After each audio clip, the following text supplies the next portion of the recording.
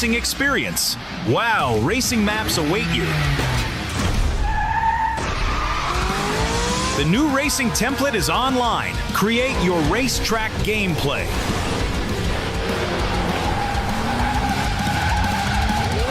Navigate the forest racetrack. Unleash your racing passion.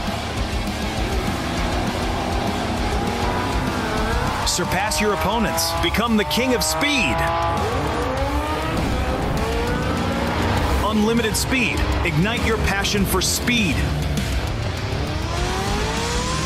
Play WoW now.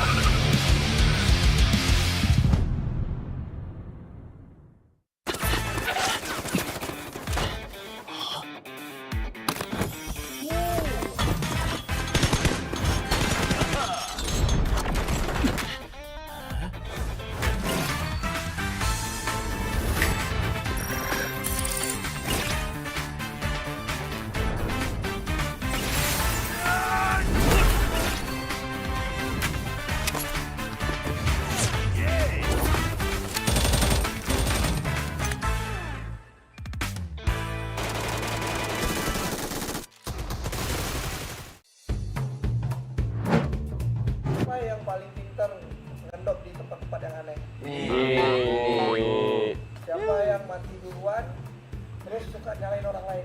Nih kadang, nih dua nih. Siapa yang lututnya lama, rotasinya juga telat? Nih Banyak. banyak. Siapa yang paling disiplin ketika di screen? Gak ada disiplin, gak ada.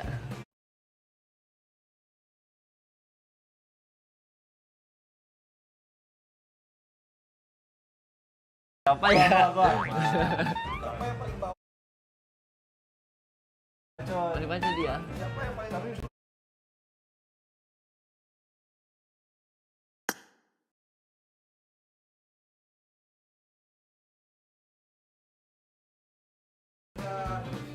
Nih, kita sama Kita sama Moana berdua nih, berdua. Siapa yang suka ketawain orang lain?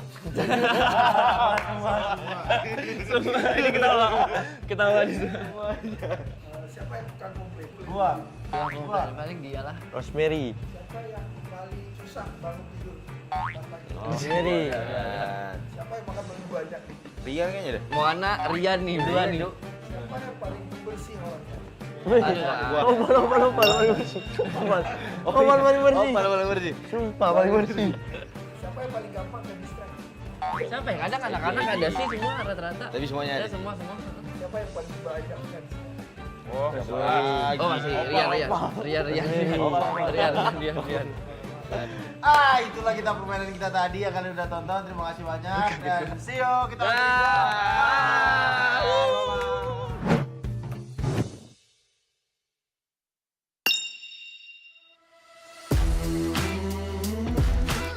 My name is Call77 and I'm playing for Team Falcons. Since 2018, when it came out, I started playing the first day. Maybe like a year after, when the PMGC came out. So yeah, I practiced, I tried to get into a competitive team, but I was also like underage, so I couldn't play. To be honest, it's my mother the most, because she supports me and everything, and yeah. She watched more tournaments than I watch, and she knows more players than I do. So yeah, she always pushed me. At the start, like my parents were like, "Nah, finish the school, blah blah." But now they support and they watch even more than me, and they follow the competitive more than me. Yeah, she would be mad, and she would say, "You know, you have to do this, you have to do that. How can you not kill this guy?" Blah blah. I think aim comes by like training, but the thing you cannot get like by training is mentality for sure. You just have to be strong in your mind. Like you need to understand that sometimes you need to lose, sometimes you're gonna win. Like most of the times you're gonna lose, but when you win, the wins are gonna come. You actually need to grind and you need to like give your life in this game so you can achieve something.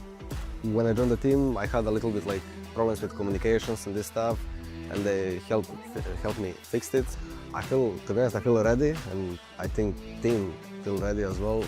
Yeah, so the PMSL Europe was our first victory. We put in the hard work and everything, and we are really happy that we won it.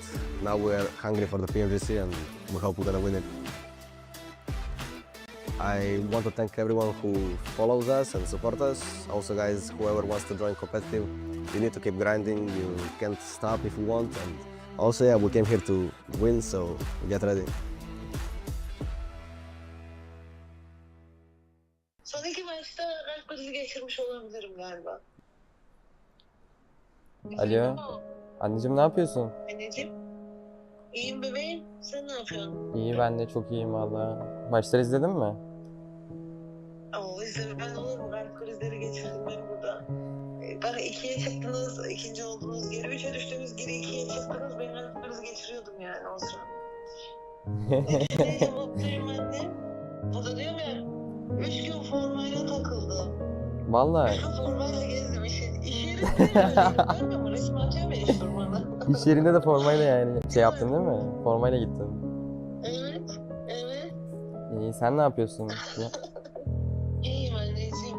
Özledim seni, sadece seni özlüyorum. Ben de seni özledim valla. Aradım akşam, bakmadın hayırlı olsun demek için. Uyumuşum, bir de uyuyakalmışım. Ben de dedim kutlamaya mı gittiler, ne yaptılar bunlar dedim. Öyle işte. Tamam anneciğim. Tamam. Seni seviyorum, öpüyorum. Ben de seni seviyorum, öptüm hadi. Hadi arkadaşlarına çok çok selam söyle. Aleykümselam. Yok annem, canın sağlığı. Bunları da tebrik ettiğimi söyle, ilet hepsine tek tek. Tamam, aleykümselam. Onların da selamı var sana. Tamam, aleykümselam anneciğim, hadi görüşürüz. Hadi görüşürüz, öptüm, bay bay.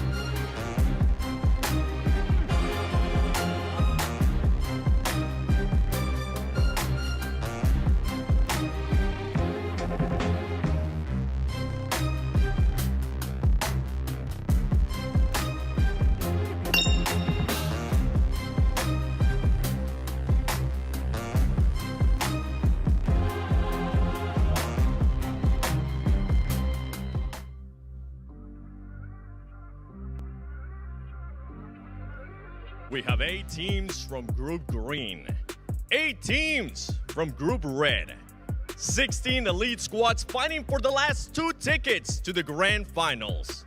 Welcome to the PUBG Mobile Global Championship Last Chance. I'm your stage host, 7WG. Over the next 2 days, every rotation matters.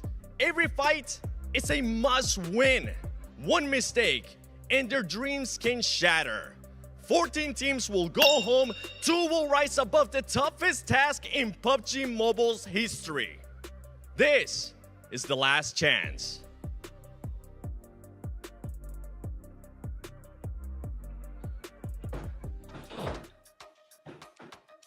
Woo! That's how you start a show, baby. The last chance is here. What's up, everybody? I'm Hot Jukes here with Maxman and Neptura. Guys, 2 teams move forward. 2 teams, 2 days. That's it, Max. How you feeling? I am feeling so bloody good, Hot Jukes. And you know what? 14 teams after this weekend are not going to be feeling too good, Mr. Stark. They're going to disappear into oblivion. And it's called the airport. Ooh. Uh-oh. Yeah, that's the place they want to avoid completely, Neptura, right? I mean, this is the first time we're seeing so many teams be done in just a snap of your fingers, just like that, gone. And it's not even 3 days. It's not a regular format, Jukes. It's 12 matches, 2 days only to get 2 spots. I'm frankly feeling very nervous for all of the teams because we've seen time and time again, one team just comes in, pops off, and subverts all expectations. So none of these teams have a shoe chance of getting in. That didn't make sense, but we're going to roll with it. Yeah, I mean, we've been talking about it during all these previous stages, right? Like, oh, teams can have a few bad games, this and that and the other, right? Here in the last chance, Max, I mean, Seven said it best. 0 mistakes, right? Every game you gotta pop off if you want to make it to the top 2. Yeah, I mean, you asked us also during the previous stages, right, Hot Jukes, of how many days can you have of bad games? And we said like 1, but now you only have 2 days worth of gameplay. I'm going to say you can have 3 bad games. After that, if you get too many 0-point games, you are out of the top 2 race because it is going to be so competitive at the top, man. This is so unforgiving. What do you think about that, Neptura? 3 bad games? You think 3 games? I think 3. 1. You get 1 bad game. 1. But that's everyone's going to have bad lot. games. Everyone has like at least some bad games at the top. So I'm thinking 3 is like a good that's threshold. true. Yeah. Yeah, and by bad game means 5 points, right? I just want to clear. Yeah. Because it's going to be crazy, right? Because, I mean, it's only top 2, right? I mean, it was top 7, top 8. Maybe you could breathe a little bit more here, right? These are your participating teams that we're going to see from the different regions. But with top 2, you got to put something on the board, I think, every single game, Neptura. Yeah, you do. It's going to be really interesting to see because we've seen some big teams go really, really heavy in like the group stages, right, in 1 day. So like we had APG, for instance, one of the in group green that just popped off day 2. And after that, we're untouchable. And that's going to really harm a lot of the other teams' chance because when you have a team that's farming points like that, it's going to be very, very difficult to bounce back from that. So I think a lot of the teams have to really look out for teams that have that potential to do that and just adjust their thing accordingly, adjust their strategy accordingly. I mean, look at this lineup, man. You got to say goodbye to 14 of these teams. I don't want to, but do we have a choice, Nipter? Unfortunately, we don't really have, and we're going to have to say goodbye to most of these squads. That's going to be heartbreaking. Yeah, for sure. So take a look. These are 2 teams we wanted to look at, Neptura, right? The Wolves versus Team Flash. This is the Team Flash's first time at PMGC. And Wolves, some players we've definitely seen here before, but this is their first time as a group. And they performed pretty darn good during the group stage. They really did. I was so impressed with Team Flash, honestly. To have a team that's not really known to me come out and then go so hard, so heavy, and be so close. Just that final game was the tipping point for them to not make it into the top 3 is really, really heartbreaking for me. So I'm really rooting for them unbiasedly, but I really do hope they do well here because I do think they really deserve to go to finals. It was great for them. Yeah, I wonder if they're going to try and qualify to the finals, and if they make it, just hot drop E-Arena because they ruined their chances early on to make it to the finals. That would be a funny storyline. But yeah, I would agree. Team Flash looking very impressive here. And looking at Wolves also, America's Hot Jukes NA. Yes! Able to make it here. Oh, my sweet, sweet Wolves. Come on, you got to make something happen here. But it's going to be tough, right? I was really worried for them during the gauntlet, during the group stage, because I was like, man, last chance is going to be so difficult because you can't really afford a single misstep. You know, maybe 1 0-point game, maybe, but you got to be getting chicken dinners on top of that. But let's introduce these teams and take it on over to the Sub and WG to introduce the last chance squads.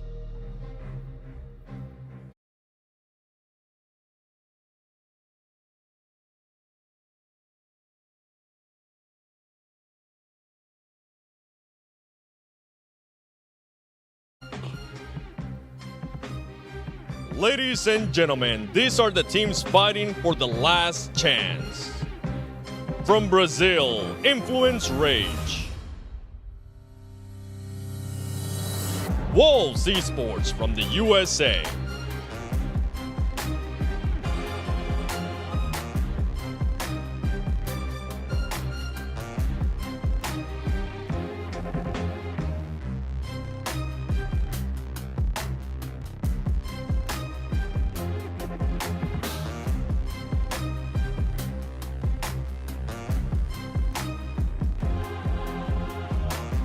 Weibo Gaming representing China. Inner Circle from Pakistan.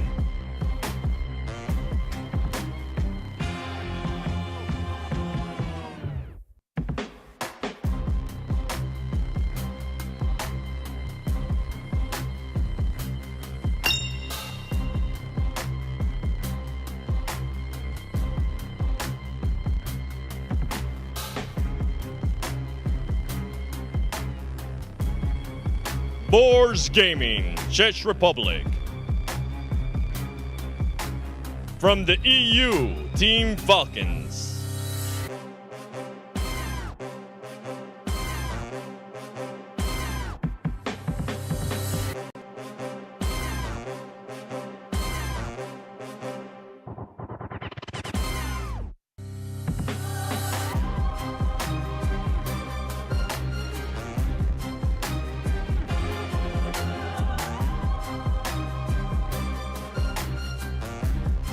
From Saudi Arabia, Gen G Esports.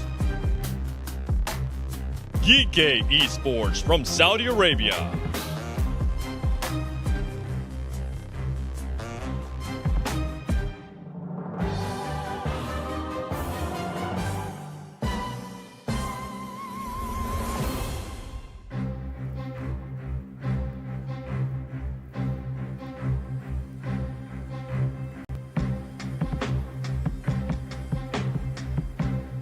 Representing Indonesia, Alter Ego Aries. Team Flash from Vietnam.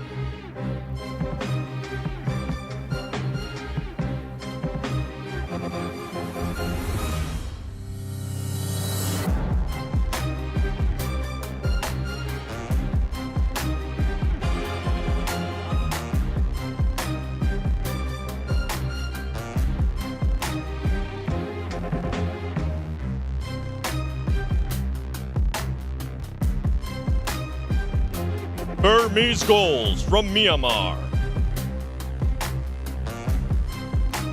From Brazil, Loops Esports.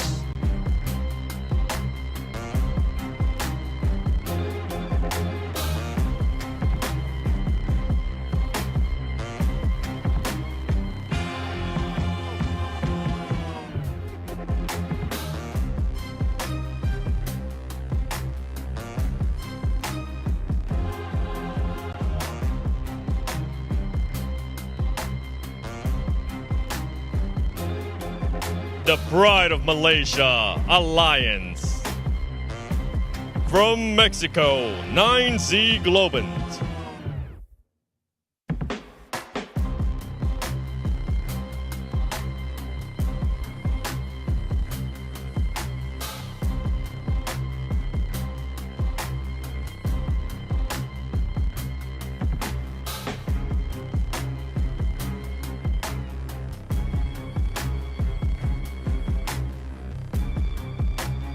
Arcred from Uzbekistan.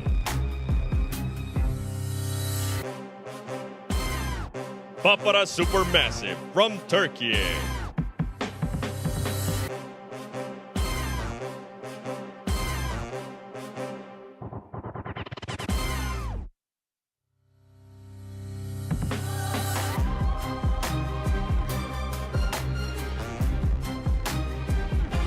Here are the teams standing in the last chance, and every player knows what's at stake.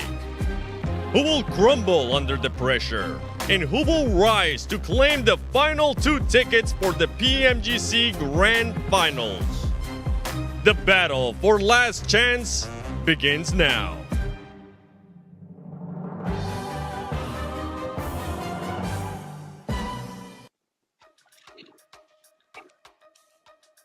And there are your teams here in the last chance, ready to pull out all the stops. Speaking about pulling out all the stops, of course, we got to give a big shout out to the Infinix GT30 series, the official gaming phone of PMGC 2025. Engineered for precision, performance, and victory, empowering every gamer to hashtag be the one and hashtag outplay the rest on the global stage. Well, guys, last chances here. We've been talking about it. We've been warning teams about it, right? Just really trying to push these squads to their absolute limit, because when it comes to last chance, it is so cutthroat here. I want to see any kind of like, oh, you know, all right, we're going to land in this spot. All that's got to be gone here, Max Man, because this is it.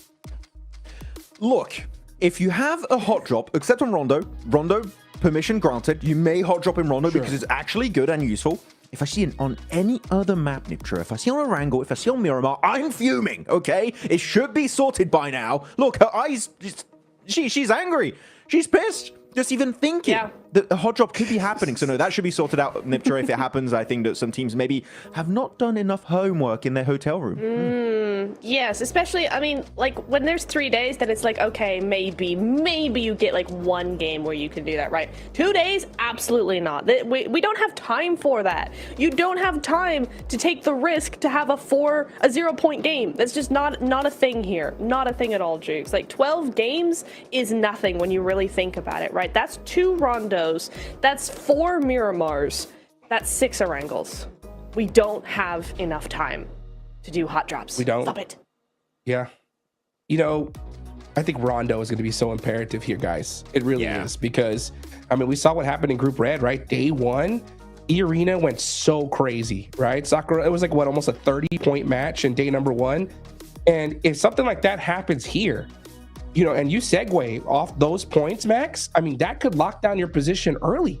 It really could. Like, it could lock down your fate day 1 right away. So you really got to be very careful how you're approaching the lobby, like the last chance. But man, so much on board. And yeah, this Rondo in particular, Hot Jukes, these points you can get on board are so inflated because of the entire recall system. I mean, Niptura, we talked about it many times. Unless you're DRX and you get a 30-point Miramar, that kind of stands out as an outlier. But are we going to see maybe a 35-point, a 40-point bomb coming on to Rondo? I'm still waiting. I know it's going to happen one day. Could it be today? I mean, it is entirely possible. I mean, we saw Inner Circle in Group Green, day 1, get the win on Rondo with 18 points. I mean, that's a 28-point game, and the rest of the lobby isn't going to be getting those kinds of points if you're sweeping the lobby that much in the first game. So absolutely, Rondo could be huge, really, really imperative for your final result. And I think we saw that as well in Group Red, right, where it was like E-Arena getting that initial win, that massive chicken dinner with all those eliminations on Rondo day 1 actually helped them secure the top 3 finish as well. So the exact same story could happen here, definitely. You know what? I'm going to take control for a bit. Hot Jukes, I'm the host now. Okay? Okay. Top 2 prediction. Who's taking it to grand finals from last chance? Niptura, go first. Who are you thinking? Inner Circle and Weibo. Ooh, okay. Yeah. I'm going with the side of Weibo and Wolves. What about you, Hot Jukes? Yes. Ooh. That's exactly, you read my mind, Max. I'm going with a double W. You know what I'm saying? I want to see the Wolves there. I am a huge fan of Weibo, Neptura, especially after seeing some of that Car 98 action. You know what I'm saying, from Order? Oh, yeah. So I want to see that bow in the grand finals as well. Yeah, I want to see that too. We've got to have Sook back. We've got to have Weibo back in the finals. It only makes sense, right? I do want to say shout out to Flash as well. I really feel like Flash could do something really cool here. Again, they really impressed me. So if they make it to top 2, I'm not going to be mad about it. But I do think the Inner Circle and Weibo, I think they do have the best chance of getting to finals. Yeah. I mean, I'm happy you bring up Inner Circle because I feel like we have seen, and I remember also Seven said something similar on his side of things. We did see a lot of presence from Falak, not the rest of the team. I want to see PMWC Noki back on board. We remember how impactful Noki was on the second half of PMWC. We see him back at that level, Hot Jukes. Oh my goodness, Inner Circle could be on absolute fire for this weekend. Let's just see how on fire they're about to be, folks. The last chance has begun. Last chance for squads to make it and make their dreams happen in the grand finals. Will it? That is the question here, folks. You see these teams, you can see the pressure on their faces, Max, man, locked into their absolute maximum because, you know, especially when we were talking about it a little bit earlier, if you see these squads, if a team really pops off, or if 2 teams in particular, let's just say have a crazy like 2 chicken dinner day each, tomorrow is going to be that much more brutal, Max, because there's going to be some squads that we know for sure are not going to make it. How is that going to change the lobby in day 2, right? It's significantly because you don't have that position in the middle of the leaderboards where you got a next stage. You know, it's called last chance because, well, guess what? It is your last chance. If you fail here, if you're not in the top 2, your PMGC adventure ends right here, right now. So again, as Seven said earlier, there's no more room for mistakes. No more room for mistakes indeed, folks. Well, it's time to get this started. Let's go. Match number 1, Rondo. John Allen and Blank, take it away.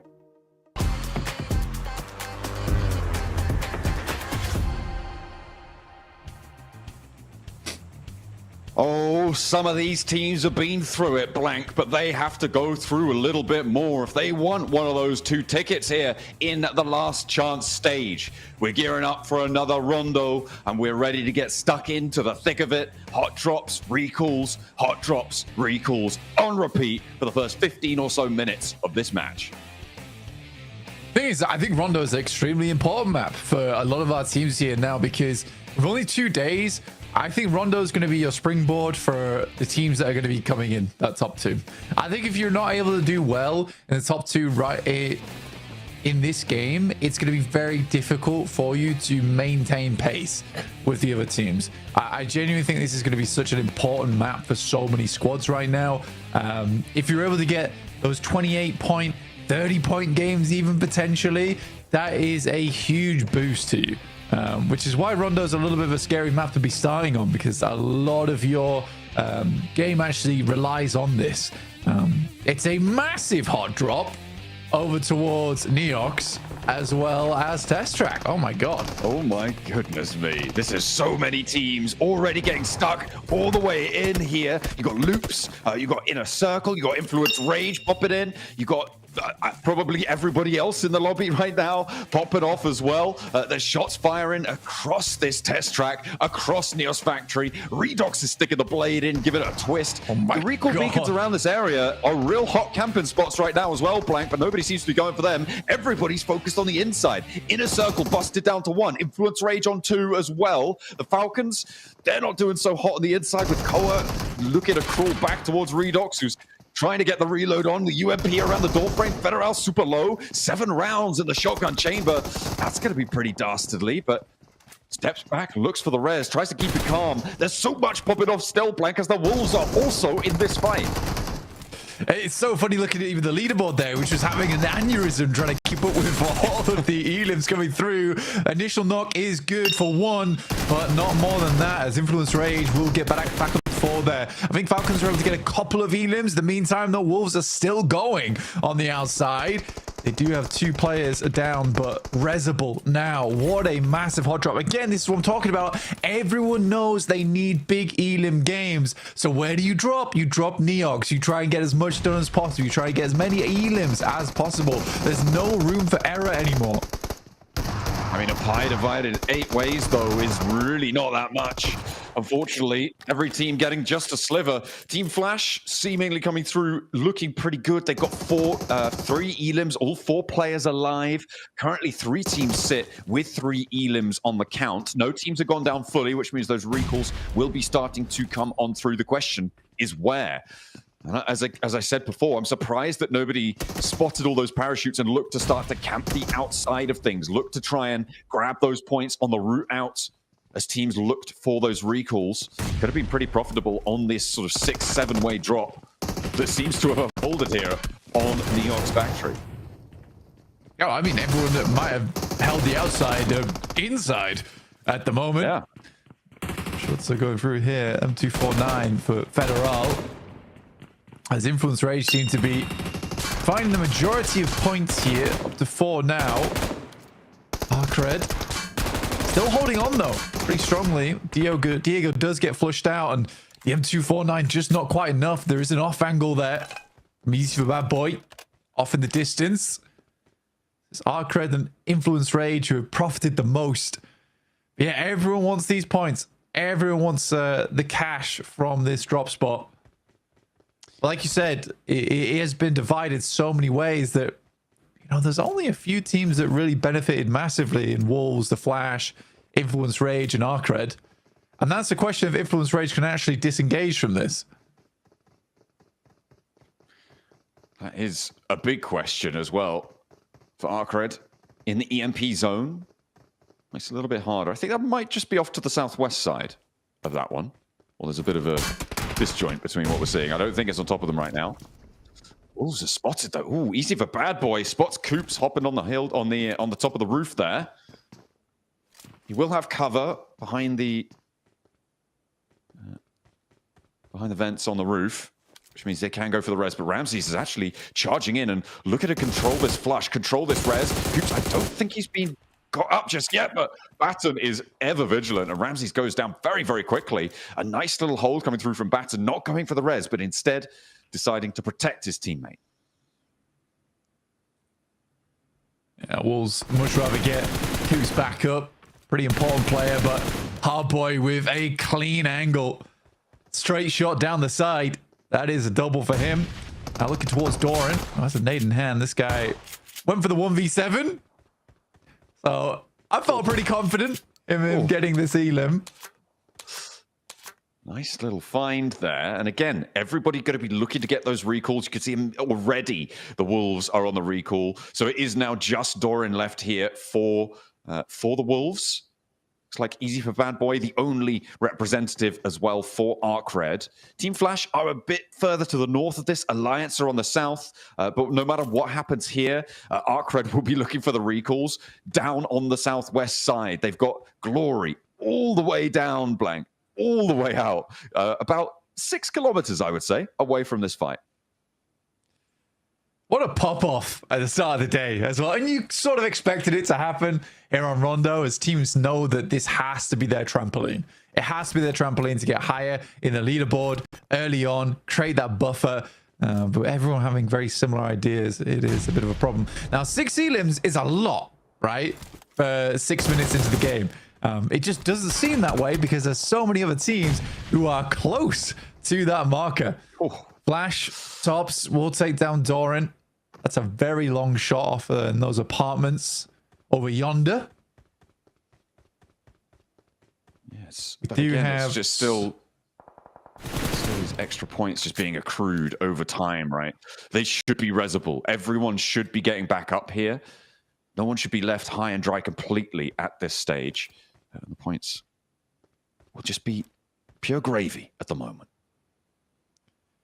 And again, I think for these teams that did take the risk, they have profited, right? They have profited. Even if, you know, Arc Red is only 1 elim ahead of the Wolves, what they are absolutely is 6 elims ahead of Alliance, Gen G, Alter Ego, Inner Circle, all the way down to 16th, who all have 0 elims on the game. And this is going to set those squads apart from the rest now going forward, where you, like I said, you get this buffer. So no matter what happens in Neox Factory, as long as you're confident you can take those 3v3s, or at least a couple of them, and still get out for that res, and you've got those reses on lock, there was everything to be gained here for these squads. Absolutely. They've got a little bit more under their belt now. Arc Red, the major profiteers, they may lose their last play, but they've got 6 elims already, Blank. They can get those reses all the way out on the southwest side. This is a really good start for them. But the question is transitioning into the middle and late game here. It's not infrequently that we see teams get up towards that 6, 7, 8 point margin here on Rondo and then go down in, you know, 10th place, right, on the teams. It is a little bit, sometimes not quite the full trampoline that you want, right? So it's about having a good start, yes, but it's also about converting that into a solid finish. I personally don't think it matters. I don't think it matters at this point. It's like if Arc Red was going to have a bad game and go out in 10th place, they'd have 0 points if they didn't take that fight. I'd much rather they just had 6, right? No matter what happens, it's a benefit. You're finding value from that no matter what you do. And Neox Factory is so close towards the center of the map. It's a really good position to start moving out from, even if you do cut away towards those recall beacons on the outside. So I genuinely don't think there's a downside as long as you're able to disengage, which all of these teams were. Well, we'll see if they can tuck those under the belt. But if you want top 2, Blank, I mean, that's a really tall order. You're talking about getting up over... I mean, if you get 120 points on 12 matches, it's pretty likely you're going to be in that top 2. But anything beneath that, it's a very variable part of the table. The top positions generally are very in flux. It's when you start to get down towards where 3rd place is going to be, down towards where 5th place is going to be, that sort of area of the table that is a bit more predictable. But the volatility at the top means that you need as many points as you can every single game. And sure, 6 points is good, but it's not 10, it's not 11. And that's what teams should be looking for here, to set their sights on those sorts of averages to get into a top 2 on a 12-match set. Absolutely. Yeah, I don't disagree with that. I'm just saying that no matter what happened in Neox Factory, it was value. Oh, yeah. It's a profit. It's definitely profit, for sure. For everyone. Yeah. 6 points is fine. 6 points is fine. Like you said, it's not going to take you to the top. But for ArcRed, that was a freebie. It's a freebie for them at 6 minutes. It's going to assist them. Compared to Alliance, they might finish out the game in first place, but only get 10 points. It's not going to cut the cake for them. Let's take a little bit of a zoom in over towards the map, at least, which does head over towards Neox. So you do have sort of the de facto winners, I would say, in the Flash. You're able to outlast pretty much everyone else in Neox Factory. They took a little bit more of a passive approach towards the end of that fight. Started third partying a little bit more. They actually have a strong position to move out from going forward. Gen G in a pretty frightening area of the map at the moment. A little bit difficult to play, but they have this small dish. They have vehicles too, which is good. Quick also, first time we see the pickaxe on the big screen. I mean, doing his best. Let's get through there, you know, creating those little divots. I mean, we have seen them be pretty impactful. Normally we see them being generated by the nades coming on through, but he's getting pretty far down there. There's only so far you can dig. I think he might have hit the limit there. But this is it's a decent bit of cover. It does eat grenades, though. If someone knows you're in there, they put a nade on, you're done and dusted. I feel bad for him. He's told to get digging, essentially. Wolves versus ArcRed. So low right now. He just needs to get out and take the shots. Coops could even wait on the outside, but he's taking a little bit of a blasting. It's just a couple of shots needed, and they cannot find them onto ArcRed. We're swinging past, but I don't think for long, as the Burmese Ghouls will be all that happy to pick up these points. They'll be thrilled with that one. ArcRed try and crash out on that southwest side. That transition did not go successfully for them. Now with just the one player left standing, that point is taken away. 4 elims for the Burmese Ghouls. And ArcRed, they stop on 6 blank. So sure, 6 is good. But as I said before, it's not going to be enough for us first or second place. Absolutely not. I mean, they get the 6 points. They don't go further than that. Burmese Ghouls grab 4 off them. So only 2 points behind that. Yeah, that transition was not great. Not great. I think you know that Wolves are likely going to be making a similar rotate to you as well from where they grabbed the recall beacon. And I think they could have dived out a little bit sooner there. I think Burmese Ghouls being in this building is, I would say, fairly obvious as well, considering it's one of the few spots that are fairly safe on the outer edge of the circle. Weibo makes a great rotate in the early game. They grab high ground. They have that opportunity to get on through. They're fairly central. The alter ego kind of have quite a lot of it as well on that northern side of things. Team Flash coming up against Inner Circle. Of course, these two teams playing in different groups will not have faced each other before, and both very close to that bubble plan. Very, very close indeed. 5th place for Inner Circle. Team Flash just pipped to the post by 1 point by E-Arena. Both of them desperate to jump up towards the top spots. You can see they are taking that fight back and forth. Inner Circle look to be able to get this res as Team Flash now busted down to 2 on the north side. If Inner Circle, I have big hopes for this team. On their first day, they looked really good, but I'm not sure what happened between then. But the performance seems to take a pretty big downward trend. Again, for Noki, I wanted to see some more of these fantastic off angles. He's a very good player when it comes to taking these 1v1s too. Not just Falak on the team. Now Inner Circle looking to hold out the rest of Flash, and Flash desperately looking for a knock on one of these nades, but not finding the angle just yet. These arcs aren't quite going through, and the circle going far down towards the southwest. Suddenly, it's a long journey ahead of them for the Flash and Inner Circle. They really do have quite a distance to travel. And they have to get a move on. I mean, Team Flash getting everyone back up, that's great. But now getting through this roadblock is tough stuff. It is hard going. A treacherous road ahead. Burmese Ghouls taking shots over towards Weibo, actually, who have been trying to find their way, and they moved Sook up to the middle. But now with 5 elims, Burmese Ghouls having a good time on that southwest side. Looks like they're liking Rondo today. Order goes down to the play zone, so a lot of Weibo not really being able to get in at all here.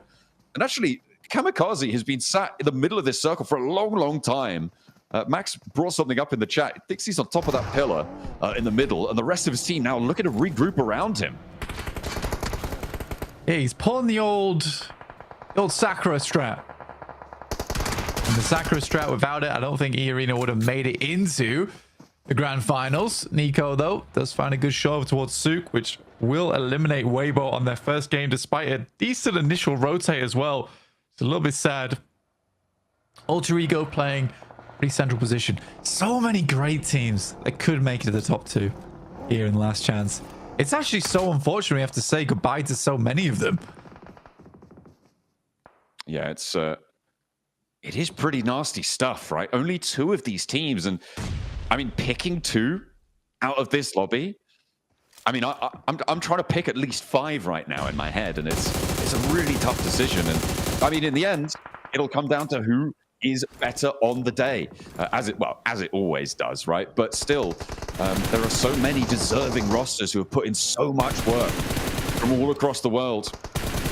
See if, I mean, maybe we'll have an American representative as well coming on through, a North American representative at that, in Wolves, because right now they're top of the pack. The question is, can they keep on to it? Because 6 points this early in the tournament, first match, first place means basically nothing. It's about getting through the rest of this game. Through the rest of the games you have left to play. GK trying to take down Batten. They've already left Morin in the dust, but able to connect a really strong shot with that auto shotty, and now over to Nerzed. Attention, flung out wide, and he doesn't have the backup of his team to keep that angle under control. Now they'll marshal their position, though, and play a little bit more towards GK. Yeah, Baton being down, it's a tough choice now for Wolves, and I think that for them, they are just going to back it off, try head over towards that north side, but they're barreling towards Papra Supermassive, as we've seen. Pretty treacherous in terms of the approach for a lot of squads. In a circle, dealing with the Falcons now, who crash upon towards the building. Initial shots are good, but Ralph does not find him inside the building. Oh, that is nasty. They can't make that run up, and Koa now trapped out in the cold. Only the one player on the inside for the Falcons. And you got to imagine Redox is going to bleed out. Not a good roll up for them. They had a terrible time on that northern side. They've got 4 points on the match blank, so still a little bit of a commiseration reward, but that's got to feel nasty.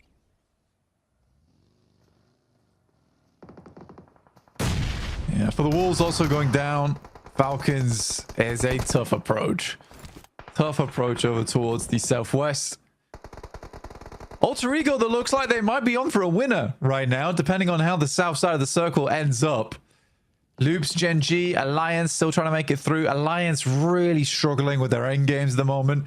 Their early to mid game's great, honestly. 4v4's not so much, and closing out matches just seems to be an impossibility for them. But the Burmese Ghouls, they're rising in the tables. 7 points right now, 4 players alive. It looks good. Yeah, they are on the outside of the circle here, Blank, on that southwest edge. And you've got to remember as well, this is the first combination that we're seeing of teams from both of the 2 groups that we had, Group Red and Group Green. And that slow style that we saw in Group Red, the faster pace, the more active decision-making from Group Green. They are coming into conflict now.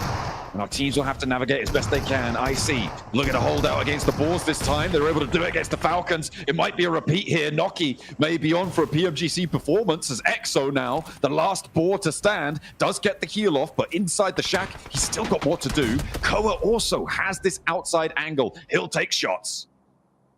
But dude's best. I mean, he wants a little bit of revenge, right? Good nade from EXO, but immediately falling to Little Boy at distance. Koa, though, spotted, which is a little bit scary now for him. I think Alter Ego could win this game. And it would be nice to see an Alter Ego finish. I think there's been a couple times where they get a little bit greedy on their peaks. So to see them close out a game strong will be very promising for their last chance, because I think they've had plenty of time to analyze what went wrong over in their group stage, which was a little bit of greed here and there. Falcons are down in 9th place. A lot of this middle pack of the table in the middle single digits, right? And that's what you expect from Rondos, but even more so when you have so many teams hot dropping in Neox. It's a little bit disappointing for Weibo, for Boars, not able to extract value from one of the 2 Rondos, one of the 2 potential massive earning games for them. Let's see what the rest of the teams can do. 9ZG, not least of which, because they only have, they have 0 points, blank. Not a zip on their points tally right now. Up into 8th place, only the 1 placement point guaranteed. They do need to start to get stuck in here. Oh, so the Ghouls looking down towards them. There's smokes all around them, which does set up a bit of a mirage here for Burmese Ghouls to try and look through, but some of these shots are hitting. Yatka also too far away for these nades right now. That one gets a little bit closer, but a good shot from Godspeed. Starts things off strong towards Melosa, who was the player trying to get closer to get those nades on board, but can't quite handle it. And the Burmese Ghouls continue to truck on. Against 9ZG, seems like they have things in hand, and 9ZG really struggling to move past the deployable cover. Not enough for them to stay safe from the Ghouls. Reyes spotted, there is an answering nade, and Ichi may be flushable there. He's quite far forwards on the position. Godspeed needs to move in to protect that. The nade bouncing between them, and Gatska goes down as well. Remix able to connect that shot, but again, they're able to reconsolidate. The nade to bounce around the edge, that could be dangerous, but not quite connecting. One from the back line from Collego. That might be a little bit closer. Ooh, nearly gets Ichi down, but not going to be quite the cigar as the Ghouls continue to strike back, leaving just one 9ZG player left standing. Godspeed, though, will get taken down, and 9ZG are giving it a bloody good go. Come on, Ichi. This is your moment to shine. Looking to take those shots down towards them. They're going for the full reset, but a nade over the top. There's a lot of nades in the hands of 9ZG. This one goes pretty far over the top. It's a nice air burst, but not close enough to the target. Nade over the top again against Unknown. Collego surely doesn't survive this. Surely, with the Molotov at his heels, needs to try and come up big, but will fall down in the face of the Ghouls, who are up to 11 eliminations now, blank. They're over Papara Supermassive, who had Sakura Mountain under lock and key, but now they've had to descend. They are not so happy in the fight. They've lost Nico. They're down to 2 Kamikaze and lost both. Looking to try and keep things together. Alliance have loops rolling up on them on this southeast side. In the meantime, the Ghouls are looking to push on over from that western edge. A little repair work needed. Alliance fall. Loops crash successfully. 8 elims there, and we're on for some big games now. Oh my days. Absolutely we are. I mean, 12 elims of Papara Supermassive, which has come out of nowhere. Burmese Ghouls with the 11. Loops in 8. Influence Rage with 6, but only 2 players still left remaining. What a wild finish this is to Rondo. So many teams trying to push those point tables higher and higher. I mean, that's how you have to do it. Kamikaze with 6 elims. That's where we've seen a lot of farming take place from up on high. The res actually coming through is pretty big here for Papara Supermassive. They do need to push across, and having all 4 of your players there, 3 players rather for Papara Supermassive, is a massive benefit. For Alter Ego, they're on 4 elims right now, blank, but they have got the only center circle position. Alter Ego is just having a great time of it at the moment. Direct center. Rosemary looking to try and scout out what's happening around them. Good shot from Snape over towards Ichi. I think Burmese Ghouls are kind of lacking on supplies now after that long engagement with 9ZG. Not too much time to get the loot on board either, it seems, because get ready for the push. Need to get that healing done. Maybe a little bit of infantry management. Godspeed answers towards Rosemary. Kamikaze being torn apart, and Law able to shred through them. Papara Supermassive will fall. They're on 15 points though, blank, so a good start for them. Capitalizing on that super duper high ground. Sakura Mountain is theirs for the taking. Loop's now trying to rock up on Influence Rage as well. Law will fall. And that will be the end of Influence Rage. So Loops, with Neilzada knocked in the corner. Look at it go toe-to-toe with the Burmese Ghouls, potentially, around the edge of this one, because Alter Ego still sit in the middle of everything, waiting for teams to step towards them. It's just so funny to me right now. This is basically like the guy sweating versus the guy singing and dancing off the distance for Alter Ego. They've not really had to do too much. They have just been at a recall, trying to call home. All of their change spent on Rosemary getting to Thailand. It's been good. It's been good from them. Playing as 3, maybe there's an opening to be made here, but the fact that both Loops and Burmese Ghouls have to make the rotate at the same time, pretty much the same time, could make things harder. But if Loops flex out, the Burmese Ghouls don't have the angles, don't have the challenge over towards them. I mean, that's going to make Alter Ego's life a lot harder. But, again, you need to push towards them. It's slap bang on top of them. Come on, Ghouls. Now's your time to shine. I have worries, though. I have concerns. Versus Loops. I think they're spotted now, too. Smokes do go down, but it is a nade trap down there. Let's tag on towards Yakka. Godspeed gets out towards the tree, which is great news, though. That little off angle is so important for them. These nades are terrible. That one's okay. The quick switch on the vehicle? Okay, okay. Happy feet from Unknown. He knows where the nades are, though. Underneath the car, and able to dodge through them. Still a little bit of damage from the Molotov, but they are in the zone blank with all 3 of their players. They are just going through those passenger seats, diving in, finding their gap. And Loops can't tag on. With 4 players alive, they need to start to transition. They need to start to find something. Burmese Ghouls have got no utility to speak of, and Loops have run their nade closet dry. Yeah, well, Alter Ego's only got 3 as well. I mean, Burmese Ghouls have nothing. But they've got their guns. And they've got hands. That's all you really need in PUBG Mobile at the end of the day. Krypton starts to move out. Has to look for something, but it's a high ground push towards them. Thing is that Loops will be silhouetted first, but it is this 3v4, which is sort of the difficulty for Loops. I mean, all those nades. I'm worried for Alter Ego here. All those nades that Loops put towards Burmese Ghouls, I suppose it's kind of given them a load of divots to play with as well, which might help them against Alter Ego and make things harder. Loops want some of their own, as Neilzada's digging in around the tree trunk. Really are in the mines right now. All over the place. Second time. I think that's the second time this tournament we've seen the pickaxe, and it's in 1 game.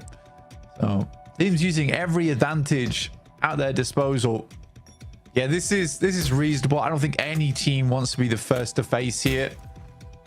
It's frustrating, I imagine, for the Loops that they don't get any of those nades off over towards Burmese Ghouls, but that's a good setup on the smokes to deny angles. Unknown looks for the challenge on Ratto Boy. Steps out. Oh, what a shot coming on through from Unknown. He saw that peak. Ratto Boy stood bold as brass through the smoke corridor. And he has been clipped, but should be resable.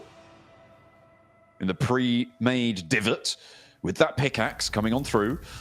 It's always annoying that you can't see the smoke canisters in the smoke launcher on these utility bars at the top blank. We would have known that Loops had a little bit more to play with. Alter Ego, though, flexing out. I mean, I like this, right? They have had the control for a while now, and they do need to pick up a lot of points from this fight. They want to continue to capitalize. Good shots again from Unknown off a distance. The Undead looking very much alive here in this endgame. As the Burmese Ghouls continue to pop off, dropping Loops down to just 2. 14 elims. It really is now time to arise for the Ghouls. And they're on 3. 3v2v3. Godspeed again, not taking a huge amount of damage from the nades, and the nades are all out from Alter Ego. Loops lose Ratto Boy. Krypton able to find the flush. Just Rafinha left standing. As soon as you get rid of Rafinha, all of a sudden the Burmese Schools have a little bit more of a clear run here. They have a full frontal fight, and Krypton's low already. Maybe this is their time to strike. Maybe this is their time to arise. Godspeed on the high ground, position known, and no nades to speak of. It's getting to be mano a mano, hand-to-hand combat. Godspeed steps up. He's taken down by Krypton. Yeah, no chance there for him. Snape's off angle here is so important. I think the Burmese Schools likely to go down in second. But this was desperately needed from Alter Ego. I think they held out for quite a while here. They weren't quite as proactive as we liked, but it still earns them big points. But I think it is the Burmese Schools to take top pole position there with the amount of points they're able to score. Very chilled out game though for Alter Ego. And that's what you want to see. Honestly, a very chilled out game is nice on Rondo and still getting some points off the back of it. You don't want to be the guys who are all inside of Neox Factory bare knuckle boxing. Oh dear, no, that was pretty nasty stuff. I mean, it was... Who was it who was stuck in that hot drop and got towards the end there? I felt like nobody... Loops, actually, were on that hot drop and did manage to get into that third place. So, apart from that, seemingly, mostly, our team's going down in the middle of the pack. But that point denial at the end as well, Blank, coming through from the Burmese Schools, could come in clutch. On these short match sets, obviously, those single point differences really do matter. And we'll have to wait and see if that will come into play later on, because there are only 2 spots left to claim in the grand finals. We'll have to wait and see who's going to be able to take them. But for now, Alter Ego, points. A couple more points for the Burmese Schools. Let's arise to the desk.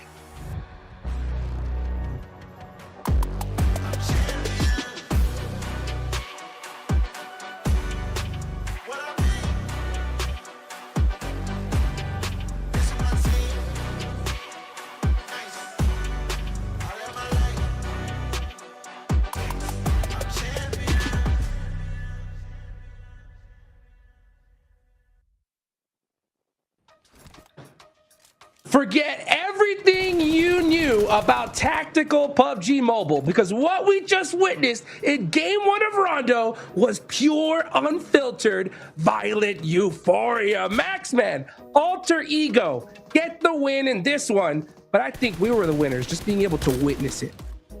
I want to replay this in the cinema in 4K 120 FPS because absolute cinema. I know I've been saying that the entire tournament, but the entirety of this PMGC has been unreal so far, and Alter Ego able to take themselves a solid win here in Ipswich. Sure, maybe not as aggressive as some people would like them to be, but I think they were just passive enough to make sure that win was not going to escape their grasp.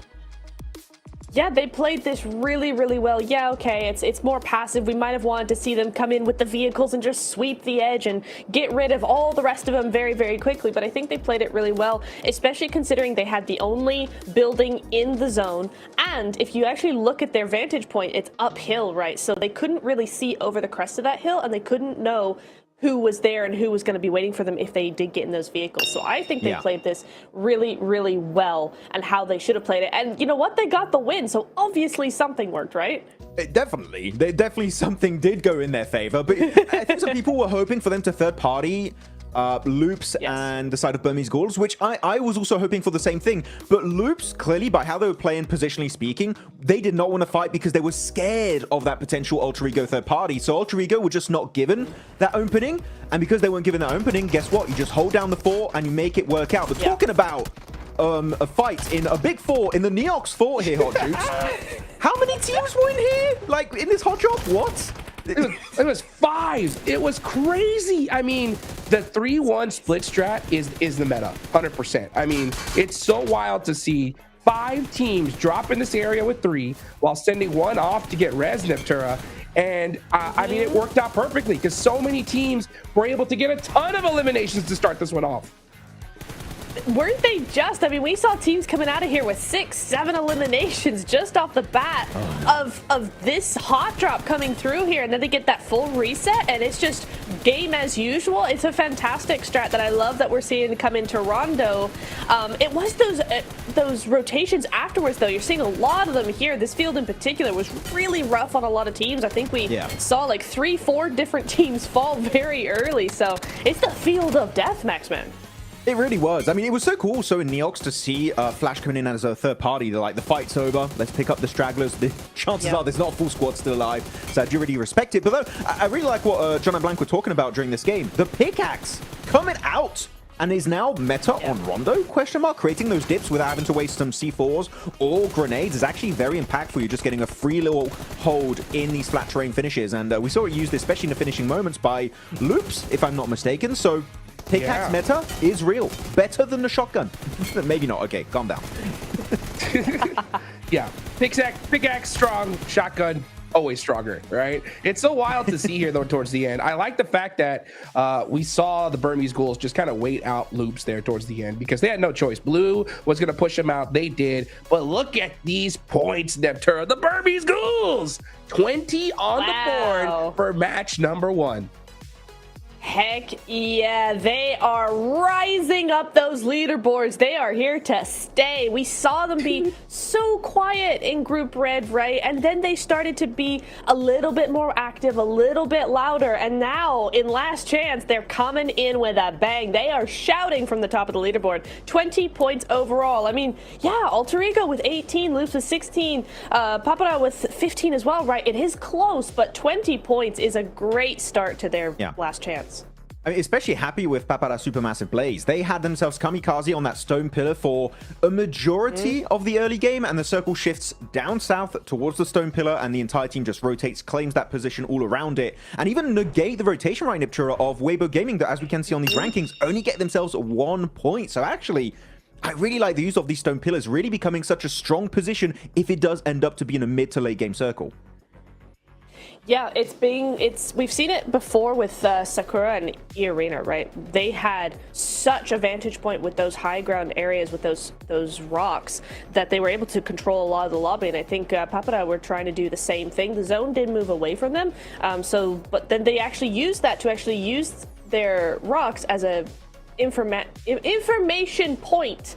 And so once the zone moved away, they were able to actually just go ahead and go around the south side and clear all those teams that they knew all the things about. So it still really helped, even though the zone moved away. You see MVP there was Krypton, and we move over to the top 4 players, and yeah, okay, it's got to be Kamikaze, right? He was the guy up on the mountain doing all the things. So not only information scouting, but some damage scouting as well. Yeah, just so you guys know, the MVP has to be on the winning team for each match, so that's why it was Krypton, but I was like, it's definitely not, stats-wise, it definitely wouldn't be Krypton normally. Unknown. By the way, Unknown this game, he had some shots where he was getting literally pre-fired by Loops, and he peaks, and he still gets the elimination. What a reaction time from Unknown, really standing out as one of the top-tier players from Myanmar in the Burmese Gold squad, and Rafina, and of course, Kamikaze, as you said. All the information in the world here, able to pop off on that stone pillar position. Yep. Neptura. You know what, Max? Definitely. Yes. You guys want to hear a crazy stat? Ooh. I just did the math. There was 122 eliminations in the last game. What? The lobby died twice. 122 eliminations. Because I was sitting quiet doing the math because I looked at the match rankings and saw 5th place with more than 10 points. I was like, how many eliminations were there out there? 122. That just shows how imperative Rondo is. Yeah. I'm really wondering what's going to happen tomorrow. You know what? We'll speculate that later, right? But we're getting into Erangel, Max, man. What are your big expectations going into Erangel? Ooh, Erangel? I mean, Inner Circle, right? I always love to see how Inner Circle play on the grassy pastures. I think they play it extremely, extremely well. I wonder if they're going to have a little bit of a fight with Wolves on Western Bridge. Didn't happen before. I don't think it's going to happen here. So, but that's my expectation here is Inner Circle, Pakistan, on point. Let's go. Hey, are we going to see that comeback from Weibo here in Neptura? Yes or no? They've got to do it now. I sure hope they do. I mean, they're very quiet Rondo, so I think this next game they've got to make up for it. I feel like there's too much at stake here to really be lackadaisical here. Yep, don't wait, pull the trigger, make it happen. It's Aaron Gale. Will it be as aggressive as the last one? I don't think so, John and Blake.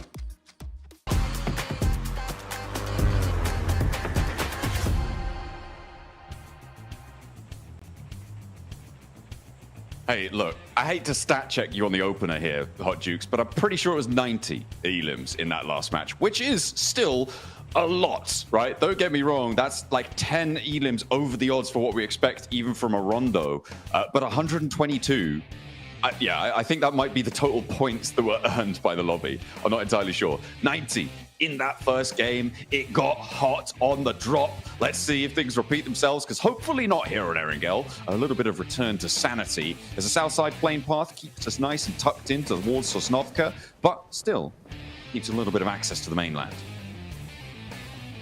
Is it time for double Sosnovka finishes again? That is the real question on my mind.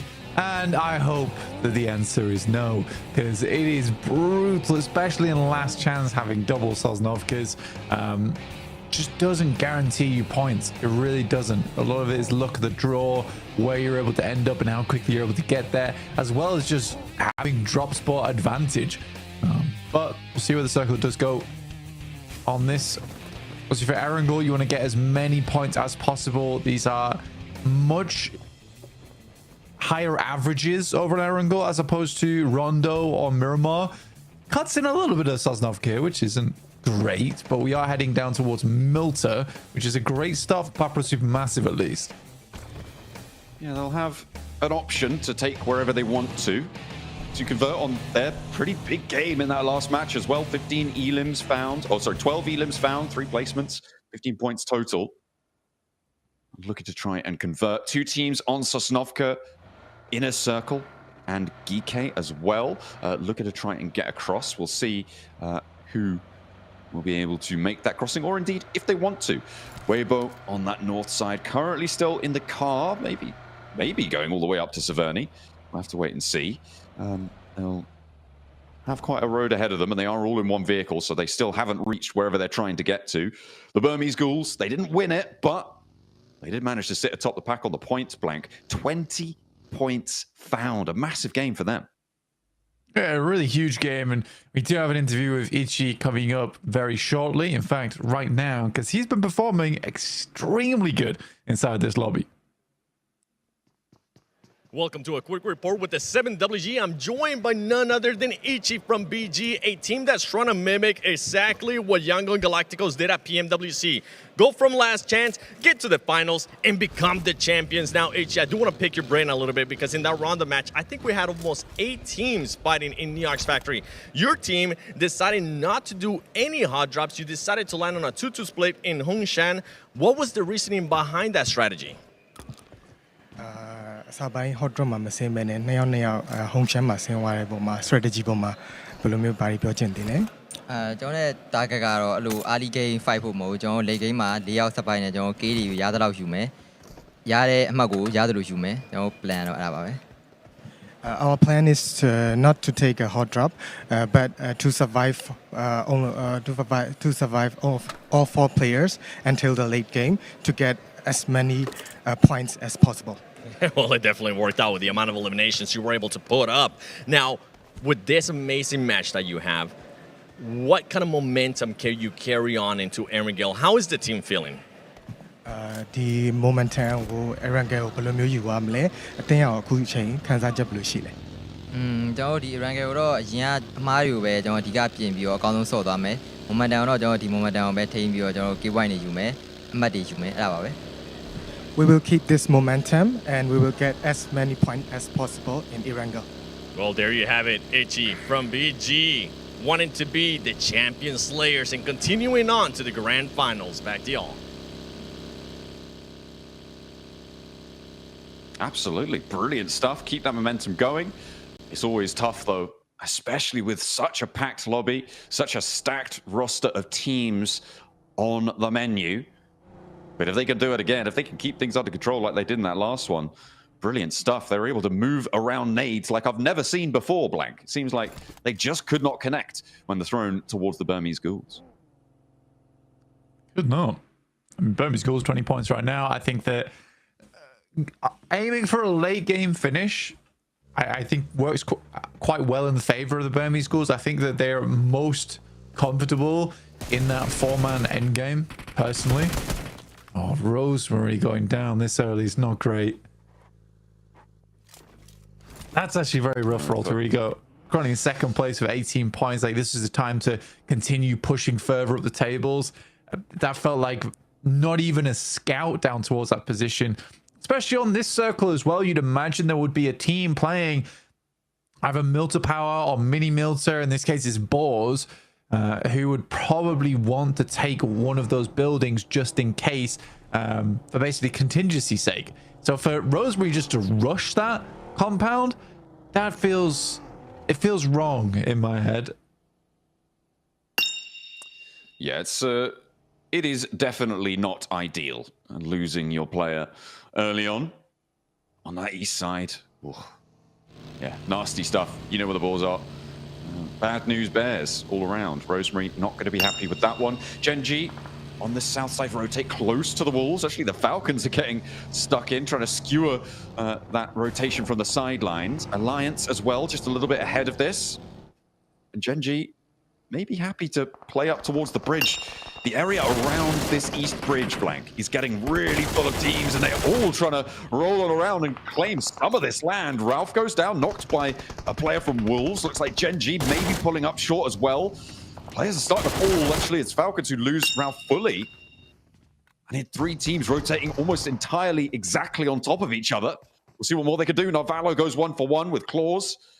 I imagine they're both going to try and bunker down together. I think Falcons may be closer for the res, but the question is accessibility here.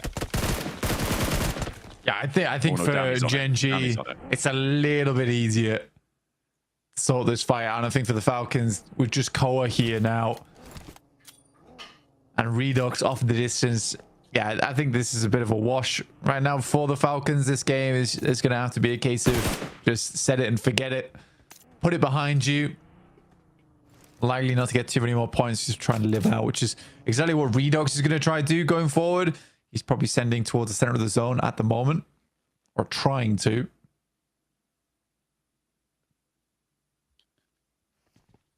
I mean, even the center of the zone here, not super favorable. It's sort of in Milter around that roadblock right now. And the Burmese schools pretty much have control of it on their 2-2 split. Controlling that northwest side, forcing that fight to happen could be pretty good for them. Koa is under so much pressure here, and Quick was on the hunt. Even swaps to the passenger seat to get the spray down. Falcons down to 1 player. Blank, it's not looking like we're going to see them over in the finals. I think for the Falcons right now, it's hard as well. It's hard for me to say because I do really like the Falcons, but from how they've played in all of their aspects of this tournament, I have not been impressed, sadly. I think Narvalo's had some really... I think Narvalo is the one player that I have actually really enjoyed watching from that team, and I think he's given it his all and played his heart out here at PMGC. But even for him, this is a case of like that's a long time coming for him as a player to really step up in a big way. But I've really enjoyed Narvalo's play. For the rest of the team, I'm just curious of what's going on within the structure, because Koa is better than this. I think everyone at home knows he's better than this as well. So I don't know what's happening. It's not great from Falcons on the south side right now with 1 player left standing. Just Redux is there. We've seen so much from this roster in the past as well. Climbing to last year at PMGC, for instance, pretty similar roster, getting all the way up to what was it, 3rd place, right, in the London finals. But since then, it's just been moving from survival to survival, from not really having the greatest of times as this roster. So maybe it is time to sunset this roster. Maybe they need some new horizons. It's been together for a long time now. Unless they think they can pull it back together, which, to be fair, I would greatly respect if they tried to stick with it for another 2 seasons, for another year after this one. There is... And we are kind of already counting them out here, but I think it's a reasonable thing to bring up. I mean, they're consistently in PMGC and they're consistently like making it to the top of the tables in their own region. So I don't think it's time to sunset their roster. I worry for them in terms of international success. You went straight to taking them around the back of the shed. I was like, whoa, whoa. Well, you know, you got to make sure that your players feel confident. And to be fair, often that decision may not come from the organizational standpoint, right? It might be the players themselves. And as you said before, it may be that they want more international success and therefore might leave the roster, try and pursue other avenues. Of course, this is pure speculation, and I don't want to give anyone the idea that I've got inside knowledge. But that definitely is a factor in decision making, right? If you're a player that thinks, I'm better than this roster right now, I'm being held back, you are going to look at other opportunities, and that can really start to shape the foundations of the team. Potentially. Again, then we'll see. We'll see how it goes. Sometimes Falcons do start out really terribly and able to claw it back, but that's usually clawing it back towards the third place, and third place right now will not do the trick, sadly.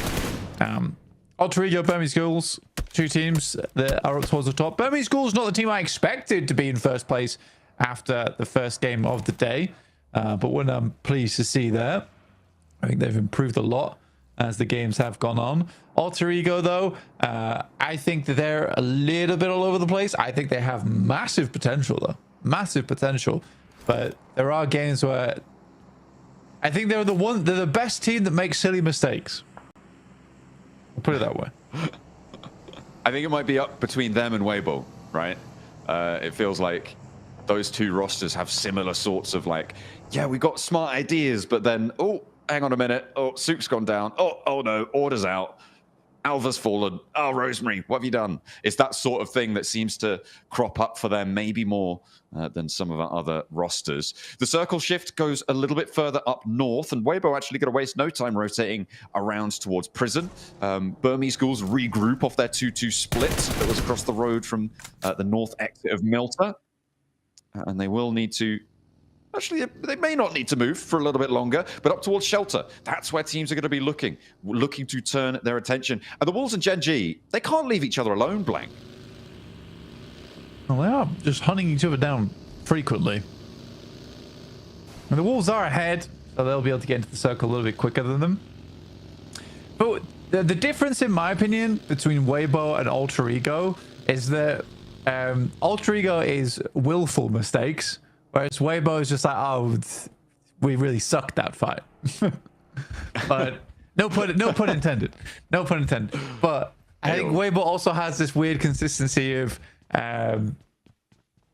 weird tendency to be like, oh my god, they have just annihilated that team, and that was the most insanely well set up fight I've ever watched. To then go to looking like a 10th place team versus other squads who aren't even that great either. I think that's the one thing that's annoying for me about Weibo, is that one game they can look like the best team in the world, the next they can look like a middle of the pack team. It's not what you need either when you need a top two. They were in the contest for one of their 3 spots from their group, but not here anymore. Pause. Moving very close to Papa Supermassive, and Nico going to take a lot of fire, but his vehicle eats the majority of it. Lost in the hovercraft. Will bring up the rear there. Looks like they're going to get away with it scot-free and actually leave Boars around the edge of Prison, which is a tough place to be playing right now on this circle. In the meantime, we saw Gen G rock up on towards Arc Red. They've taken a knock towards Arc Red. It looks like it may be unresable. The Satan jumps on in towards Hardboy. Ramses as well, getting controlled by Claws. And there is a little bit of back and forth, to be fair, as Gen G lose 1, but 2 is the price they'll pay. Hardboy being burnt out of the shack, but Quick is there with the backup. Coming through from Easy for Bad Boy. It is a trade. Once more, Arc Red, they will be burnt out, and they will fall down. I think maybe one more of their players alive in the midst of it, or are they all gone and taken the knee? I think they're out. I think they're done. Arcred's done and dusted in this game. You know, cut out on the sidelines in a circle, playing some high ground towards the center of the circle, around where Shelter is. but mostly they are just playing around the shelter openings. Prison becoming a real hot spot. Hello! Okay, what a delivery. Fair enough. You take those. Sometimes the rest of Alliance want to roll on in. A little bit delayed, a little bit asynchronous from them, but they get 3 players up to the entrance. Redox, nade! Oh, it's huge for Falcons. And Alliance just... They're gone. They're done and dusted. And Redox is a solo. He's down in the shelter. Oh, such a good push from Alliance as well. They battering rammed it. They took out loops, and only to go down like that is really depressing. That was the time we're like, yes, loop, yes, Alliance, you're so good. This is what we've been waiting for. Only to get naded by Redox on a bounce. I mean, oh dear. Anyway, that's frustrating. I like that from Alliance as well. That felt like I hope that doesn't dissuade them, because I think they need more plays like that. More aggressive plays to take position in the lobby, and they would have done fine if they just backed off slightly from that angle where the nade comes out. They were taking shots from Burmese schools, but again, like I said, I hope that really doesn't dissuade them from making those plays, because that was a good play in my opinion. All right, well, we'll see if that's going to cost them on the nerves front, because Team Flash are making it cost for Geeky to try to rotate through this open ground. Nerzed just about getting away with it. Kevin across the way, but they are going to slam straight into the Boars and Papa Supermassive and Weibo if they continue on this road. And they can't turn around, Blame. This should be done and dusted with Geeky. I don't think they're going to get... Yeah, no, they're going to struggle. They're definitely going to struggle. Prison is way more populated than I thought it was going to be at this point in time. Geeky doesn't really have too many options to move out. Like, they ever try and push through Papa Supermassive as well as Boars, or they pass down to all the sidelines coming through from the Flash. So for Geeky, this is a matter of time. Good shots from Weibo, though. Actually stealing a lot of these from distance on the northwest side of it. No. Germany schools. Taking 2. Oh, it's unfortunate. Gen G have been circling around. They're up to 5 elims now, Blank. They've been scrapping it out, but Alter Ego are going to chime in. They want the Burmese ghouls in those final circles with them. They want a rematch. See if they can do it. The Boars sending the hovercraft down on the rocky face there and hopping in, hopping out.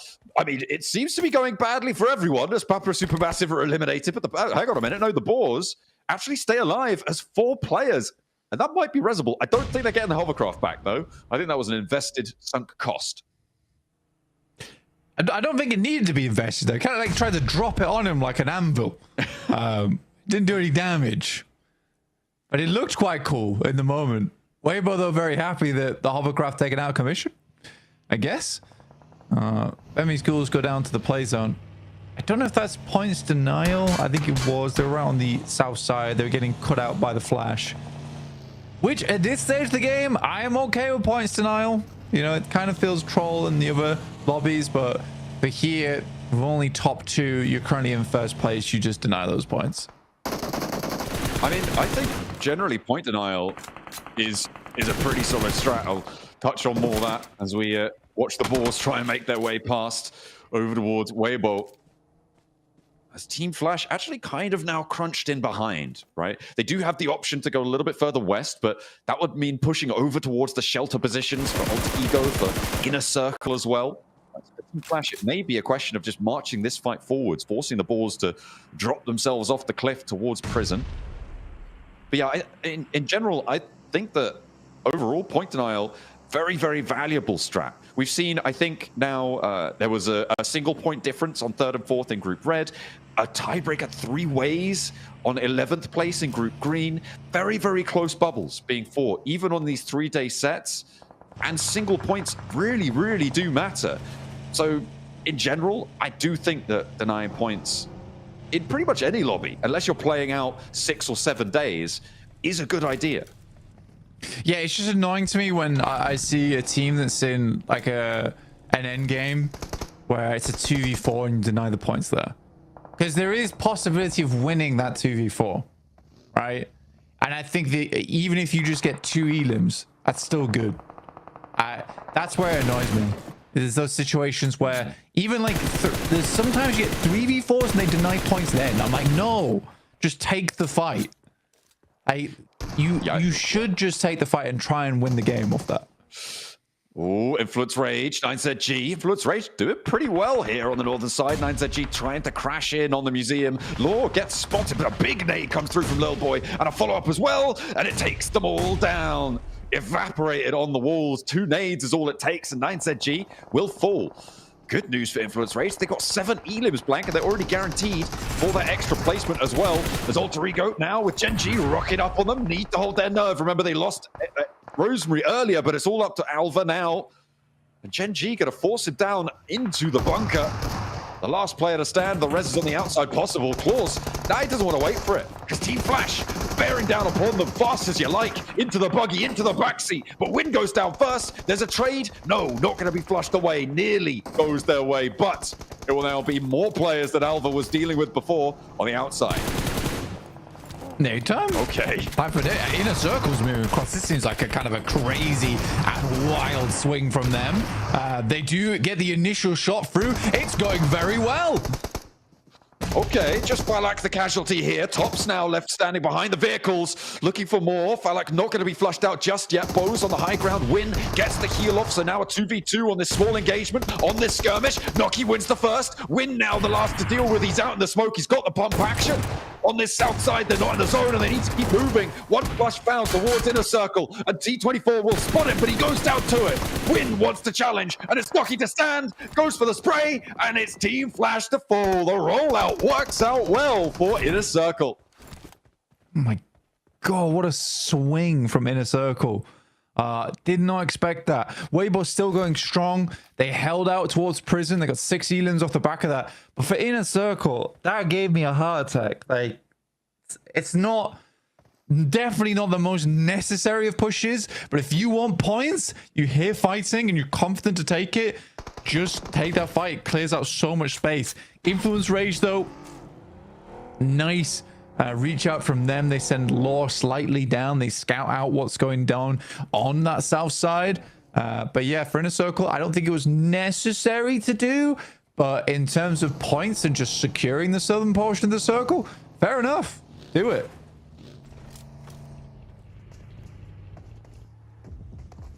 Taking a look at the state of the lobby. Blank, I mean, Influence Rage, they're converting off an already strong game. They got 13 points last match.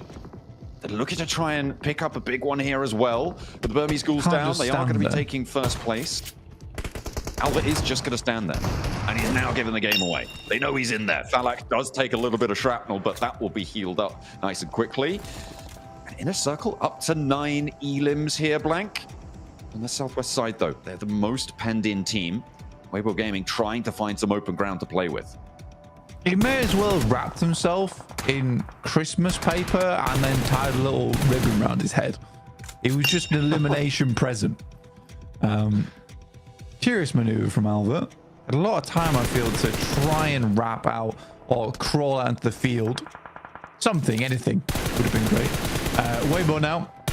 Looking over towards Inner Circle, but a great shot from Noki. This guy, on some of these off angles, so damn accurate. 600 damage on the grenade on the game already is lovely to see.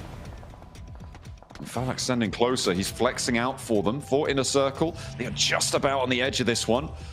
And with the res needing to come through from Weibo to keep themselves up as 4. I know that it's not going to get regrouped towards at the moment as well. They can move a little bit more freely on Falak's position. He's really going to take that opportunity. The nade's still rolling forwards, not quite connecting. Suk steps out into it. See, just about dodges back behind. There's another one under the vehicle. That doesn't touch on. Order gets the heal off. Damage is done, but Falak doesn't quite capitalize on a sliver of an opportunity. But when you don't know where they're playing, with those 3 smokes out, you just can't be sure. Those are some of the rawest grenades I've ever seen. Not cooked at all. Spent no time.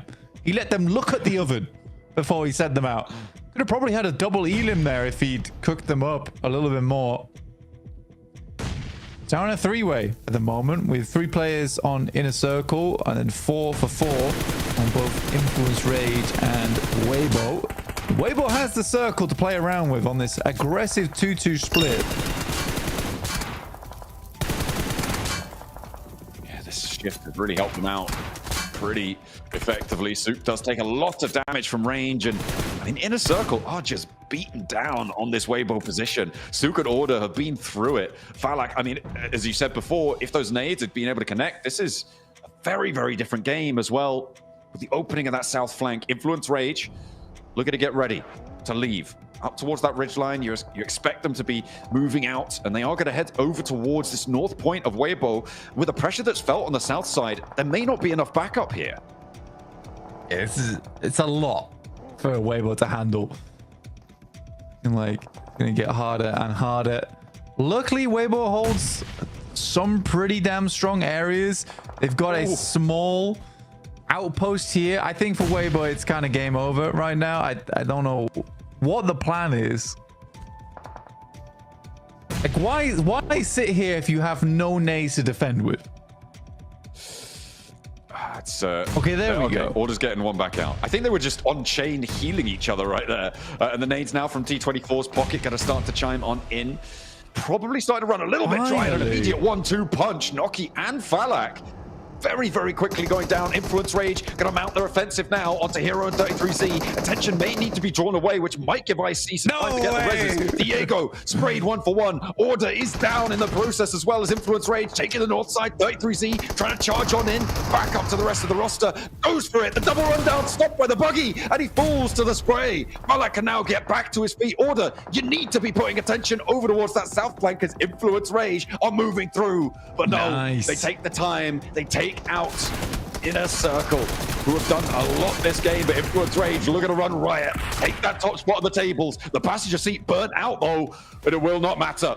A big sweep around, and it's Influence Rage to take the chicken dinner here, Blank. Weibo just could not stand the crunch. I'd say it's a messy game. It's a really messy game from Weibo. I get that they want to wait for Inner Circle to be a little bit closer, forced in by the blue before he starts sending nades, but they just were sitting ducks with Order and Sook there. I like the play from 33Z where he sends away, he leaves Hero behind, so Influence Rage looks to chase. I think Hero gets impatient though and takes the shots a little bit too early, at which point Influence Rage just instantly turn around and put him down, which was pretty damn good play from them though, to be fair. A lot of solid plays in that one. Some questionable. Alliance, you liked their roll up towards the bunker. You liked that Inner Circle roll up towards that same bunker as well, as they were able to clear out that side of the map, get a lot of points for their trouble. But Influence Rage converting off a 13-point game into a chicken dinner on our first Eren and Gel is brilliant.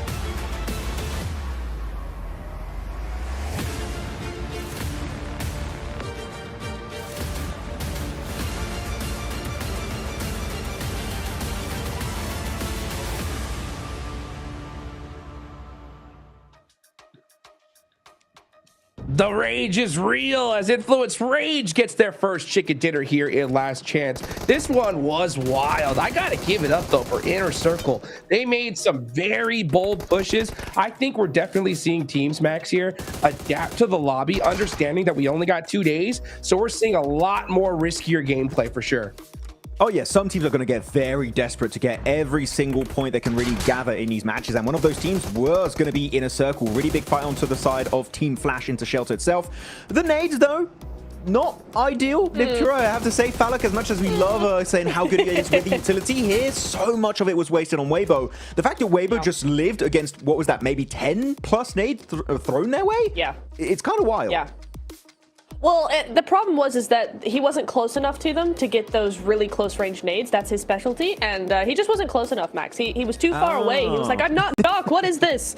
I'm Falak. And it's just not working. So I did like the idea that he went back to his team, regrouped, got more nades, and tried again later on. So again, it's that momentum, their mentality of we need to push and push and push and push, which is really nice. But Influence Rage, on the other hand, on the north side, just able to 2-2 split out of Museum, wait for everything to start erupting, and then make the pushes they did was really well played. great timing from Influence Rage, really. The way they just rock up onto Weibo while they're split and while Inner Circle are also committing to their fight versus the 2 players of Weibo was perfectly executed. I do have to agree, though, with Blank, there was definitely one player there that shot a little bit too soon. I believe it was Hero for WBG that I think he waits maybe 5-10 more seconds and really puts Influence Rage in that sense of false safety. They maybe get 2 knocks and then it completely turned the tides of that fight versus Influence Rage.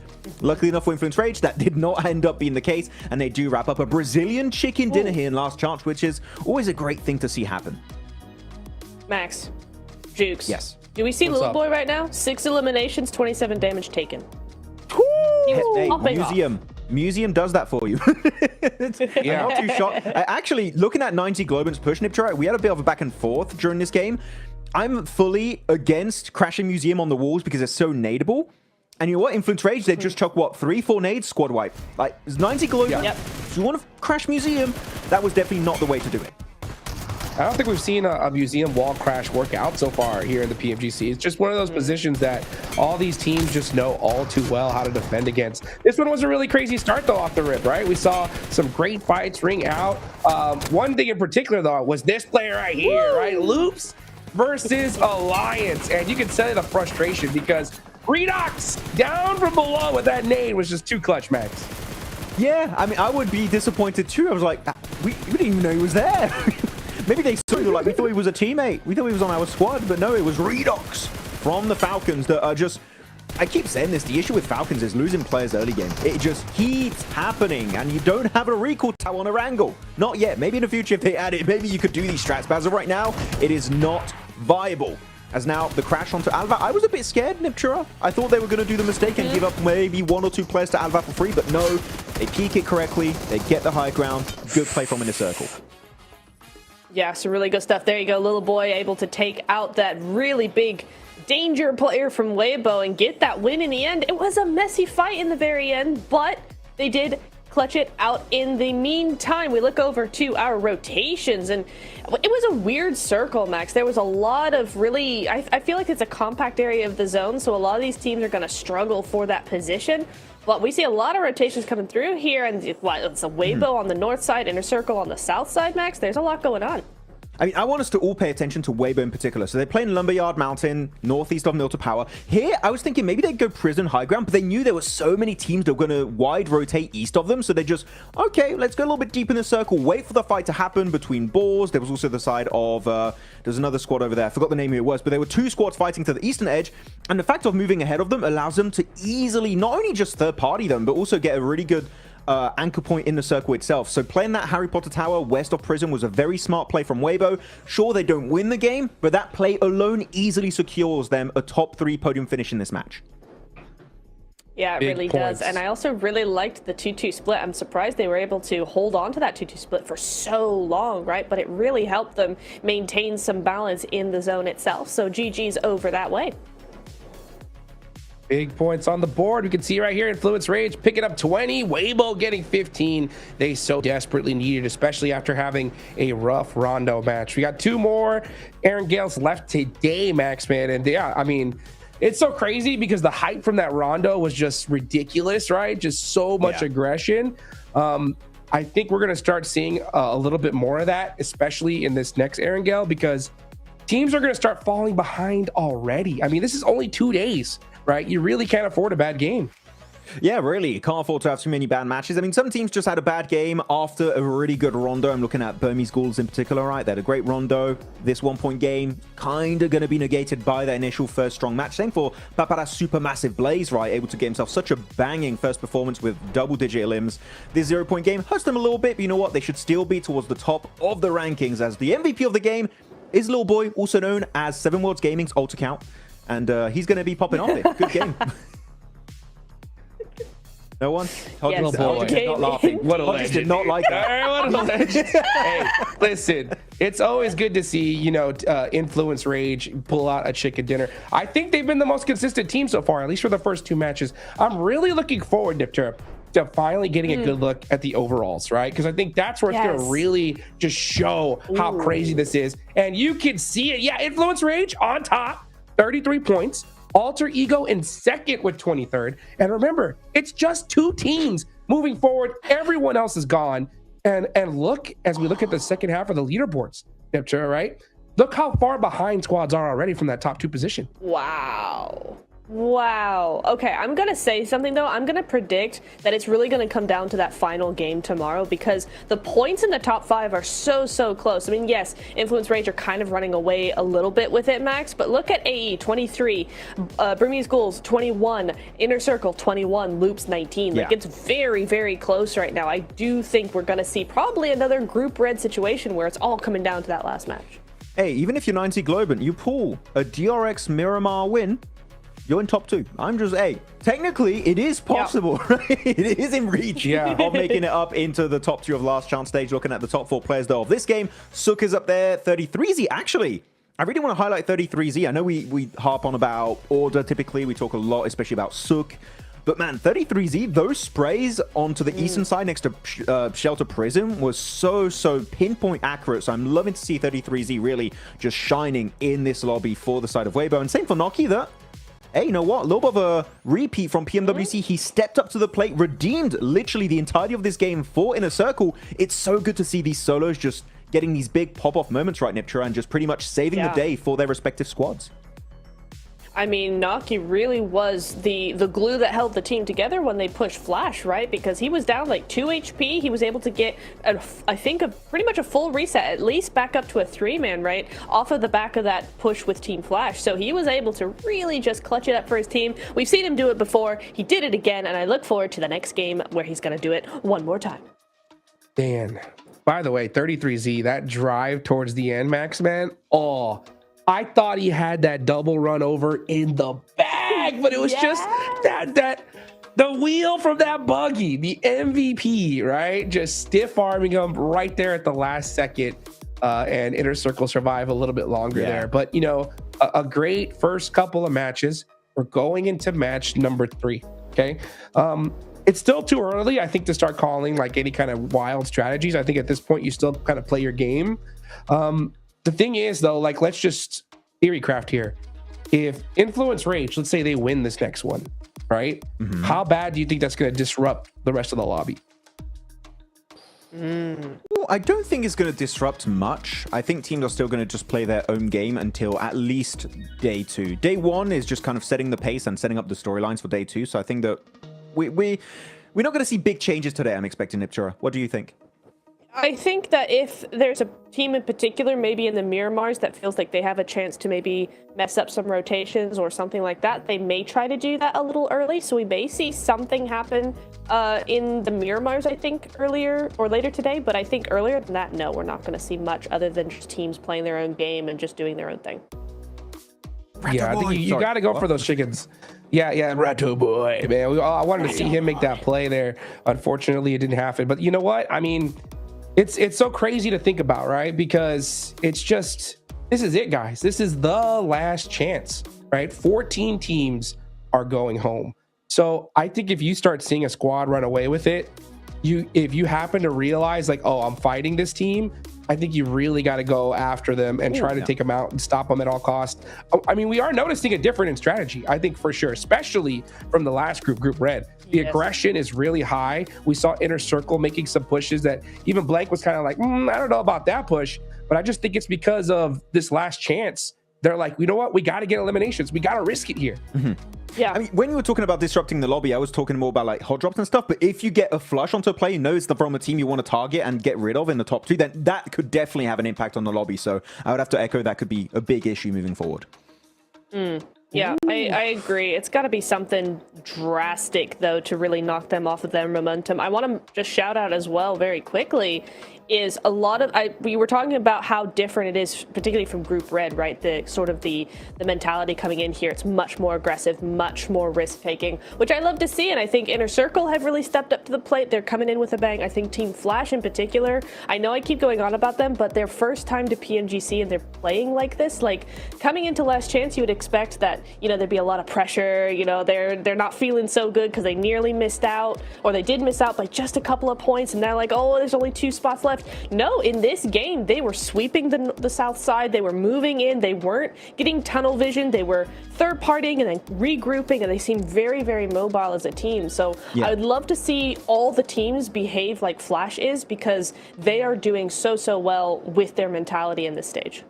Yeah, it's so good to see a team like Team Flash again, like first time at PMGC, being able to actually get involved in these fights, in this conversation, trying to do something. They're desperate compared to teams. Hodgix do a play passive, but Team Flash, they're not like any other team out there. They're a team that is desperate to be in the top 2, and maybe they're going to try and reach it in this third match of the day.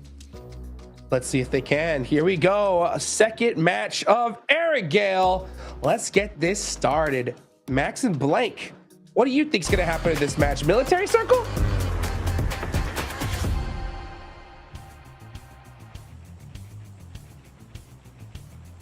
I guess I'll let you take this one, Blank.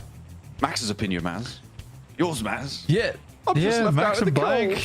cold. John, no. you just don't matter here, man. I'm so sorry. So sorry to say it. It's the darn truth. It's the darn truth.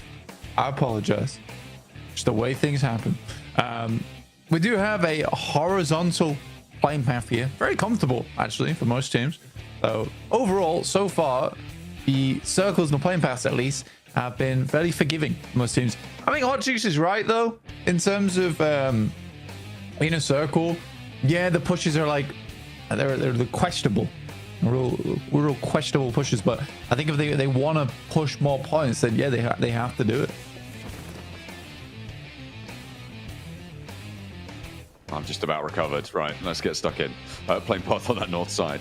Genji on board with them right now. See if they can keep going. They were pretty aggressive. They were pretty mobile in that last match. Didn't get a huge number of points, but a decent result nonetheless. Heading on down towards Quarry, down towards Primorsk on that western side. No other hot drops really popping out to me right now. Potential for 9ZG Papa Supermassive to potentially clash, but the circle up towards Stalber here. It's a long shift away from many places we've been heading over towards on the map so far. And up towards Stalber's very different change of pace for a lot of our squads. Around Yaz as well. So for the Flash, nice start for them.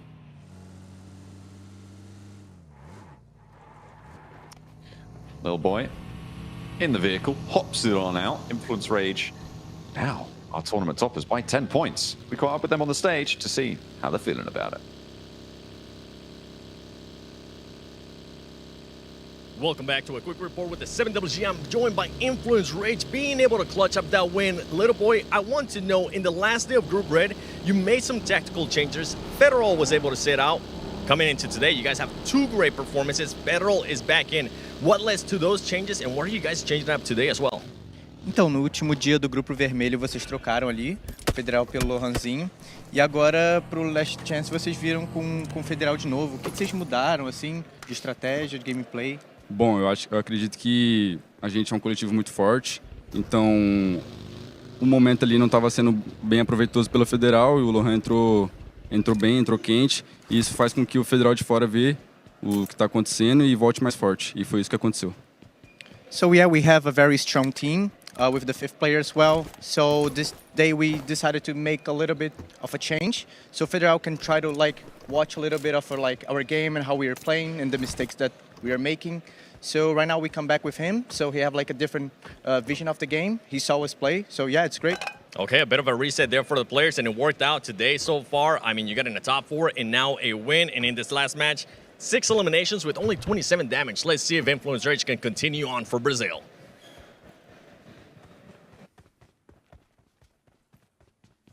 We'll see if they're able to join Alpha 7 over in those finals as well. Because right now, in first place, they would get one of those 2 spots. But there is still plenty more distance on the track left to run.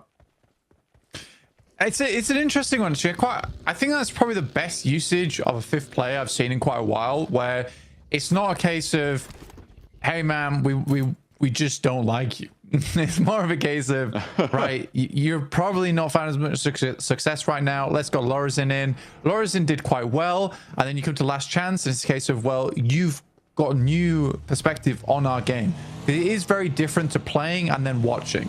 Like, you have an outside perspective on what they've done, why they've done it. You know, like, the internal team mechanics as well. So it's good to have Federal come back in and basically be like, maybe we shouldn't do that, because what I saw wasn't so great. So yeah, getting a fresh set of eyes on it coming into Last Chances, it's a great use of a sub. Yeah, brilliant insight into some mechanics of the swaps coming on in. Good to see, good to see. On the east side, oh, getting a little replay of Boars taking out one of Papa Supermassive in the meantime. This was earlier on. But this circle pushing teams up towards Yasnaya, towards Stalba. See that west side of Yas Fields being fought over a little bit by Arc Red and Burmese Ghouls. In a circle, though, they're not worried about this circle. They're just like, well, we're just going to loot. We're just going to loot for a little bit longer, guys. I think we need to. I think we need some more time down on Millie Base. They'll have to get across at some point, though. Head up towards the north side. Loops making their way across right now on our screen, just to the north of the river over Roshok. And we'll be passing through that west side of the circle, potentially coming into conflict with Weibo, depending on when they pull up, because this lake is kind of a big factor in this one. Those river crossings are going to be pretty tricky. So teams will have to figure out how to navigate this. Yeah, not only that, you have the pizza slice off towards the western side, just south of Saverny.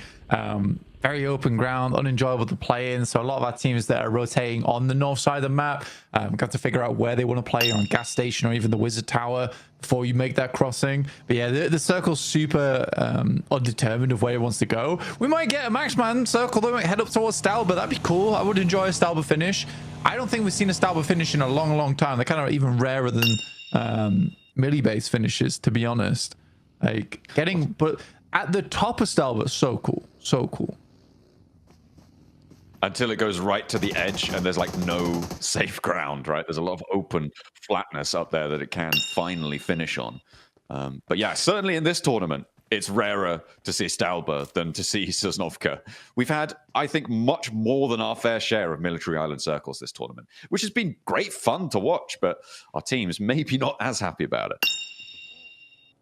Yeah, I would say so. I think it's a tough area to finish multiple times. I've said it before. It's some of it is drop spot based, some of it is luck based. If you can get vehicles in time, if a team decides not to drop, there's so many variables on Sosnovka, which makes it hard. We have seen multiple teams effectively get strong points on Sosnovka multiple times, so it's not impossible to do. It's just you have to be good at the game. And I mean, Regnum Kaya was that one team that was able to do it multiple times, and even then, there was so many factors that went into their gameplay that made that possible. It's hard to count. Right now, though, most teams are just rotating in, trying to avoid those fields in general. So Yaz Fields on that south side. So again, this is what I'm talking about, where it's hard to get towards the center. Realistically, the only team that has a good, strong central position is the Flash, with a lot of options to them towards this mid game. Team Flash looking to keep those options alive. It seems like nobody joined them in Yasnaya just yet, and probably not going to see that until maybe the next stage, depending on where we end up shifting. A split for Alliance. They are still on their rotate, I think, all things considered, from that south side. So they're slowly pushing north and losing a player. That will take the wind out your sails, and maybe won't see those pushes that you wanted to see from them again, Blank, this time around. They are playing as 3, which is probably going to make them a little bit more timid to go for those pushes that could come up big with 4 players. We'll have to wait for that. Genji and Boars on this east side going to be moving up past Lipovka together.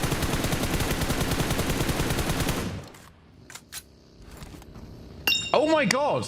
Okay, it actually might be a Stalba finish. Lovely. Wait, what? All right, so we might be heading over towards the ruins on the top side, which would be very fun. Super deathmatchy up there as well in terms of the cover that's available, but we'll wait and see. I mean, it is dead central right now. We just need a couple more central positions.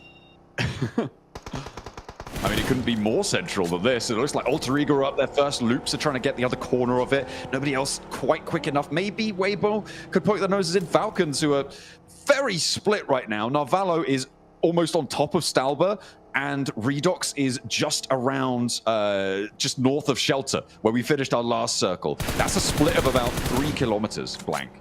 They are very, very far away from each other, and that regroup will be in dribs and drabs at best. The teams are clambering their way on up. We'll see just what they can find. I mean, Alter Ego sent up first, like you say. Kameshki is open. So we can head up there. Wolves also are swinging round. So there is a lot of space on this eastern side to operate with. Sook taking shots over towards Loop. So Ratterboy already down. But yeah, this is a mad dash up the hill. Ooh. Nade for Sook. Could find a second over towards Loops. They're already on the rescue mission. Into the back of the buggy you go. Ratto Boy getting collected. It's home time. School's out. Sook try and put a little bit more punishment down towards Loops, but he's getting backed off behind the tree and can't connect the full spray. But the bleed out might still be there. He might still have it. Are they going to get it? Oh, the rest just started in time, but they can't afford to let this one go, or Ratto Boy will fall. Not a health bar, Pixel to be seen, and he's back into the fight. I mean, somehow managed to get him out of that, which is interesting. Kind of like Wolves approach this. You play on the northern compounds, and if it does keep heading north, then you have a huge advantage on this one. I think you're also realizing that you're coming in so late towards the circle that you have a lot of time to work with here to get towards that north side, but not a lot of space is available on the mountainside. So I think you just cut your losses. Inner circle, though, still going for these pushes. Hard Jukes, and they're not great. Not quite as convincing as the last one there. Just rolling up, losing a player, thinking, oh, no, we're not committing to that. It's a full 4-way ball, to be fair. Not too many teams in position to third party as well. So it wasn't like a third party roll-up that they looked for in that last match. They do just lose a player. It's a shift down towards the southeast, so those north side compounds blank. Wolves, even if they did set themselves up a little bit for success, they are going to have to readjust now. But it's actually pretty kind to most of our teams, I think it's safe to say. A lot of approach was made from this south border. Yeah, and I think that's why you're seeing so many squads playing on this north side. It's because it's been more open. It might not be ideal for you, but it is more open. Now the circle moves down towards the southeast, suddenly you've got a bit of a problem on your hands, but you can ramp Kameshki anyway. There's a possibility here. There's also zip lines available if you wanted to get shot out. That's always good fun, you know. A little bit of getting shot at in PUBG Mobile. What's not to love? Kamikaze is going to deliver that experience over towards Ramses, who doesn't go down, but might be pretty bothered by that. We'll have to wait and see. Alter Ego up on the higher ground, up on the observatory, having a grand old time. They'll have to defend their patch, though. They were able to do it in Rondo. And in second place, now's the time. Influence Rage currently in first, and they're all the way out to that north, waiting, biding their time. Your Genji all sitting pretty down towards that east side. They've got Kameshki on log. They've got a player over towards the west as well. Quite like Flash's position. That compound's not too bad to play around with. But if you do have to head over towards that northwest, it's essentially the gamble circle, right? You're rolling dices on this one and hoping that you're not heading over towards the top side of the mountain. Because if you are, like, life gets very hard for quite a few of our teams. Influence Rage hunting down GK. Federal first on the roll up, looking to come in with a fresh pair of eyes, fresh fingers on the trigger, but not connecting on the first challenge. Looks for more. He's doing a lot against Ragnarok, who has to go for a weapon swap and will find it. Knocked in response. Law now needs to hop into action. Kevin wants the flush, but he will be denied. Diego and Law charging forwards, putting the pressure on towards the backline to GK. There's a nade cooked, and it finds Diego. It finds Law. A double nade from Nerza to keep them alive, but there's a trade. Where are these shots coming from? It could be Inner Circle. It could be anyone. And Lil Boy now on a desperate rescue mission. Will Inner Circle allow it to go through their way, or will Influence Rage be drawn short? One flush already through.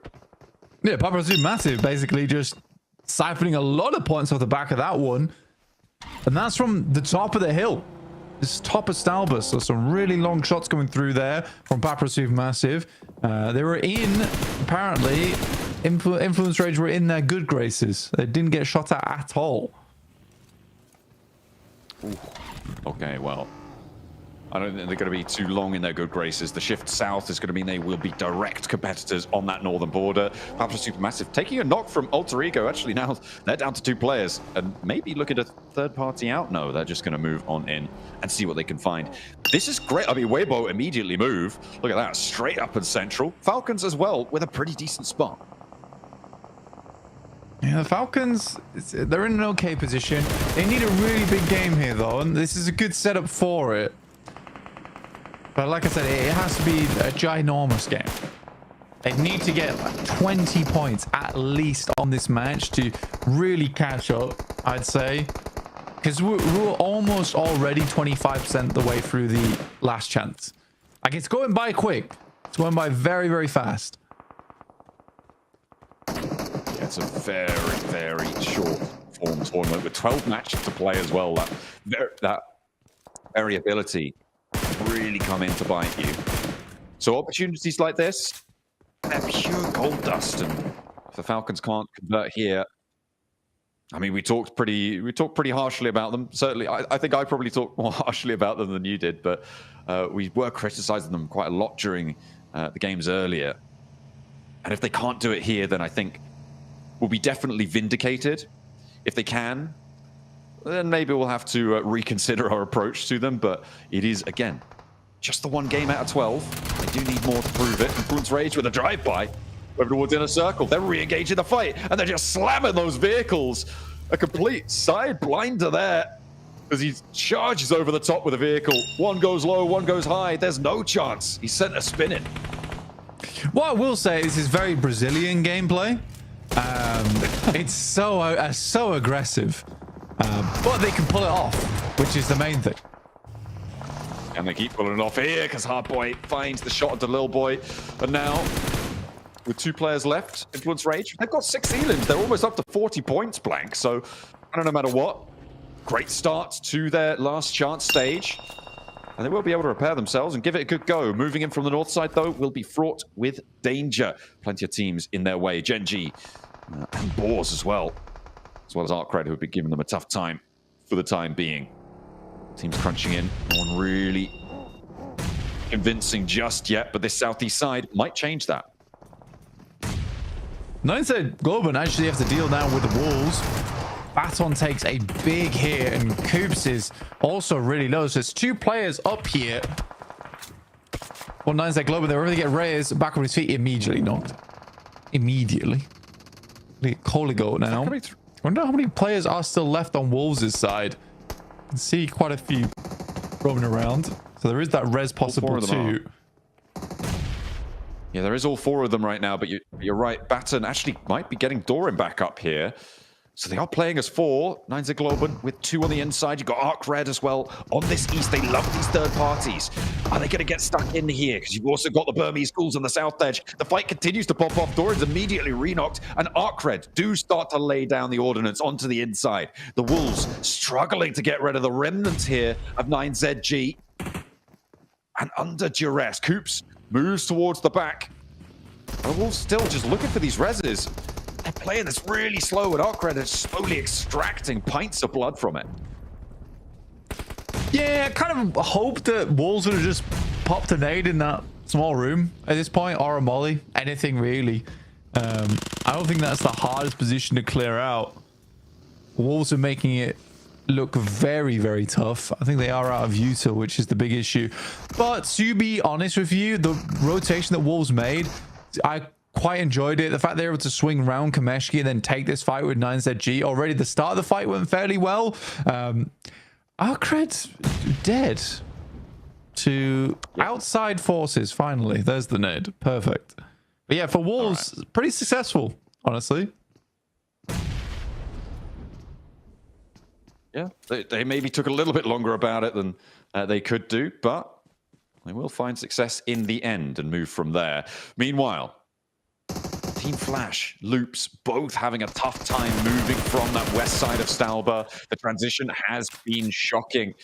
It's been dangerous and no one really happy with it. Ratto Boy now with a challenge, a 1v1 to try and get a little bit deeper into this match. A little point scoring opportunity maybe. Steps out wide, but Ratto Boy has the bead and will be able to transition now further. But you got Weibo, you got Alter Ego, you got Godspeed from Burmese Ghouls on that south side who will be taking shots, and you got to think that they know where Ratto Boy is going to be. How the mighty have fallen. Papra's massive bullying everyone on the high ground now suddenly as they descend downwards get dropped down to 1 in Kamikaze. And he gets pilfered pretty quickly. That's how fast the balls were rifling through his pockets there. Did have a level 3 vest, so that's a nice bonus for someone. Falcons, they've been bumped down to 2. They did not hold this central position with enough fortitude there. Ralph has to push back behind the corridor, behind the building, because there is a third-party angle chiming in. That's probably coming through from Weibo or the Wolves if they have an angle on that. But the nade from Snake finds it. Now it's all up to Koa. Alter Ego descending successfully. The nade around does land onto Krypton. But Koa is not done just yet. A 2v1 on the inside. Rosemary looking for the angle through the window, but has to run down as well, charging through. The Falcons will fall. They'll be able to pick Krypton back up. Yeah, spoke side, and that is, again, a blot on the Falcons' record. But 7 elims right now for Alter Ego. It's a good game. They had that strong start over on Rondo. Now looking to continue that through here. Weibo have consistently been towards these end games, but still only in 7th place, right? Going down a little bit earlier than they might have liked. Alliance attempt to move forward, but Alter Ego's got some great angles on the lobby at the moment, playing on this northwest side. And they're taking advantage of it as well, which is nice to see. Yeah, there's one thing having them available. It is that little bit extra, of course, as you say, to take advantage, to start to utilize them. The circle goes up and keeps the roadside ridgeline in. The Boars maybe look at a transition. Wolves will compete for it as well if they head up north. And yeah, looks like the Wolves are going to be a little bit faster than the Boars on this approach. Meanwhile, Weibo suffering against the duo hold coming through from the Burmese Ghouls, who are in 3rd place right now with 4 elims and may be able to rack up a couple more if they can spot Wolves on the run out. And for the Wolves, that there is like this nice angle on the eastern edge where they can kind of play around and cut sightlines off from some of our teams over on the western side. It just depends how they want to clear. 'Cause I think if you're the Wolves, you'd love to get rid of the Boars, but that is a tough team to get rid of on that northern side. See how they do approach it. And I think they absolutely know the Wolves are down here on the south. Basically, Wolves need an opener. Need a knock over towards Boars, and then they can start to push through. Trying to get Igor up front, though, at the moment. Coops is distracting. And it is really competing for that cliffside right now that you saw before. The Boars and the Wolves both in the middle, but the Boars being in the circle already can just wait this one out, try and choke it to play that position. Alter Ego, they've been slowly making their way down the mountain, very successfully, has to be said, with 8 elims. This is much, much stronger of a showing than on their Rondo, where they were so quiet. Not that they needed to be loud.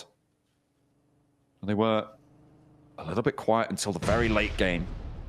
They've definitely been more involved here, doing all right. Weibo looking for Godspeed. But the Burmese Ghouls, I mean, they love dodging these nades, and it feels like they don't actually know where Godspeed's playing. No, they're just sending stuff through. An order, unfortunately, feels the brunt of it. Will immediately be taken out, leaving just Sook left remaining for the squad. A sad DBS in hand. Because no bow and arrow. Oh. I didn't even know DBSs could be sad, but there you go. A sad tale for Sook. Weibo Gaming, 2 elims, 6th place. That wouldn't be enough, would it? Not going to be happy. Burmese Schools dodging the spray from Rosemary. I mean, these guys really are ethereal sometimes. They are doing work. Or starting to move up to that ridgeline, but maybe a little bit too bold with it. Igor actually moving in, and Boars now kind of backed up to it.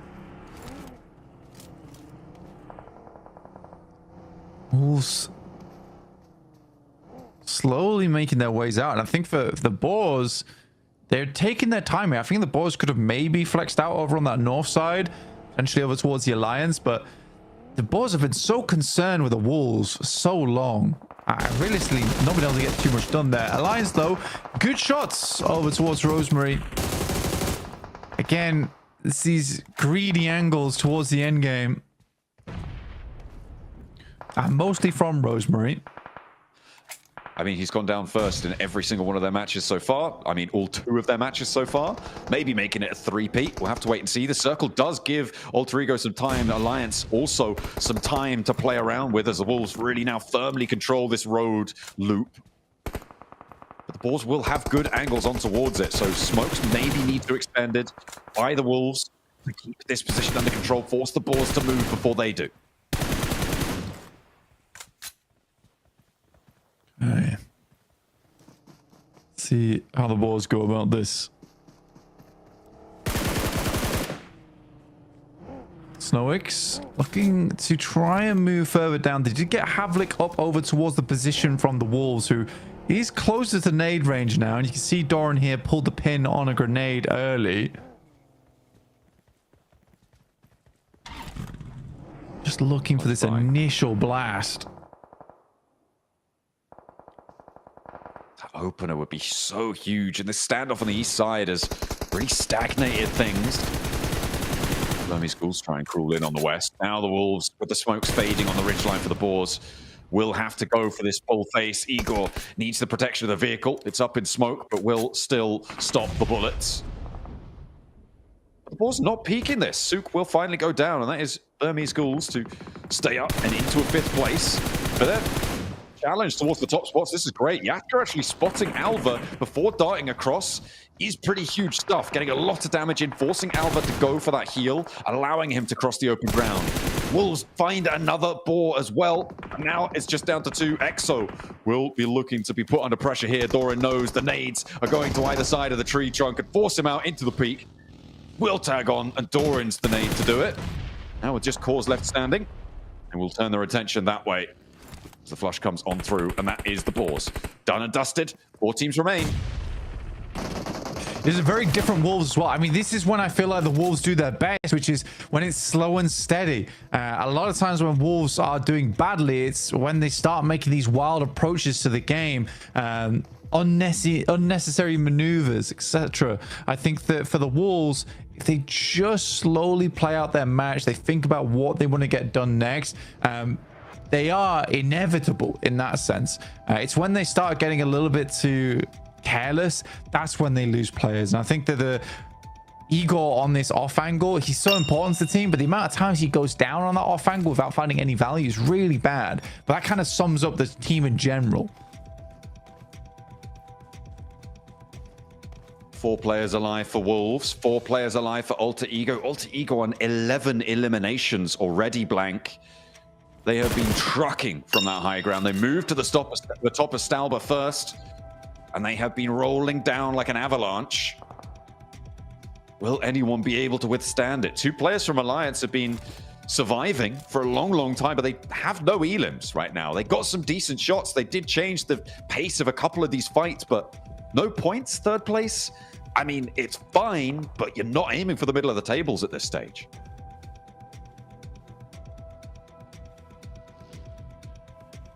For Alliance, I think that this is a team that's probably going to come 3rd place in this match. Alter Ego, this is a huge opportunity to shoot out towards the top of the tables. Also an opportunity for Wolves to reset almost. But for Alter Ego, it's way, way more important. And losing a knock there onto Wolves, getting it stolen by Snape is such a big deal. Coops goes down as well. The Wolves are starting to fail on their approach here. And Snape has the sideswipe completely. Rosemary even stepping in, looks to pick up the pieces. He knows they've done damage. He just questions how much. Looking for the next as well. Healing not happening from Iftar. The hop out with the DBS, and it's put down by Krypton. Now the Wolves only have their one player. It's Igor against all four of Alter Ego. And he has so much to do, denying the point here. Again, I think it's totally reasonable in these short form stages. Alter Ego with a big 15 elim chicken dinner though, Blank. That is going to be tasty. And a second chicken dinner today. Yeah, I mean, a bit of Indo pride, honestly, overall, and it's good to see. I think for Alter Ego, it looks like a fantastic game. Slow and steady, and they just waited for Wolves to make that mistake, which they absolutely did. They just could not make that push up against Alliance. I think they had to play that game a little bit slower or go on the offensive over towards Alter Ego, because I don't think Alliance would have taken too many shots if that was the case. For Alliance, though, 15 elims, a 25-point game. That is so good for them in terms of getting up towards that top 2. Absolutely. They are very, very happy with that one. A little bit of a questioner over towards their Rondo. They were able to convert that, but here they really showed their true nature, and they are furious, ready for the fight.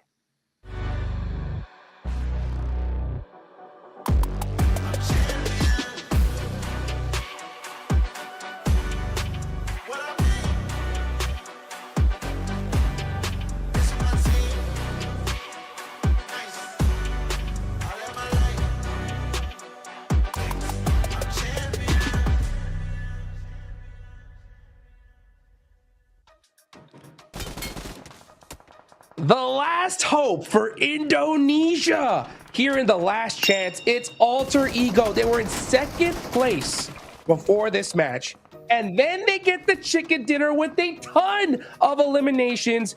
This squad is looking so good here in the final shot to make it to the grand finals here, Max. You know what? We were robbed from a proper Stolber finish, but you know what? While Stolber was in circle here, Niptura, they made full use of it. Playing Observatory, there was Krypton on top of the roof, getting so many good angles to not only just get a few eliminations earlier, but also zone teams away and get some information. And you know what? That allowed them to claim control of that Alliance compound in an earlier crash, and then just keep taking full control of the entirety of those finishing circles. What a game from Indonesia, massive point-wise also. 15 elim chicken dinner after already a win on Rondo, Niptura. Indonesia looking good. You know what I love as well, Max, is how differently they played this win to the Rondo win, right? We were talking about it just before we came on. It's like the Rondo was very passive. They pushed teams away in the mid game and then just sat and waited for teams to come to them. This time, they came and took the win. Off of Stolberg, coming down that hillside, taking third parties left, right, and center. The timing was really good. They were proactive with the zone shifts. A really, really well-played game that I love to see the variety coming out of this team. Oh man, this is heating up big time. Look at these stats, guys. 5 eliminations from Krypton, 5 from Snape, 3 from Rosemary, and this is just ridiculous, especially at this stage. I mean, they're gonna look to almost break the 50-point mark here, Max, in just 3 games. At a certain point, like teams, if you see Alter Ego, you're gonna have to slow them down, I think, at this point, because you got no choice. If you want to make it the last chance. I mean, this is so crazy, especially for those teams at the bottom of the leaderboards. The main enemy is Alter Ego currently in these rankings, the number one enemy to take down, but we'll see how that goes. Of course, I mean, Alter Ego got to be careful. The more you are towards the top, maybe more teams will be willing to fight you if they see you someplace around the map. Though actually, I want to have a moment of respect for the men themselves of Burmese Ghouls. They were just chilling on the southern edge, Niptura, and then you have 2 full squads of Wolves and Alter Ego just beelining for your spot. They didn't even have a fighting chance. So I'm Burmese Ghouls, all I can say, I'm sorry you had to go through that. That must not have been fun. You know what? They really fought tooth and nail for that position, though. I think they came like, what, top 4 or 5 in the end? So another consistent performance from them in what was not an easy zone. It was not easy for anybody here. It's such a weird spot because it's all very open. There's lots of little sneaky dips everywhere. We don't play it very often. So some really, really difficult positions to play, and I think that a lot of these teams played very, very well. Oh, I'm loving these replays. So many little headshots. Dink, donk, dank. It's like, oh, Yeah. I love that sound. Doesn't happen to me that often. I never hit headshots. But anyway, I wish I would. But Boar also able to clear some pretty good real estate onto the eastern side. And Blank did mention it during the game. There was a very strong ridge to the east.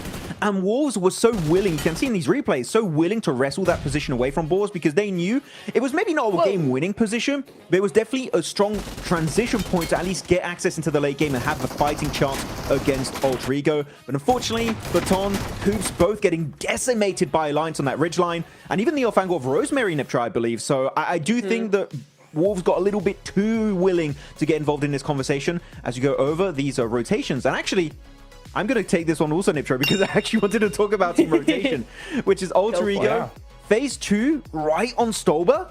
And they send this 2-2 split, which is really good to just control more positions and facilitate your transition in phase 1 to phase 2 circles. And they actually go an observatory building, Niptra, to get, again, full zoning capabilities on that position. That spot, if it's in circle and center as it was, literally a 10 out of 10 position. It is perfect to play around. Yeah, it's really, really nice. I'm watching Wolves as well, right? Looking at them all the way up to the north side, sweeping around to the south. So some really big rotations coming in from them. They were able to hold out that compound against, I think it was 9Z. Then they move up and try and push Boars really, really quickly, like before zone shift. And that's so, so important because when you're talking about you know, making your decisions on that zone shift, it means that if you are proactive with it, you can actually interrupt the game plan of the other teams as well before they even make those decisions themselves. So we see there that kind of proactiveness gets them 11 points in this match, but AE just far and above everybody else here with 25 in game 3. Oh dear, oh dear. Are we looking at a top 2? Are we already set? Is one of the positions already set, Jukes? I don't.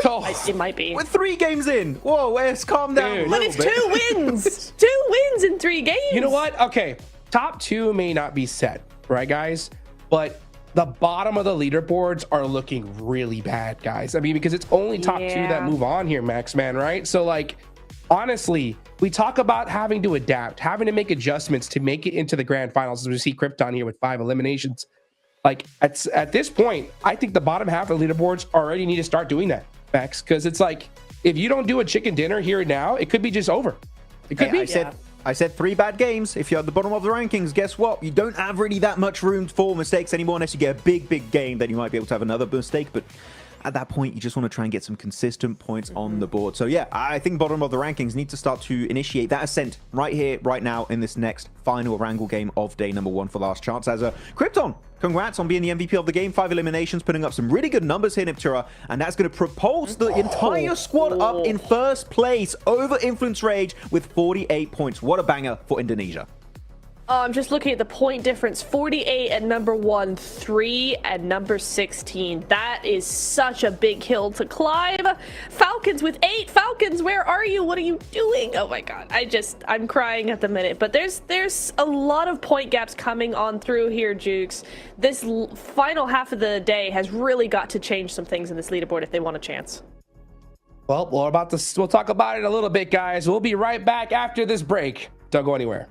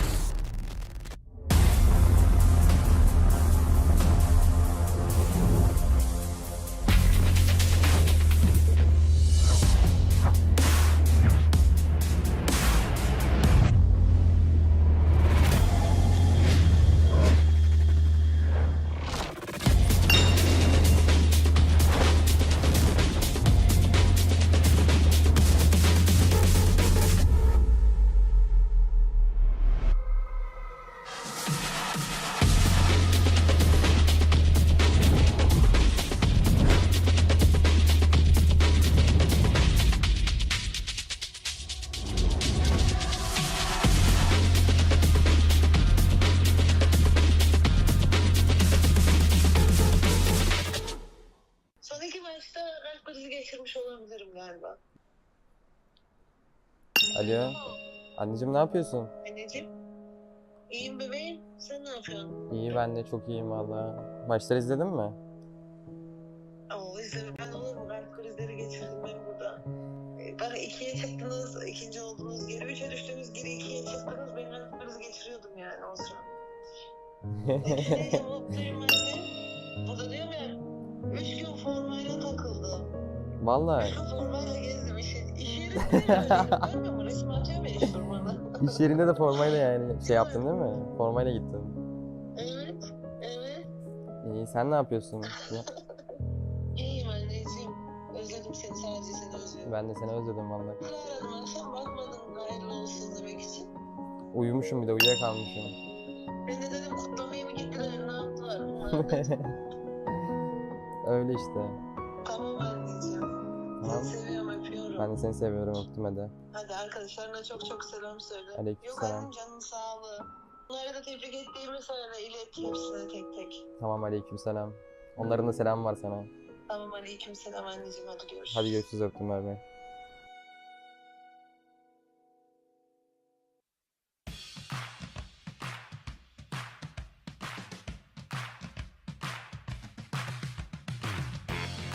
Nine matches remain of last chance. We're starting to get a picture of what the leaderboard looks like, but nothing is guaranteed at PMGC. I'm here with Krypton from Alter Ego, putting up a great performance, but I want to go back to the group stage because your squad was able to put up 100 points in the first 2 days, and in the last day, a complete fell off. You were able only to get 5 points. What are you guys going to be looking to do here different in last chance to make sure you are continuing to be consistent and that drop-off doesn't happen?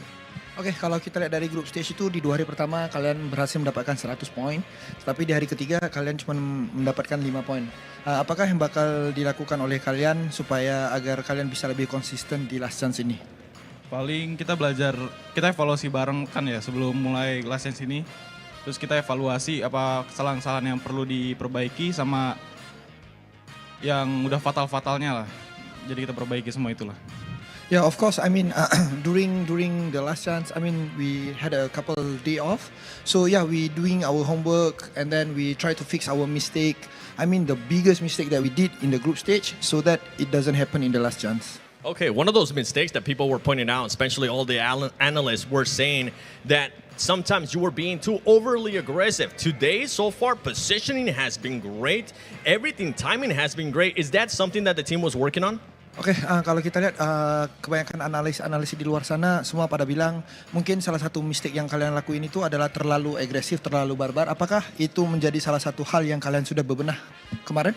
Ya, jadi terlalu agresif itu gameplay kita yang kemarin-kemarin lah, nggak bisa bedain timing harus agresif sama pasif. Jadi kita evaluasi ya harus seimbangin dua-duanya lah di antara pasif sama agresifnya. Jadi biar balance, kalau misalkan pasif doang ntar ngedok terus. Okay, I mean, yes, they are right, especially about like overly aggressive. And I think that's what we've been discussing about for the last few days. And I think sometimes we need to be balanced, sometimes we just need to be a bit passive, and then sometimes we need to be a little bit aggressive. So I think, yeah. Well, it's working out great today, as I mentioned. Currently in first place, those 48 points are looking good. You have a healthy lead to the third place with 18 points after 3 matches. Now, it is Krypton. It is your first time here at PMGC. How are you dealing with the pressure of representing Indonesia with such an amazing org as well? Oke, sebagai ini kan pertama kali buat PMGC, buat Krypton sendiri, gimana seorang Krypton itu menghandle situasi pressure menjadi satu-satunya perwakilan Indonesia di pentas global? Cara handle pressure sih karena punya teman sama coaching staff juga sih yang bantu gimana cara handle pressure itulah. Gue teman kayak yang udah senior kan tiga semuanya. Terus saya juga baru junior di sini jadi belajar banyak lah sama mereka lah. Yeah, I think the one that helped me handle the pressure basically is coming from the coaching staff and my teammate as well. They are senior, they has been here multiple times. I think they're doing a lot of they give me a lot of things or tips for me to handle the pressure. So thanks for them. Hey, well, it's currently working out. I'm hoping to see that performance continuing on. And for all the analysts out there, Junior, Max, are you happy with what you're seeing out of Alter Ego today in the first day of Last Chance?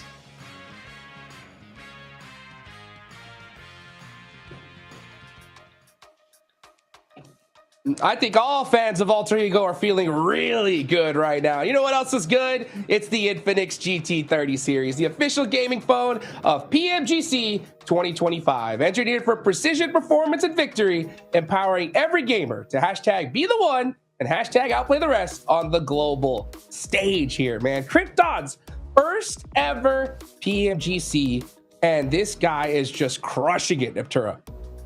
He is, and he was MVP of the Rondo they won, MVP of this Erangel they won. So he's been MVP of his team in both their wins today and his first time in PMGC. I love the new blood that we're seeing here, the new storylines, these new players coming into PMGC and doing so well, Max.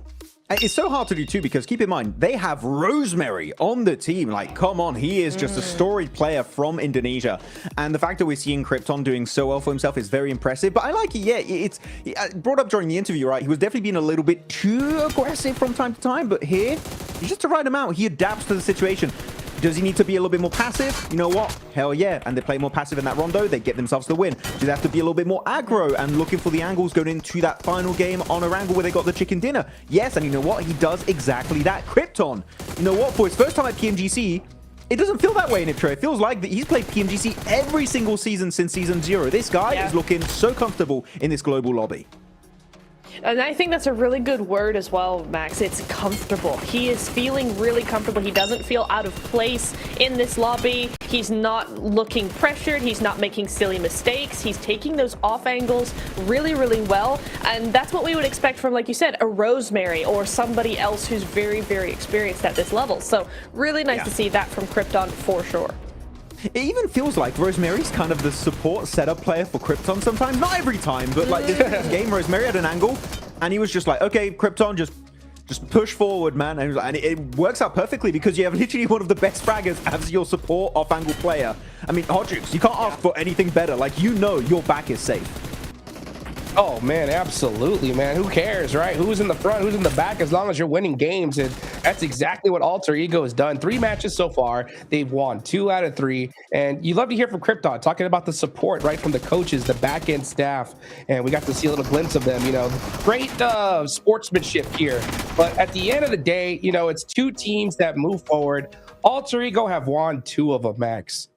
If Alter Ego win another one today, that could lock their position in. I think it does, to be honest. I think it does. Yeah. So, yeah, I think it does as well. So, at this point, for all these other squads, if you want to get one of those 2 slots, or at least keep both of those slots open, you got to do everything you can to try and slow this team down. But it's looking pretty difficult to do, Neptura, because Alter Ego, they're on a roll.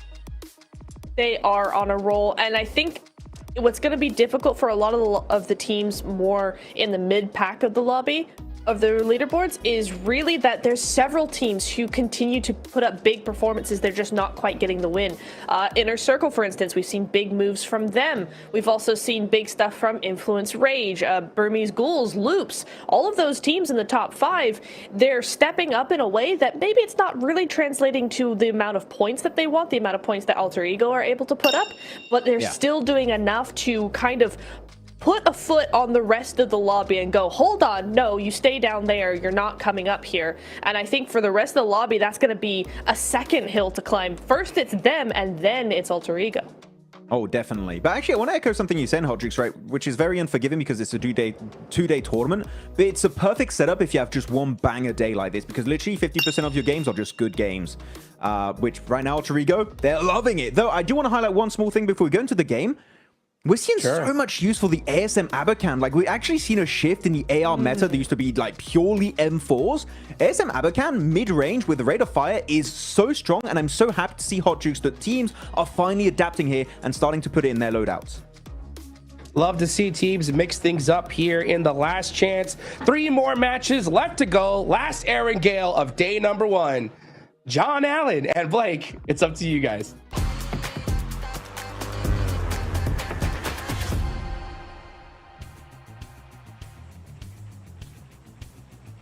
Oh, oui, bonjour. Je suis Maxman. Et J'aime le PUBG Mobile PMGC. We're going in for another game of Erangel, of course. Nah, I'm just kidding with you. I'm actually John. Don't worry. I know you guys were fooled at home. It is still actually John. I'm here with Blank. This play part, though, still loves Sosnovka, and we're still staying on the south side. At the horrendous playing path, actually, to start things off here. Down towards the south. Really rough for a lot of our squads. I think this is particularly horrible because instead of it going from west to east, it's going east to west. And Ferry Pier, Primos, Quarry don't really want to be grouping up towards those areas. You get a couple of teams dropping down towards Sosnovka. Inner Circle, not really fussed about this one. Being able to get Millie Base nice and early on this as well. Geek over towards the eastern side. Yeah, it's tough. Definitely tough. Vehicle hot drops potentially on the cards here. The west side looking pretty glutsome, but that east edge as well. On Mill to power the Boars.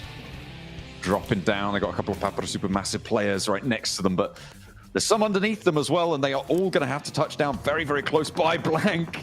Oh, we've had more than our fair share, but it looks like we haven't had quite enough. Another dish, another serving coming on through of Military Island. Potential to finish, not guaranteed. Alter Ego, however, if you want to stop them early. That might be the way to do it. The Boars have already extracted first blood. My God, straight back down towards Sosnovka again. At least it's only one. It's only one. But now I am convinced there is someone pulling the strings. This is so many Sosnovkas. I think this is probably the most...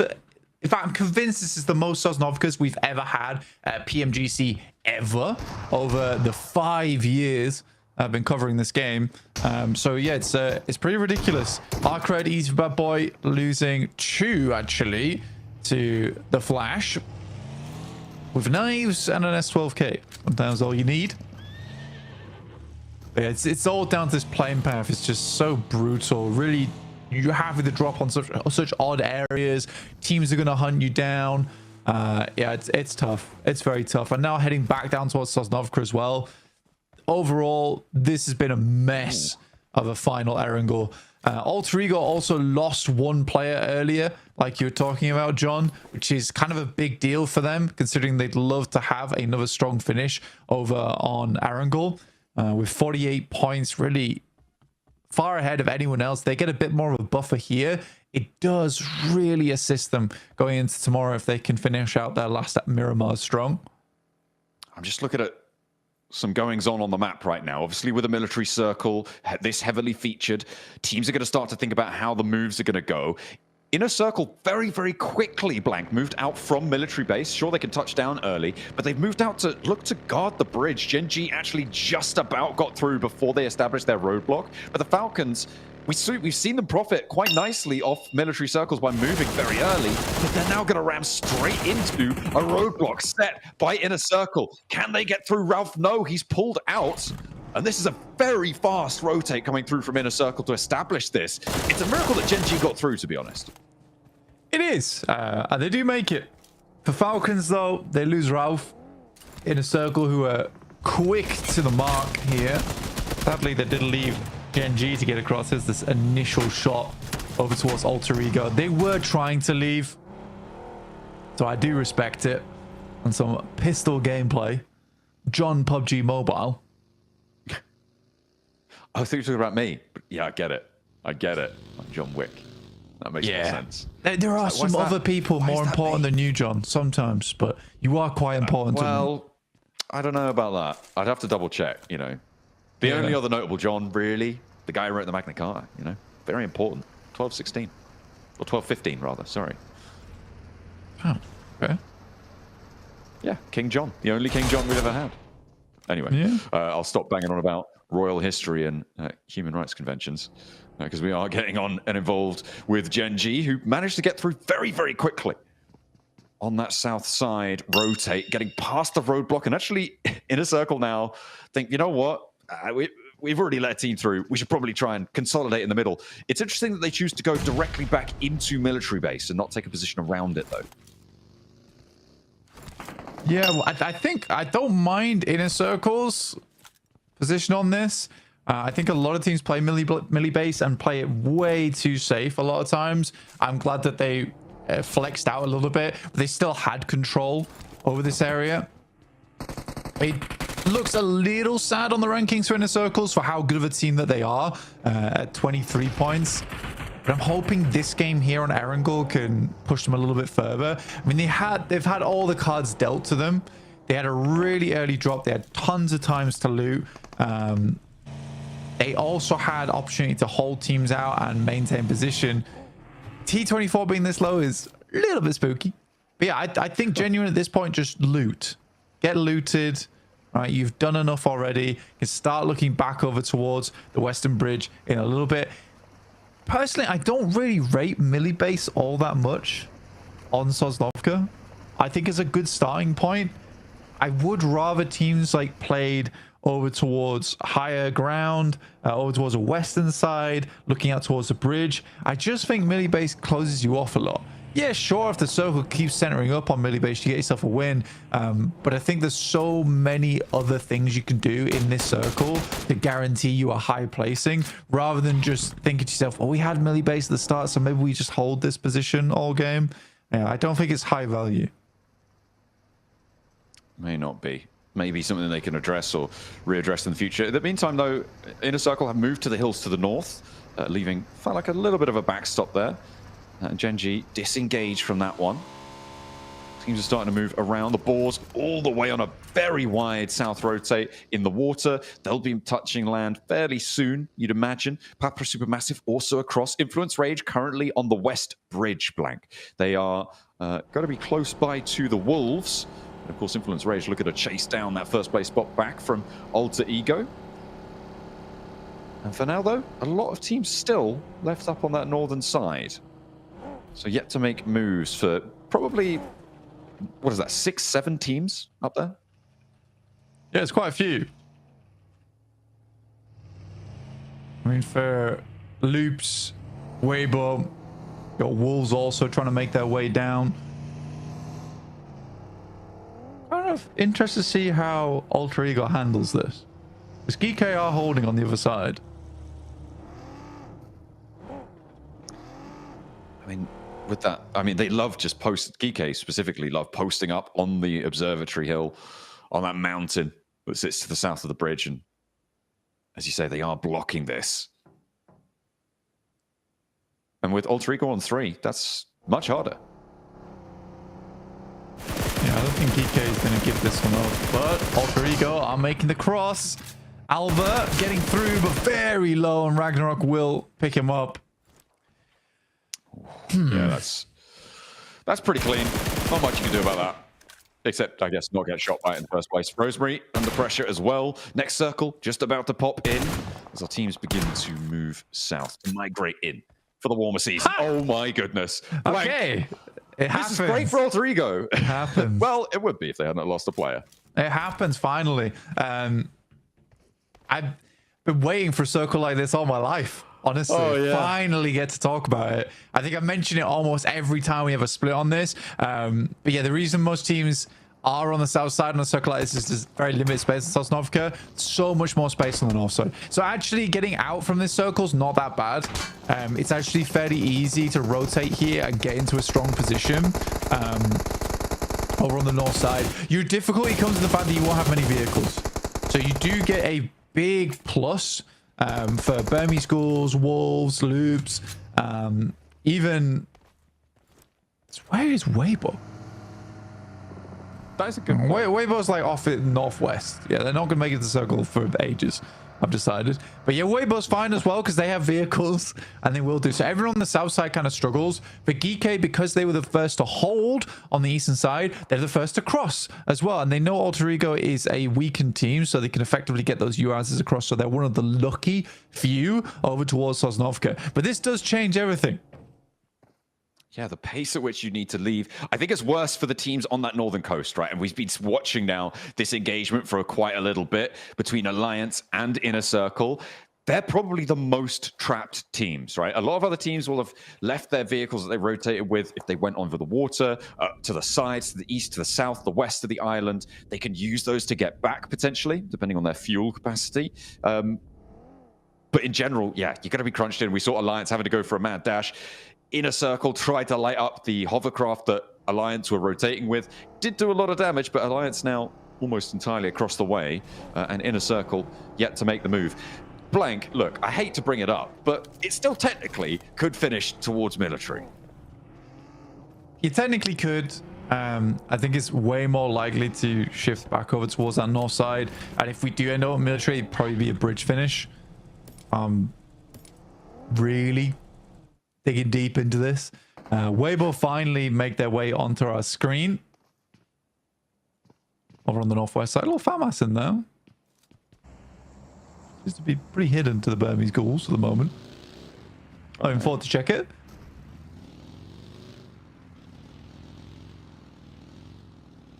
Yeah, not wanting to pick that one up. Or not just yet. Maybe they will. We'll get it into the inventory's lickety-split, I'm sure. And on the north side, I mean, yeah, that position for Burmese Ghouls, pretty solid.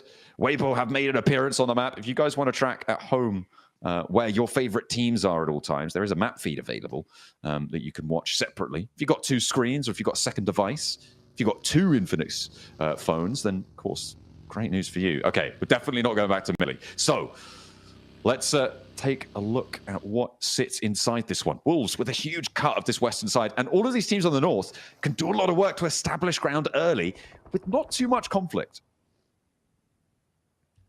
Yeah, not that much at all, if I'm honest. I think for Weibo, them getting over towards this north side, this has been such a beneficial circle for Weibo. Currently in 7th place right now, so do need to get a little bit more on board. The Flash takes out another player from Alter Ego and will be a full flush. So now only one player remains from Alter Ego here, looking for those placement points. I'm looking more towards Influence Rage this game now then, who are down towards the southwest side. They're currently looking to cross back.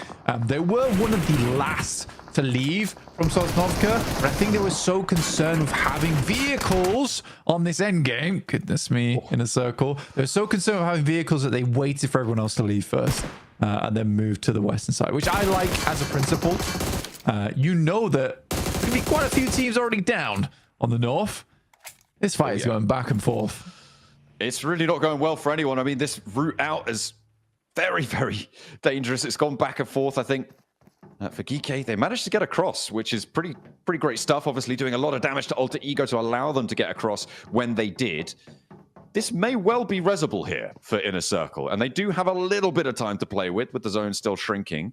Yeah, I think IQ's going to be able to get on for these reses because there's no way that Geeky push further out to go for this. And they don't have anyone on the far side to try and look for it. So IQ and Falak both will be resed up here.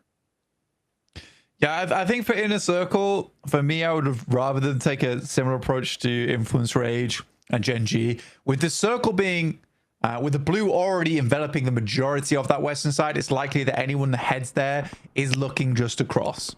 All right, they're not looking to hold anyone out. I think for Inner Circle, trying this eastern bridge as late as they did was a mistake. That also feels like a mistake from Redox. I think he got very panicked there. Should have probably just headed all the way back.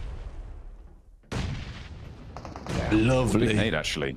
Over the top. Another one over the other side as well. 2 players from Geeky down. And they're back down to the back foot. As Ragnarok. That's on target. Takes another nade from Falak. That is beautiful stuff coming on through. Just Kevin now remains. The blue zone survivable still at this point. Kevin, though, wants to maybe get 1, maybe get 2. They're confirming those flushes and they're moving forwards. Falak and IQ now looking for the last player of Geeky. They found him. They hop out. But it's danger afoot. He's looking for the flushes as well. IQ looking to hop. No. Has to stay further back. Looking for the stairs now. And the challenge around the corner is good. Stays alive, keeps IQ in it. They can res out here. Oh, with the zone, actually. They might have to dart forwards a little bit. I think they could probably put him in the vehicle. It's going to be treacherous. No, he's just down and out. Unfortunate. But yeah, I think for Geeky, when I saw the Inner Circle was going with the full reset, you know that Geeky is also going to get all 4 players back up again. It just felt almost hopeless. I do think that Geeky absolutely trolls, though. They absolutely troll. There was some horrendous defense on that side. And basically just setting yourself up for failure when it came to those nades. I think you could have held much further back. Certainly would have been an option. Papa Supermassive ramming into the north side of the circle against Influence Rage, and both Alter Ego and now Influence Rage are on the ropes here. Potential openers for other teams to move on in. No resistance found there for Influence Rage. They will be our second team to go down fully. So for Burmese Ghouls, if they can convert on this game, brilliant news for them. From the eastern side, they don't have a terrible shot at it either.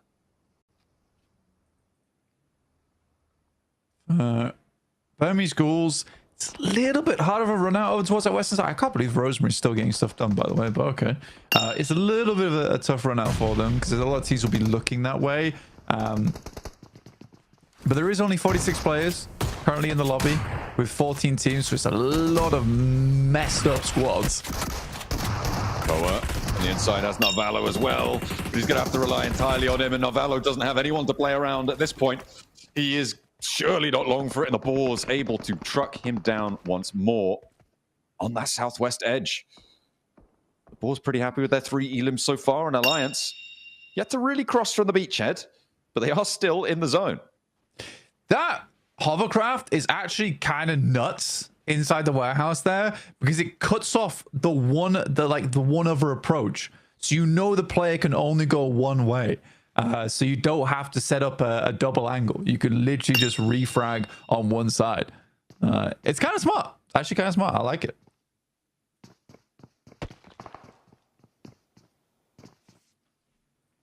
Pretty solid setup. Hopefully look at a hold out effectively.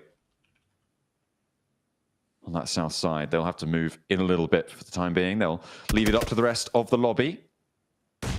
Team Flash maybe with an opportunity here to come up trumps as well on the east side of this circle. We haven't really seen too much firepower from them so far today.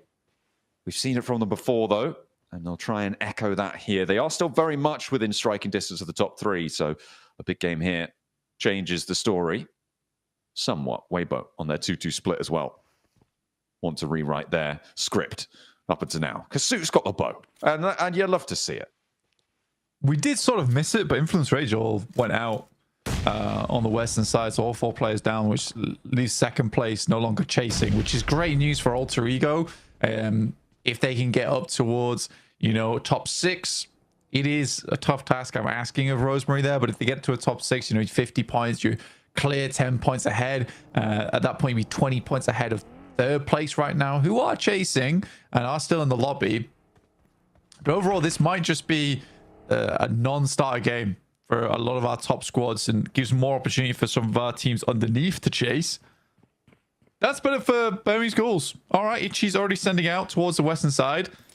And they've done great. You know, I'm so proud of the Ghouls. They came with this one looking a little bit weak, but they certainly have gotten better and better, gone from strength to strength. So really, really well done. Ooh. Did Boars know that Alliance were here? But they do like now. They must have done. They definitely do now. Because I feel like sending out South down as a solo, when you know there's 3 players there, is just a bad play. So the only explanation I could think of is that they just had no idea Alliance were playing on this compound. And now they're going to be way more worried than they once were. Much more difficult to push out, especially now with the circle shifting all the way away from them. The Wolves will be that edge guard on them. Leaving 2 up towards the circle. Yeah, they want this on the full surround. But the Boars have started to nade this out. I can only conclude that the Boars had no idea. Well, they swam, right? They swam. So to get behind them, just a bit of a sneaky approach, but Snorks will find Jimmy. Playing out towards the pontoons is pretty open. I mean, you can play very annoyingly from the pontoons, but eventually, as you have to move in, suddenly the sightlines become worse and worse. Exo does have the lineup, gets some good shots over towards Iftar, and more shots are pouring through now, and it is looking a little bit more dangerous for Alliance. You now go down to just 2. The Boars are starting to falter as well. They're on 2 as well. Snowix, though, what's Iftar charging into the warehouse? Denied entry, denied access. And we'll find the second as well. But they have to get a move on. The Wolves are ready to receive now. They are in position ahead of this curve. Papa Supermassive is still across the way as well, so can take shots out. Havlik diverting around Coops with the DP in tow, but actually out in the open. Havlik finds a rock, finds the cover, and Coops goes down, gets flushed as well. A really good opener for the Boars, and they're looking for more too. Wasn't even really the Boars, it was Arkred off on the northwest. I think for the Wolves here, this is just a plain old mistake where you get a little bit too giddy on the gatekeep, right? But I think that they didn't have to push as hard as they did. They could have just waited for boars, and that would have required patience. As we all know, Wolves have none. Just salivating at the prospect of more eliminations. Let's go! Okay, we're not having a good time. Oh no. Either way, Wolves have 2 players to play on with now. In the meantime, we did see Bloody Schools losing a player. They took a knock over towards Ichi, so they have to play on as 3. Loops pushing in from the south side, do spot one of the 2 Boars players remaining, Havlik, and Snowix will have his work cut out for him to go for the res, with Eagle that close by as well. And the Loops crash comes through. Alter Ego. They've been surviving for a while. They don't have any elims, but it's just Rosemary in here. Loops may or may not know this, but they're going to bide their time. They're going to play this one smart. Nade over to the back. Checking out the angles. The window falls short, or rather the nade falls short of the window. Team nade there. Not super happy with that, but Rosemary goes down either way, and they'll know an immediate elimination. There's only one player in there. I don't know, there was a knock, but there was nothing on the cards for them. And Loops fight a second. 2 teams wiped out in the space of 20 seconds. You know, I feel really bad for Rosemary there. I don't think that's his fault he goes down. It could have gone a lot better. The problem is that nade bounces off the window they intended to throw it in. And then the small splash damage revealed that he was on the lower building. So immediately the other player switches where their grenade is towards the lower window. A very unfortunate turn of events. Soup already got a knock or a flush. I don't know which one with that explosive bow. I just caught it in the Elim feed. And he wants to find more here, Blank. He still got it in the pocket. Taking a lot of damage from a nade, but now Remix stepping out of the wall. He is in to explosive bow range and the nade over the top. The spray down, though, is a little bit stronger. Hero, the trade, but that will be Resable. 33Z already on the mission. Weibo looking to transition, to clamber up those tables as far as they can go. Colligot wants to find Sue. Nade in again. Bounces wrong, doesn't connect. And gets his head taken off. So Weibo now starts to move up. Smokes are down. Smoke the US as Order starts the approach towards the circle. You got Arcred down towards their southwest side. See how they deal with that. Wolves are finally out as well. I think that they had an okay idea, but just failed to check the angles. It's a frustrating one, definitely, because I think when you look at Wolves, there is a clear understanding of what they want to achieve and what they want to pull off, but a lot of times it is just with a slight lack of planning in relation to the circle, which I'm not a huge fan of, especially at PMGC. Yeah, it does need a little bit more, maybe. A little bit more global mindset. To come into this one, Loops trying to jump up at the moment. To join their Brazilian brethren, Influence Rage, in towards the top of the tables. Crashing over towards Papa Supermassive. The approach seems to be going okay. Betin's not taken out of the vehicle, just pumping lead from out the window. Boom, boom, boom, and they fall one after the other. It's Papa Supermassive getting torn to pieces. Loops with a not even super fast roll-up, but very, very effective. Team Flash might try and pounce, though, and that might be a little bit more than Loops can handle. Already one flushed. And another? Not long after it, might seem. A nade over the top as well from Team Flash, and they charge straight on in. But 9 elims found for Loops. We'll see what Vitin can do. He's got one more chance to prove himself and finds win. Goes for the flush. We'll take one, but no more from Team Flash. That's really bad news for Team Flash, actually. I think that the initial push from Team Flash was fantastic. Really, really quick third party from them, instantaneously realizing they could get some nades over the top, and then quickly with the setup. Win going down there, I don't think he had to push it like the way he did. He didn't have teammates backing him up. That also could equally be a teammate issue and not Win's fault, where the team wasn't with him fast enough. But the fact that they go down to 3 players in this kind of an ending, that is the sort of thing that can ruin your run for top 2. Yeah, it absolutely can. It's those little differences that really can add up, especially over 12 matches, Blank. It's those small percentages that exponentially grow in terms of your winning chances towards those later games. And Weibo with 4. I mean, if they can just get a little bit more control over the plateau, they have a massive presence. And losing another here to Glory, I don't think they can get this res. Onto Zeus, that nade over the top, I mean, that should find it. It's just going to make it so difficult. There's no way you can get this one back, surely. And ArcRed taking Team Flash down to 2. That's even worse than 3, Blank. That's less. That's fewer players. Glory on 4 elims. I mean, Glory has had a lot of glory during these matches. He is a brute of a player. Really takes on a lot of these top squads. Insane off angles from him. Sook using the old watchtower to his advantage. Not going to be in the circle too much longer, so he's not fully committing to it. Just fair enough. But does take attack from Glory.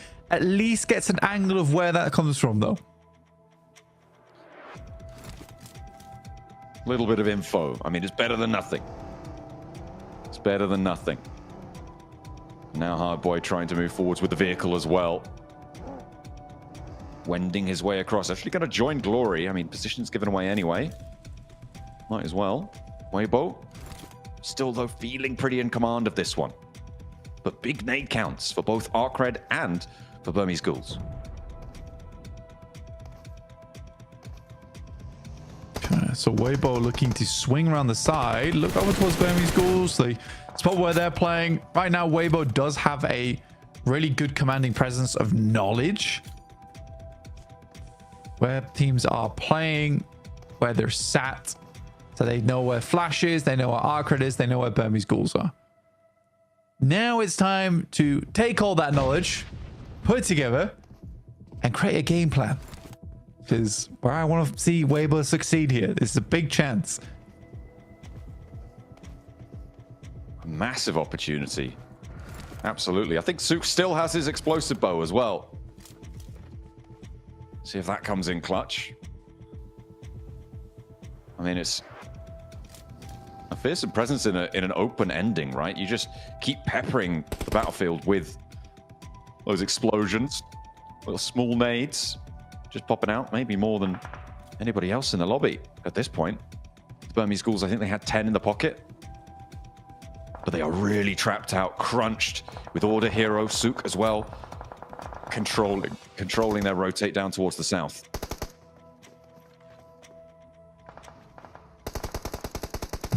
Send nades over towards the Flash, but it's a little bit early for that.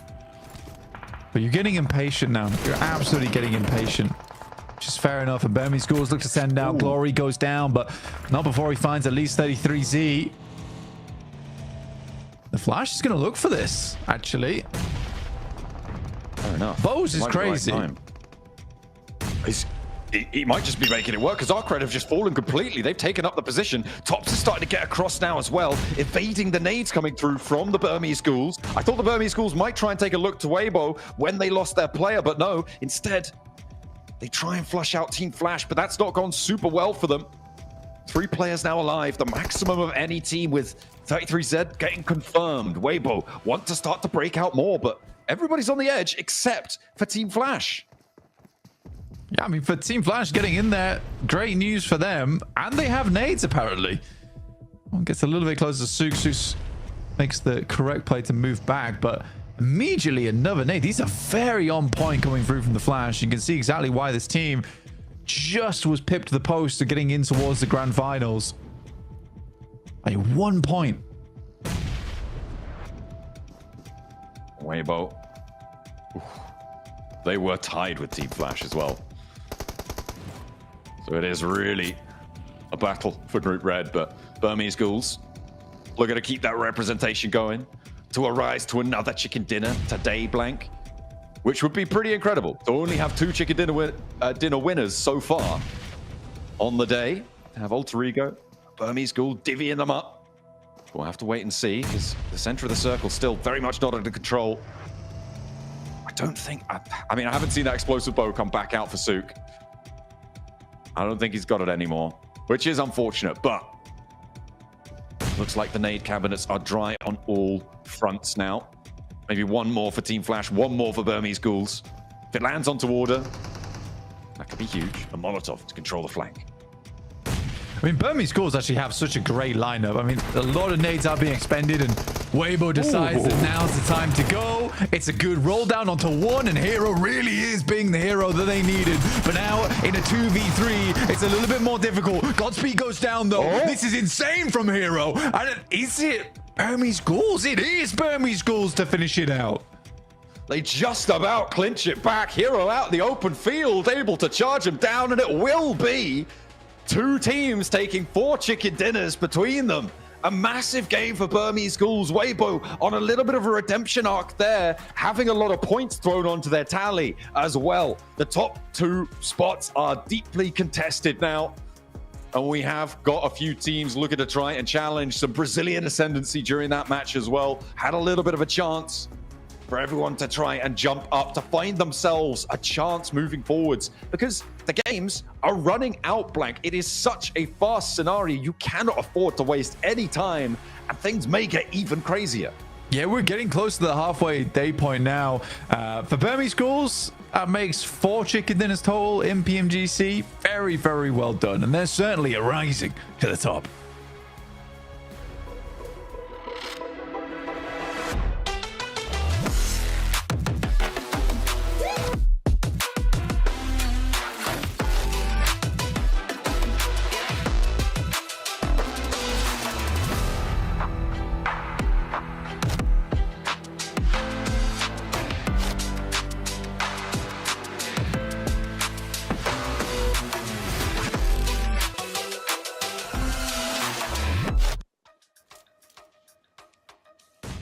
In the shadows, waiting for their moment to arise, the Burmese ghouls pull out a chicken dinner right when they needed to, Maxman, because the top 2 teams didn't get a single point in this match. This was a huge one for so many squads.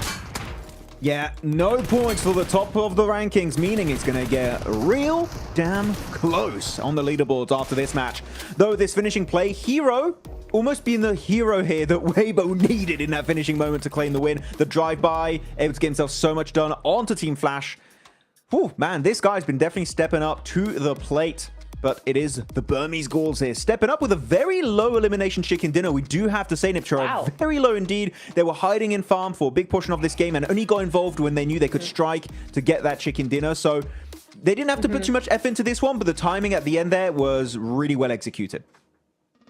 It really, really was. I really liked the flip of the switch that they had, right? From being passive, holding the compound, not doing much, to, okay, now we need to start spreading out. Now we need to fend off teams. They went onto the aggro very, very nicely and much quicker than we've seen from them in the past. So really happy with Burmese Ghouls, how they're playing this. They're just keeping it really consistent. They know that consistency is the name of the game, especially when it comes to having only 12 matches in the last chance as opposed to 18. So, you know, we might not see huge, massive games because those games typically need a lot of big risk taking. So we might not see that from them, but just these consistent top 5 finishes should be enough. Yeah, I mean, for sure, they got, what was that, 2nd place on the Rondo, the 2nd wrangle, they got 4th place, and here they get an actual chicken dinner. So when it comes to placement points, they should be one of our top squads in the entirety of the last chance so far. Very happy with how they've been playing it out. Of course, if you want to be top 2, though, I do want to bring up a very important topic. Are we going to be able to see them to make top 2, Hot Jukes, when they don't have the eliminations to back up these strong late game finishes? Because other teams that are more aggro focused, like maybe your Ultra Egos, maybe your Influence Rages, those elims are going to make a significant dent in that difference in the leaderboards. For sure. I mean, if we have like another crazy like 30-point game from one of these squads, that's going to definitely push them out of top 2. So it's always potential, you know, that for that to happen. But, you know, at the end of the day, getting into those late games is going to net you some good solid points. So I like the fact that Burmese Ghouls are doing that here, but we need to see at least one good solid finish as we see this crazy hold off here on the Bridge Max. Yeah, what did Blank say? They were trolling GK a little bit? I think they were. They were clearly just completely caught off guard by the phallic grenades. And you never expect a strong phallic grenade. They come out of nowhere when you least expect it, and he was great. Though here, this fight in the pit area, Nipchura, we had Boars, we had Alliance, we had Wolves. I think that here Boars should have set up a way stronger defense in the warehouses, but they played split instead, and that gave a huge opening for Alliance to maybe not quite get the squad wipe, but take down a few players of Boars, which definitely hindered their chances of a strong game on their angle. Yeah, it really did. I mean, Snowix being able to put up the points for his team anyway, but yeah, I would have liked a better setup coming in from there. Loops, you see that, frustration. I think the tension and the emotions are really running high now, right? Because you've got so few games left. And so you're going to start seeing a lot of that frustration, but Hero was the hero of the game. I loved seeing that so much. I mean, they were getting absolutely bullied in the end of that game, right? Just being pushed against the blue zone with those nades, and Hero just coming out and saying, nope, not happening. It was really nice to see, Max. Yeah, very good to see indeed, though, looking at, again, these ones. And we're going to see the biggest bait and switch of an early circle gun from phase 1 to phase 2. Like, it's on Lufka Island. There's no way. We had so many of these. Even Blank and John were saying, like, we keep having it. Boom. Back to mainland. Nope, that was a little bit of a bait. We tricked you. And you know what? It goes right to the western side of Farm. And very good rotates from Weibo. You're looking at their position, playing East Potato Hill. It's a good high ground. Absolute oversight on this low ground terrain. And they just take that northern position pretty much for free. And while Burmese Ghouls, as you can see here, Niptura, just, again, not really hiding. I think I said hiding is not the right word. Just playing passive, but that was the correct decision, knowing you were in circle and in farm.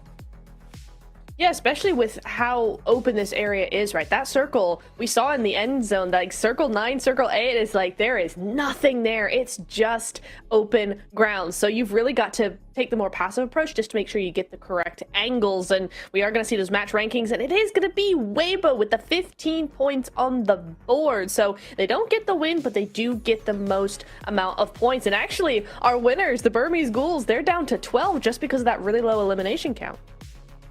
Man, super lucky rotation on that zone for Weibo, right? I mean, that hard shift north helped them out big time, but they utilized it to its full potential, right? 15 points is going to be big for them. Now, Burmese Ghouls, they were in 3rd place prior to this match. So 12 is a great game from them. I think, of course, we would have loved to see some more eliminations, but it's all about getting those points, right, Max? The thing is, though, with the fact that Alter Ego and Influence didn't get anything. Look at that. 15th, 16th place. That opened the door for so many squads to try to catch up to them. On the other hand, right, when we look at the bottom of the leaderboards, I mean, we only have 8 matches left, guys. That is it. So it's going to be really interesting to see what happens to these last 2 for those bottom squads. I mean, half the Orangles are done and dusted, Niptura. If you were looking to do some good games on Orangle and unfortunately didn't have a good first day, oof, that's going to be denying a lot of your potential points you were expecting to get in the last chance stage.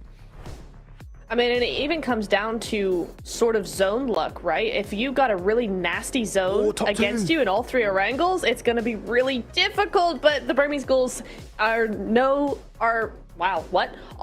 2nd place with 42 points. Yeah. In 2nd place. So, I mean, yeah, it was a very low elimination game, but hey, it got them where exactly they needed to be.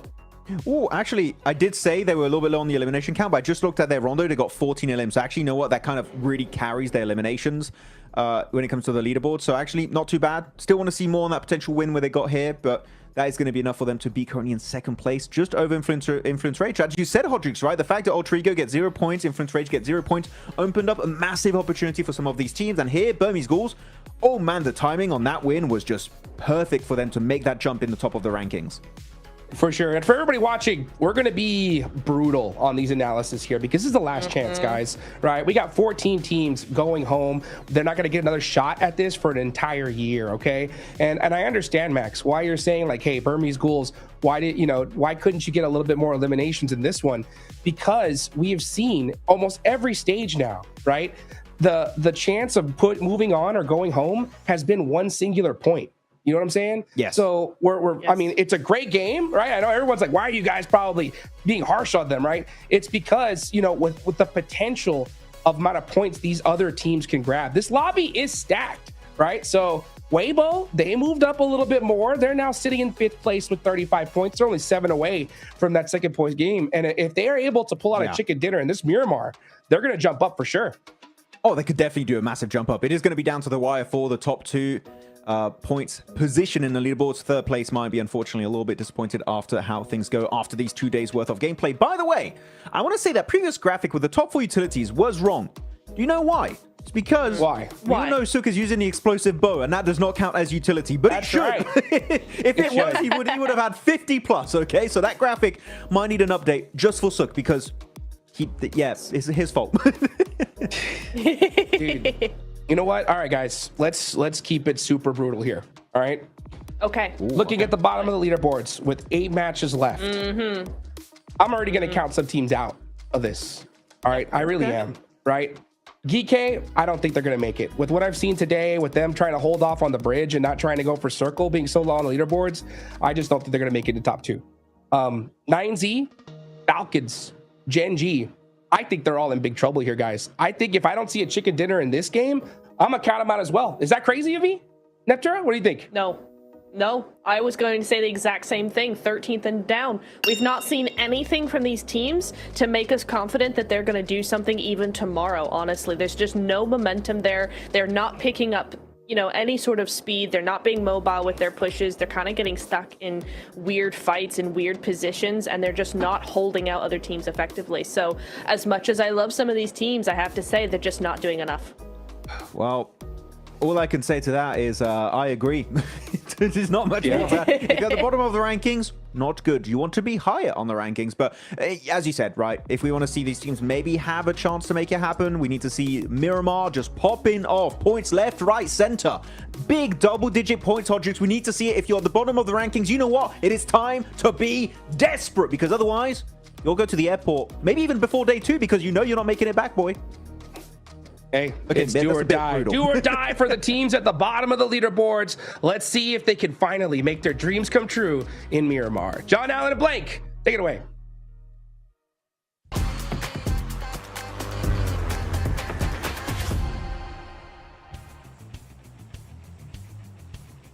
Miramar marches towards us, inexorable as ever, and we are going to be heading in for match number 5.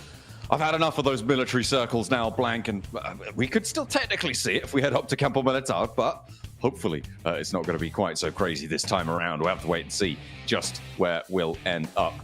As our teams are dropping out. Looks like Papa Superman shoulder with Kike over La Copereria. Yeah, making their way straight into this one. And the desk is right, we do have to be brutal because it is last chance now. Minor mistakes can't be made up for. You're essentially... right, a lot of your hopes are riding on this first day. Today is that initial foundation that you build for tomorrow's sprint towards the top of the lobby. And I think that as far away as you can get away from those other teams underneath you, the easier it's going to be for tomorrow. I mean, for Alter Ego, realistically, they want 2 strong games now. And I think that, honestly, for Alter Ego, it doesn't even have to be a strong game, right? I think I'm even mistaken saying that. I think that even if they just got 10 points per match here, they look to set themselves up to be in a very good place, because a lot of teams are being careless and making mistakes because they're so hungry for these points. And I think for Alter Ego, because they are that far ahead, they can just go for pretty consistent games. I mean, 10 points isn't that easy to hit, but you can play a lot less aggressive now. Definitely. South side circle shift going down towards the south coast. A lot of water in. On the next circle, Papa Supermassive. Are we going to see? No, I thought he was going to pick up the explosive bow there. I was nearly thinking it was Sook in disguise, but not so lucky. Not this time around. And I mean, with the circle, you just got to get out of here as fast as possible. We hate these hot drops on Miramar. And it's, it's pretty much fully surrounded for Geeke. So Papa Supermassive, the team that can change the pace of this one, I think it's safe to say. Kamikaze will be feeding this information back. Going for a fight, unless he's guaranteed a knock and a flush, at this point, maybe not worth it, but that information is invaluable. And they can move the rest of their team up and into place. Yeah, they're just holding for the time being. There's Nico, though, finding Saf G. And this... But it is basically a hot drop, right? Over towards La Cobradilla. And that initial knock is perfect, though. Getting it early and then looking to enclose, like wrap the net around Geeke is going to allow you to rotate a lot sooner. I think we do have an interview very soon, John. Oh, yeah, with Hardboy over on the stage with 7WG, caught up with how Arc Red are doing in 11th place. To a quick report with the 7WG, I'm joined by none other than Arc Red Hardboy. I mean, a great performance here in this match, securing at least a top 4. But I want to go back because during your group stage, during Group Red, you almost qualified to Grand Finals directly. Do you think you can bring back that performance here in Last Chance? Last Chance'da men uverenman, что hozircha o'yinimiz o'xshamayotgan bo'lishi mumkin, lekin hozir yana ikkita karta bor, undan tashqari ikkinchi kun bor. Обязательно biz ancha yaxshiroq o'yin ko'rsatamiz. Просто ozgina ba'zi bir xatolarni ustida ishlab olsak bo'ldi. Adak hammasi kontrolda, xavotir olmaylik. Bor kuchimizni ishlatib shu harakat qilamiz grand finalga o'tish uchun.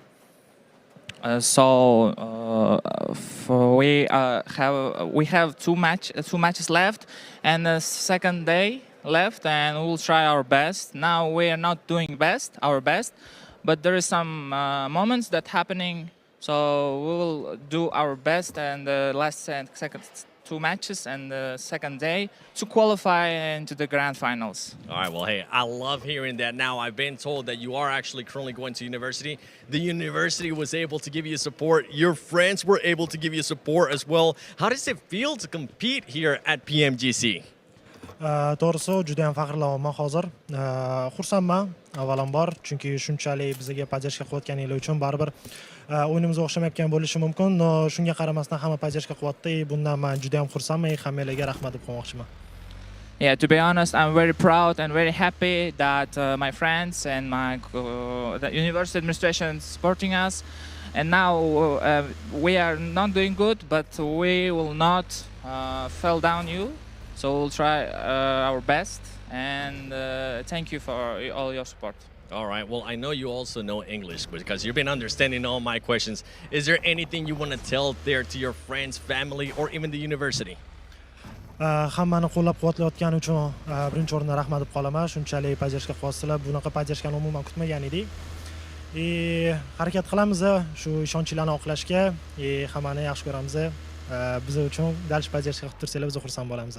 Now, let me stop you because I know you know English. So you want to say it in English too? Of course. I want to say, first of all, I want to say thank you for all of our fans and for families, my friends watching in our universities, and for university administration also to make these watch parties happen. We will try our best to qualify and not fail you down. So keep cheering for us, and thank you for all. We love you. Well, thank you so much. Thank you as well. I can't wait to see if Hardcore can bring it back here in the first day with only 2 matches left.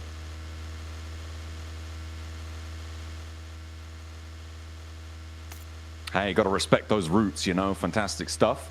Flexing some multilingual talent there as well coming in. Very nice to see from Hardboy. Maybe he will be in tune with the language of violence in this game because you do need more points right now. From 11th place, it's necessary to jump up quite significantly here. And as the guys over on the desk, as Seven was saying, you definitely need to be starting to do something a little bit crazy coming into today's, or the rest of the day's games into Miramar. If you're down around 11th and lower, even halfway down the tables as well, it's starting to get too far away, even at this point. It's a little bit tough. Get a replay of some of the ongoings that happened during that interview. Good shots from Ragnarok, honestly. Very good shots from Ragnarok. Finally able to put him down. So Upper Supermassive had a little bit of fright on that north side, but luckily are able to bounce back at least. Bit of a long journey for them though. They get their hiking boots on. It's still, yeah, as you say, a bit of a way to go, but clearing out that north side. They'll be happy to leave with all 4 of their players getting some healing done. Meanwhile, all the way on the south coast, the Wolves trying to move in past Partona as they come up towards it in a little while. Some scraps pop it off though, as Alter Ego, they're chiming back in. They've got 3 limbs, they've lost a player, and it's not Rosemary, which means that they are still keeping things going, but up on 51 points now, Blank. It's looking pretty fearsome for them. top 2 is likely to be around 110 points. Now, that's a very, very rough estimate. It's very flexible as to what you're seeing there. Could be as high as 120, as 125. So being able to post up anywhere 60 and above today is brilliant news. For Alter Ego, they're pretty close already. Yeah, again, for Alter Ego, like I said, it's just consistent points here. Yes, they've lost a player, but they are in a fairly good spot of the map right now in terms of this circle, so they can play a little bit slower.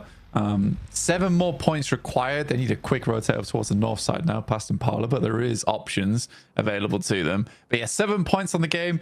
That's not a tall task, especially for a team like Alter Ego. I believe they can do it. And that will put them in a very good position tomorrow, like you say, more than half of the way there.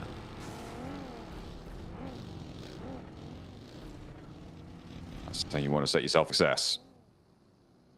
Get in there as fast as you can.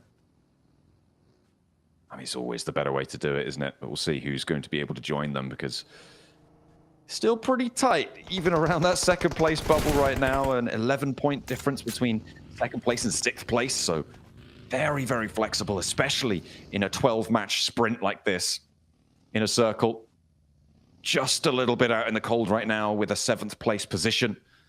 They've had, I think, well, certainly one decent roll-up, sometimes a little bit misguided. And on this circle on the south edge, they may have to try and figure out just what the difference is as they roll up towards Team Flash and towards Gen G and Weibo even further beyond to the north. Team Flash in 6th place, 31 points. There's still a chance for them. Again, I think anyone that's under or that 30-point position, they need a chicken dinner on one of these last 2 matches. So for me, that really includes Papa Supermassive, Boars, and potentially Wolves. I think for Arcred and Alliance, I am a little less convinced. That would have to be probably 2 strong games back-to-back. For Falcons, 9ZG, and GK, I think the run's done at this point, personally. Yeah, I mean, barring miraculous games for the teams that are still alive this match, like right here, right now, there's just no way, right? You can see 30-point games, even on Miramar.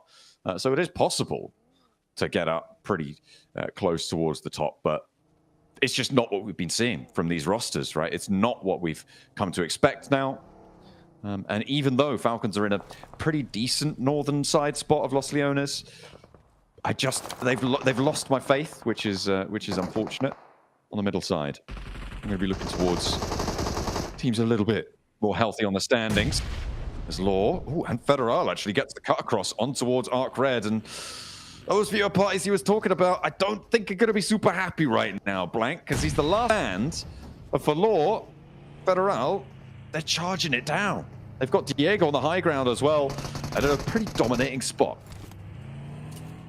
Yeah, for Arcred, it goes from bad to worse there, as they do get eliminated on this game. 0 eliminations at 11th place. For Influence Rage, though, they're happy to pick up the points. They are currently chasing. Alter Ego set themselves up on a line up there, and they do need to go a little bit further. So the fields are out towards that eastern side. You also have a lot of Los Leones down towards the south. So what you're looking at right now is this horizontal cross, right? Where a lot of teams need to play in. You could send some players down towards that south side just to hang around on the northern edge of Los Leones, but this is cutting out a lot of area because you don't really want to be playing in Lebendita either, unless you're the Ghouls, I guess. But it's not ideal. There's a lot of space in this circle, which is just not where you want to be. And if you're forced to go there, it's not going to feel great for your end game. You're going to have a pretty rubbish time. I'm imagining we'll see 1 or 2 escapees from the fight. Maybe just send into Los Leones right now, but for the moment, teams are still a little bit put together. I'm expecting that to change when this next shift starts to close.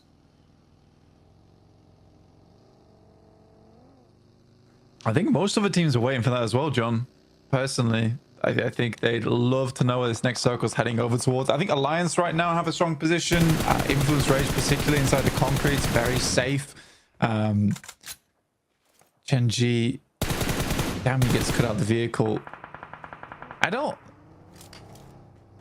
feel like Win could have had those shots over towards Dami there. He's a little bit late on the peak. Maybe. Bose might be able to find it though. Oh, maybe not though, because the answer from the passenger side seems pretty effective, and Bose has to back off, doesn't want to overexpose, give too big of a target for those bullets to land in response. And okay, they're really getting backed off here. Gen G, great to take a stand. And on the north side now of Los Leones, the northeast corner, just about squeaking their way in, find a little bit of refuge. Yeah, not bad. Not bad. I mean, that shot from Gen G as well kind of saves them there. It was an immediate reset from their side. So I was quite pleased with the way they played that out. And they get towards the northern portion of Los Leones. Like I said, you play in those northern buildings. Enemy schools have been spotted by Cause, but the location is revealed very early right now here for the Boars. You are on the outside of the circle at the moment, so Burmese schools know that they have a competitor in the mids.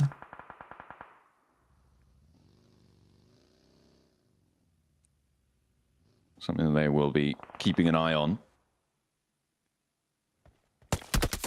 Just making sure that that one is under control, but unknown at the backline for Burmese schools. Yeah, not happy. Not happy. Might be resable. Maybe, but the Boars with oversight. Yeah. Okay, no, that isn't going to be resable. Next circle coming on in, though. The open ground to the east, or the city to the south, into the ridgeline in the middle. Look at a center on towards the Falcons blank. I mean, they've been here before. I just don't believe in them now. Yeah, this is kind of, it's nicer for I think most teams would have preferred a center on this. It means you can much more commit towards these hills, the high grounds, the cliff tops. Good shots though from the Flash. Takes down 2 players from Weibo, which is pretty disastrous for our 4th place team. Yeah, that's unfun. Not what you want to see. Coming off the back of the game they just had as well, getting into the points decently. Yeah, this is Weibo back up to their old tricks now. It's 33Z charging for some semblance of cover, but it's so few and far between, he won't find it. The rocks, his final resting place there. Grander monument that perhaps he deserves. Navallo holding his own though. And I say I lost faith in the Falcons. I have not lost faith in Navallo. He's still got a little more power to give, a little bit more to do. The rest of the team getting assisted there, and Papa Supermassive fall before his feet. 3 of those points go towards him. I mean, this man's a one-man army. He's the only thing propping the Falcons up right now. Yeah, I think the Falcons are very, very glad to have Navallo on side.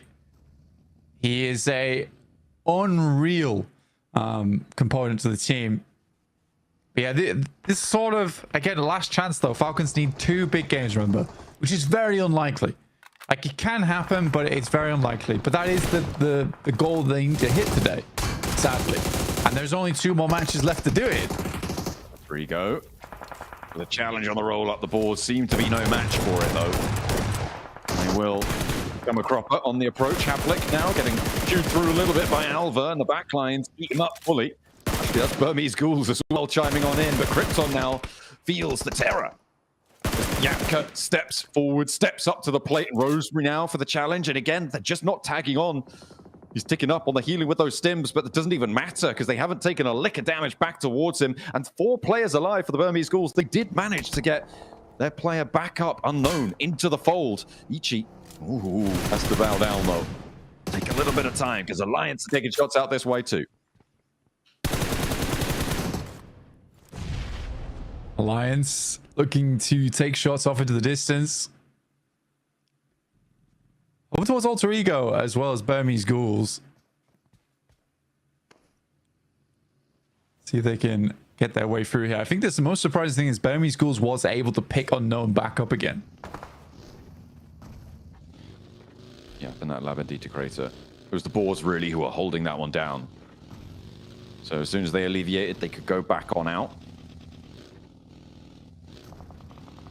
They're moving in with 4. I mean, they're chasing down Alter Ego now. Chasing away Influence Rage, who Really aren't in the area, though, so a bit of a separated fight on that front, split apart by Alliance. Next circle blank is just about to pop, but the Falcons still holding their middle. For now, they're doing pretty well. We move down towards the south side, so Gen G on that rotate past the flash actually works out massively well in their favor. Able to get into a fairly strong position here. Bemi Schools looking to move their way down past Alter Ego. Remember, 6 elims. This is great news. Actually, we weren't paying too much attention to this, but 6 elims so far for Alter Ego is very good. And I think that if Alter Ego disengaged from this fight, I'd be quite pleased with that as well. I don't think they need to fight this. I don't necessarily know. They can just try and move away. First or second doesn't really make too much of a difference. When it comes to it, it's all about getting just one or the other at this point. So you don't really want to slow down the Burmese Ghouls. You want to try and pick a team, maybe, and give them a little boost up. Although you can't really do that. You can't really afford to take that time because it will just hit your points tallies more than anything. If you try and overinvest in something like that, generally a bad plan. Very inadvisable. But for now, disengage. Earn more points than you thought ever possible by making the smart play here on the north side. For Alter Ego, they actually get Rosemary down towards the southwest. That's past Alliance as well as past Burmese Ghouls. I think it's hard now to get the rest of the team over towards them. They're definitely going to get shot at. It's a little bit of luck required. Alpha going down is unfortunate. But I think Alter Ego, they made their mind up much earlier. Alter Ego. They are going to contest it, but Godspeed does take a bit of damage, but it will not get the knock.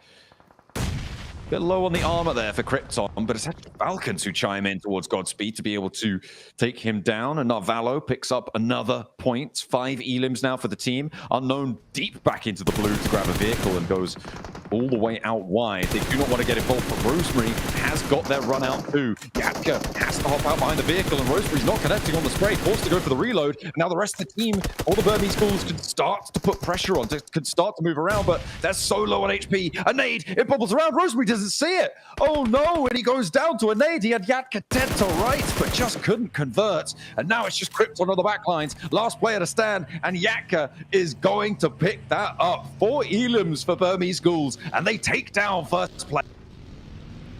That is sad. That is very, very sad for Burmese Ghouls. They are chasing, though.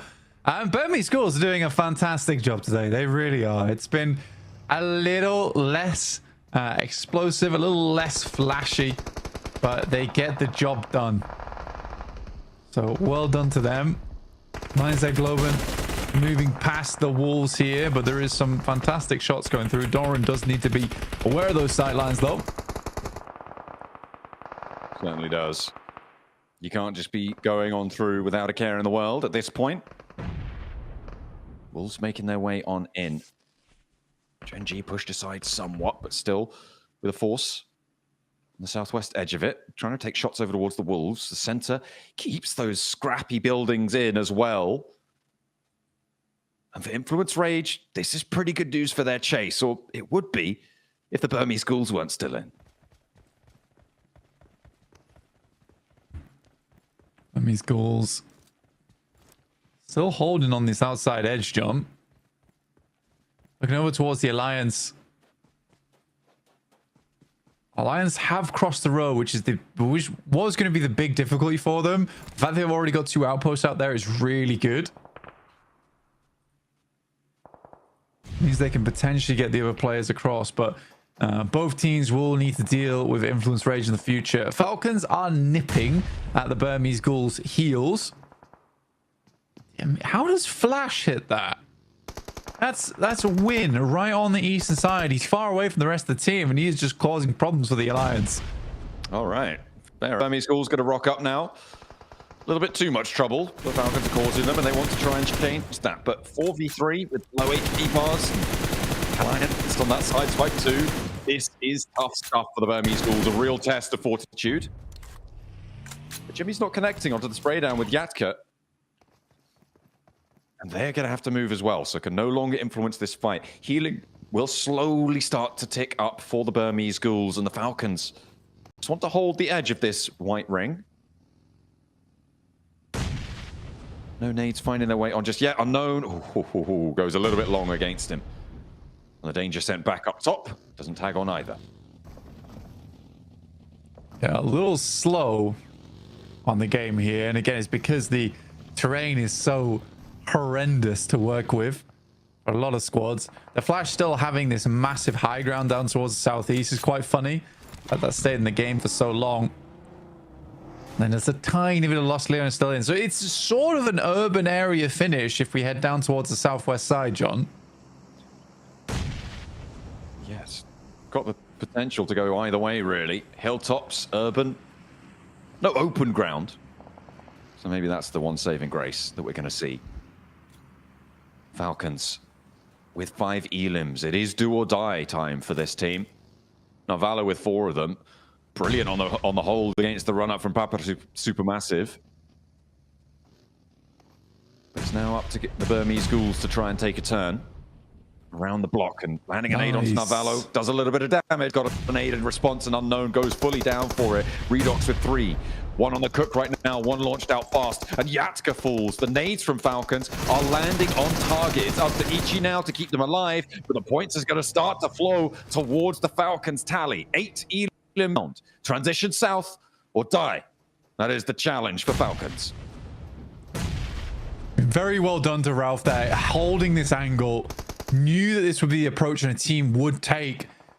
Managing to find this initial knock, and then they can start to control Alliance as well as Ralph looks over. Another good nade, 1 more sent through, and it's a good pop on that one. Another player drops down. Hello. Might have angles. Hang on a minute, not Valo. I mean, what you just step it out? That's pretty crazy. Redox wants to try and channel that in an Narvalo situation, but he's just making them feel unnerved. And around the corner they go. I think was Team Flash chiming in there, or Narvalo was able to put that one to bed. Everybody else seemingly a distraction. But Narvalo to tear through the lobby. Loop's going to roll up. Don't want to get stuck in because the Falcons are terrifying right now on that northern edge. And they'll move into town in the meantime. Keeps that corner scrap in play. The Loops are going to try and make the most of it. There's pretty interesting ending here, John. A little bit of buildings down towards the south side. The Wolves are currently holding. The Falcons can sort of play this position, but they need to wait for the Flash to be forced off that high ground first. It's the only way they can push down towards the south. It's the reason why Alliance went down to the Flash, because they had those angles from that southeast side. This is smart from the Falcons to bide their time. I mean, they'll also be able to potentially farm a couple more elims down towards the town, right? With that oversight, with that high ground. There go Team Flash. They've made their move. So, do the Falcons make their move now too? Falak with a hold. Good on the first date. As the approach to Inner Circle, who have been fairly quiet here, steps out for the flush and win. Can't quite connect. Falak dodging around those bullets. That spray not going well. Bose falls as well. But now Falak holds against the last player from Team Flash, right at his doorstep, waiting for the shots, and he's not given an inch. Will step out, look for the spray. You can't come in here. There's no room. Falak's too big for your boots, so we'll be able to slam down with a hefty step on towards Team Flash, and Noki will knock the running entirely. I didn't realize Falak was trying to get in his boots, but yeah, I guess he is too big for his boots. An interesting play there from Falak. Managed to hold on. These boots aren't big enough for the both of us. But apparently not. Apparently not. I mean, it is scary. I would be worried if a man tried to come to me and try and get his feet in my boots whilst I was wearing them. I would enjoy that. The Falcons dealing with Influence Rage, who are still holding on this high ground. They got taken down by Influence Rage, did Flash earlier. So Falcons again have a new target, new enemy. I think they are playing it out fairly reasonably so far. Big Molly in the building. Doesn't quite spread far enough though. Well, Dammy's getting prepared. Medkit. He's already tagging it on. I feel like the Falcons have just always fallen short of getting into strong late game scenarios, right? Over the course of what we've seen from them so far. But in those late game spots, that is where they really haven't been able to show too much. They definitely have got the prowess to be able to make it through. The nerves hopefully going to hold for them as Falak still will deny entry to anybody. Unfortunately, he steps out of his building. His stronghold has been breached, and he will fall down. Gen G, the ones to be able to find the weakness in the armor there against the inner circle. Gen G struggling, and I think likely to go down soon, but it is Falcons who are gathering the majority of the points off the back of this. Redox wants a little bit more, does not want these going over towards inner circle, and they should be able to tag on. Another shot from Narvalo over towards Federal. This is a very different Falcons from what we've seen before. They are giving it their absolute all in these final moments of the first day of Last Chance. And they need to.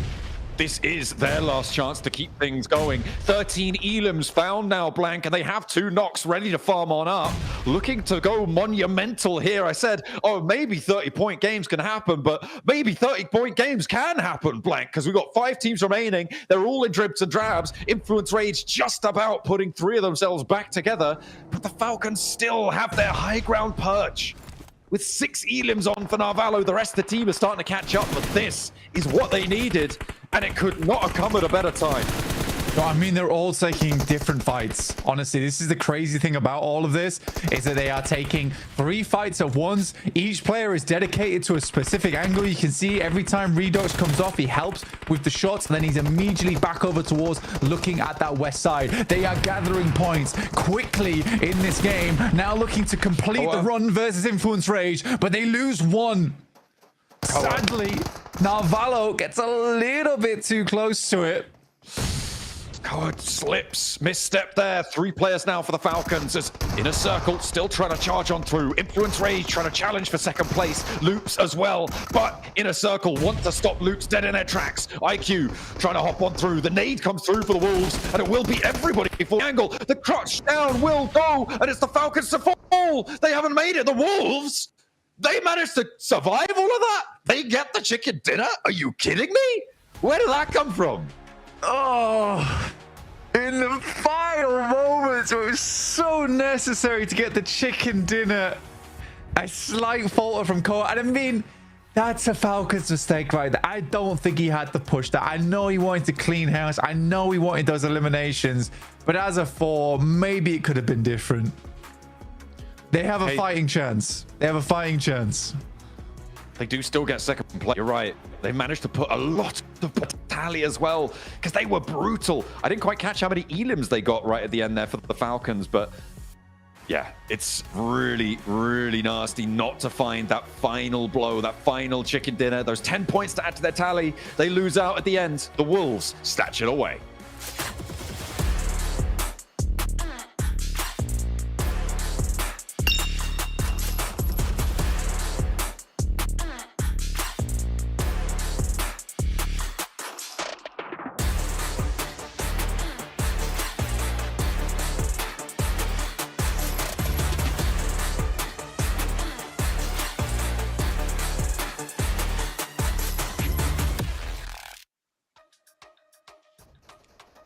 If you blinked, you missed it. What happened in this endgame? Let's just focus and exactly watch as the Wolves pull out a chicken dinner some way, somehow, Max.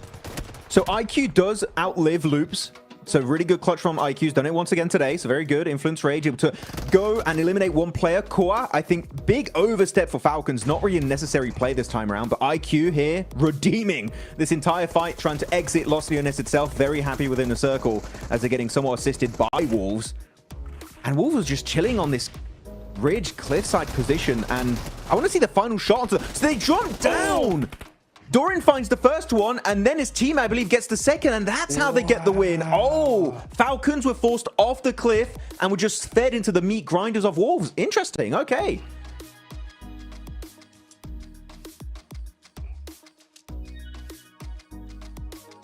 Yep. And then all of a sudden, Wolves come up out of there, and my mic was off, but it's fine. Wow.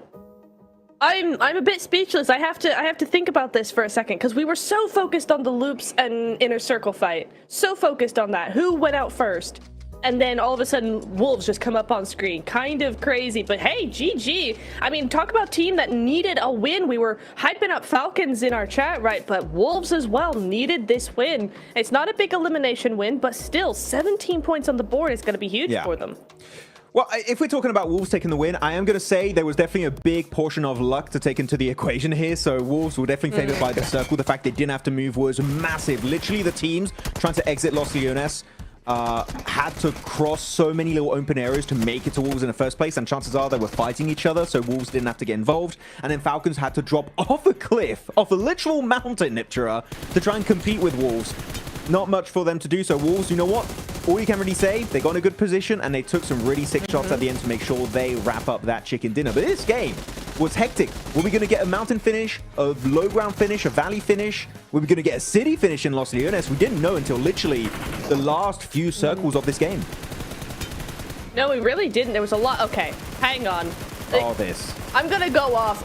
Weibo, what are you doing? This is like the #1 don't do this, is that road. Don't rotate. You know there's gonna be teams of that area on those mountains, and they understood that now if they didn't before, because they lost 3 on that rotation. Oh my god. It's a haunted canyon, okay? There's always some stragglers, some solos. They're on the rocks. They're hiding away from you. You got to be so careful when you're rotating on the eastern road of Los Leones. And in this case, Weibo literally had no scouting done this time around. Though back into some later on fights happening in this game, ultimately they clash with Boars. They get themselves some good eliminations. Then Burmese Ghouls get involved. But you know what? Fight. They kind of hope onto Falcon. They let solo. Oh my goodness. IQ. Pulling this background for Inner Circle, he's been doing so much for this team. For sure. For sure. Really take a look at these Neptura. Look at that. All the way at El Pozo, having to make the big trip on over to Los Leones. Oh, yeah, they did. How many teams actually went to the south side? They were all expecting a cliff finish, and immediately just finding it to the north. Falcons, the early position as well, but look you just trying to find some sort of entry into zone. Incredible. The survive that is just that long rotation, then trying to come down to the south side. Just very, very careful from them. I can't believe they went from that little rotation to the west, past loops, and there were still other teams inside the city of Los Leones and able to make it without losing that many players. That was kind of crazy in my opinion. But you know what? Big highlight on Falcons. Sure, they don't quite win the game. They still get 22 points on the board. And this is Falcons into late game scenario, Niptura, without losing a single player. And I've been harping on about this topic every single day. It seems like the Falcons have been playing. The rotations they do are not bad rotates, but they're executed in such a way they always take casualties just trying to get into that position in the first place. This time around, it was so quick, they didn't lose a single one of their players, which enabled Narvalo to, as we saw, just clutch up big time on that hilltop. I mean, 16 eliminations. A lot of those came from Narvalo, right? Yeah, you're right, because I think even in the group stage, we were saying the same thing, right? Is that this team just keeps losing players on rotation. If they get into the end game with all 4 players up, they do so well. And here is just another example of that. A lot of teams, though, that didn't have such a good time. I mean, Burmese Ghouls got 4 points, but they were one of the teams that was just taken out by Falcons really well, by the way, but they were just zoned out completely. Alliance was the same deal, as well as Weibo, you know, having a rough day as well. 1 point on the board is not looking too good, Max. I mean, one team that's not looking too good for me is going to be Papara Supermassive Blaze. They had that great first match here with Kamikaze doing so well as a transition point on Rondo, and ever since, it's been kind of downhill. So, no, if we want all the Turkish teams to make it into PMGC Grand Finals, Papara, we need to see a bit of a step up. But here we go. MVP is Doran, and you know what? Always happy to see Doran be an MVP here, Hotrix. I'm sure, especially as you, an America's guy, is going to be happy to see him on top of the rankings. Oh, man, we need to see them more on the top of the rankings. And if we want to see them make it into the finals, because, I mean, it is do or die. Yeah, honestly, that was a do or die game for both these teams in my eyes, Wolves and the Falcons. They both put up some good, solid points. And let's take a look at the overalls. Burmese Ghouls still holding that second place position. But look at that. Wolves, 37 points. Falcons, 31. What a huge jump. I mean, they were so far behind. They were, what, in 14th place with 9? Kept them alive. Kept them alive. But they're in the conversation now. Jukes, I gotta say that they have 7 placement points. They got 6 in that last game. Oof. Oof. Come on, Falcons, Crazy. we need another Miramar. Bump up those placement points to have a real shot, because that's just such a crazy stat. I'm a bit sad about Weibo, really. The lack of scouting. They had such a good opportunity to do well going on those eastern hilltops, but they just gone to the roadside, feed up 3 eliminations over to Team Flash. They're currently just slightly above them by 1 point, in fact. So Weibo, more scouting. That would make me happy, because right now that is definitely going to hinder their chances of doing well. But looking at the top 4 players, here we go. Now, this is the Falcons. Do we remember from the end of 2024, even early 2025, right, Niptura, with PMGO, Koaz up there, same for Redox and Narvalo. The Frenchie, making me proud to be from France. Hell yeah, more of this, please. Heck yeah, yes, please. And even Krypton. Falcons. Wait, he's still there. Yeah, Krypton's here again. Krypton's here again. The dude won't leave us alone. He's like, no, I will be on the MVP list. I might not be number 1, but I will be in the top 4. This is my spot. Wow. I mean, crazy. I mean, Alter Ego putting up points regardless of the situations. Burmese Ghouls put up some as well. All right. Now that we had the Falcons put up such a massive game, they're in that conversation still, right? It was over until that game. But now at this point, there's some extra factors that go into this, Maxman, right? If Alter Ego and Burmese Ghouls have a big game here or a chicken dinner, it could really make things more difficult. So there's still a lot of factors to happen, right? That need to go right for Falcons and so many squads in the middle to still make it to top 2. If we have them, or Burmese Ghouls and Alter Ego, to use your example, have a good game here, it's going to start to set up a really big point gap, a big threshold. There's going to be requiring you to have one good game just to somewhat be able to compete with them, which you do not want that to happen. So right now, this is not all doom and gloom. That point gap is not big enough. They're like, oh no, this is such a big point gap. We can't afford to have a single bad game. No, you can still technically maybe have 1 or bad 2 performances. But Burmese Ghouls and Alter Ego, I think, are indeed in a position right now, Niptura, where they want to set the pace, have that one big game that kind of sets them apart from the rest of the lobby, so they can somewhat rest a little bit, and I really mean a little bit, on their laurels. But as of right now, anyone can still do a massive jump up in the next game. Literally the last game of day 1, we could have an entirely different top 2. Yeah, I think even all the way down to 9th place, right? Falcons with 31, 2nd place is 46. So a 15-point difference between 2nd place going to finals and 9th place going home, right? So so far, I mean, we've had 5 games and they've been big games, and Alter Ego have won 2 of them. But still, the leaderboards are really, really close. Mostly thanks to that last game, really, in terms of in the case of some of the teams, but just some very, very close points here, Jukes. Hey, I saw Narvalo smiling, by the way. That's scary. Yes. Hey, well, let's see how scary he's going to be in this last match of day 1, last chance. Let's take it on over to the beautiful desert of Miramar.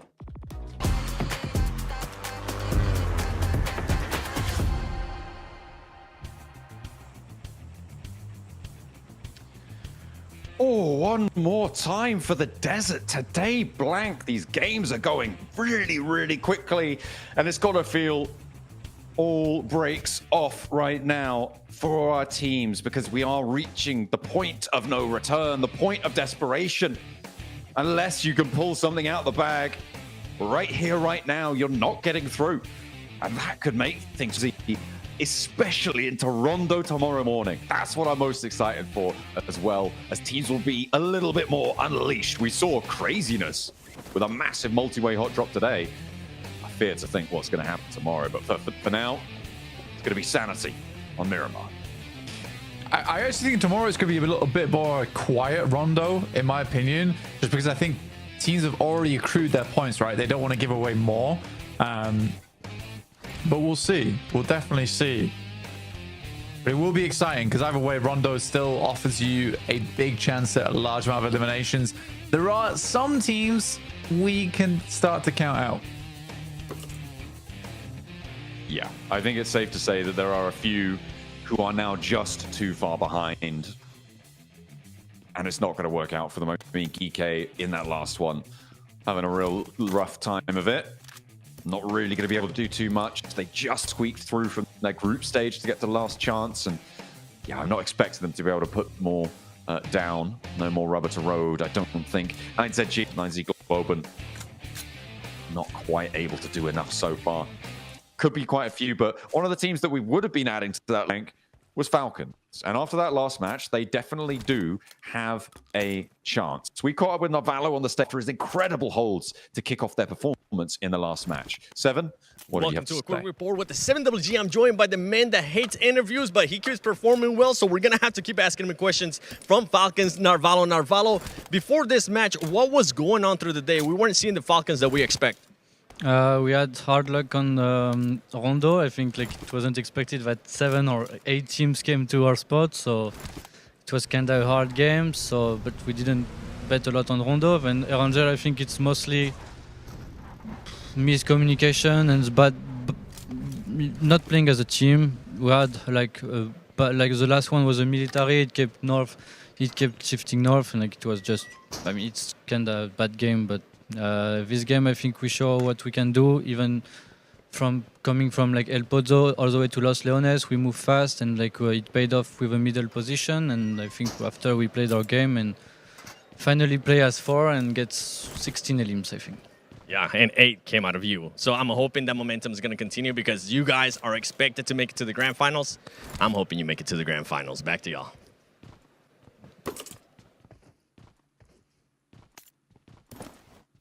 Hey, that's some pretty good insight there. I mean, obviously not having the greatest start to the day, and as I said before, not really a team that we were thinking much of. They were severely decimation. But it is true. If they get to a late game as 4, they're pretty converted, unless you have to go down a hill against the Wolves. But we don't talk about that.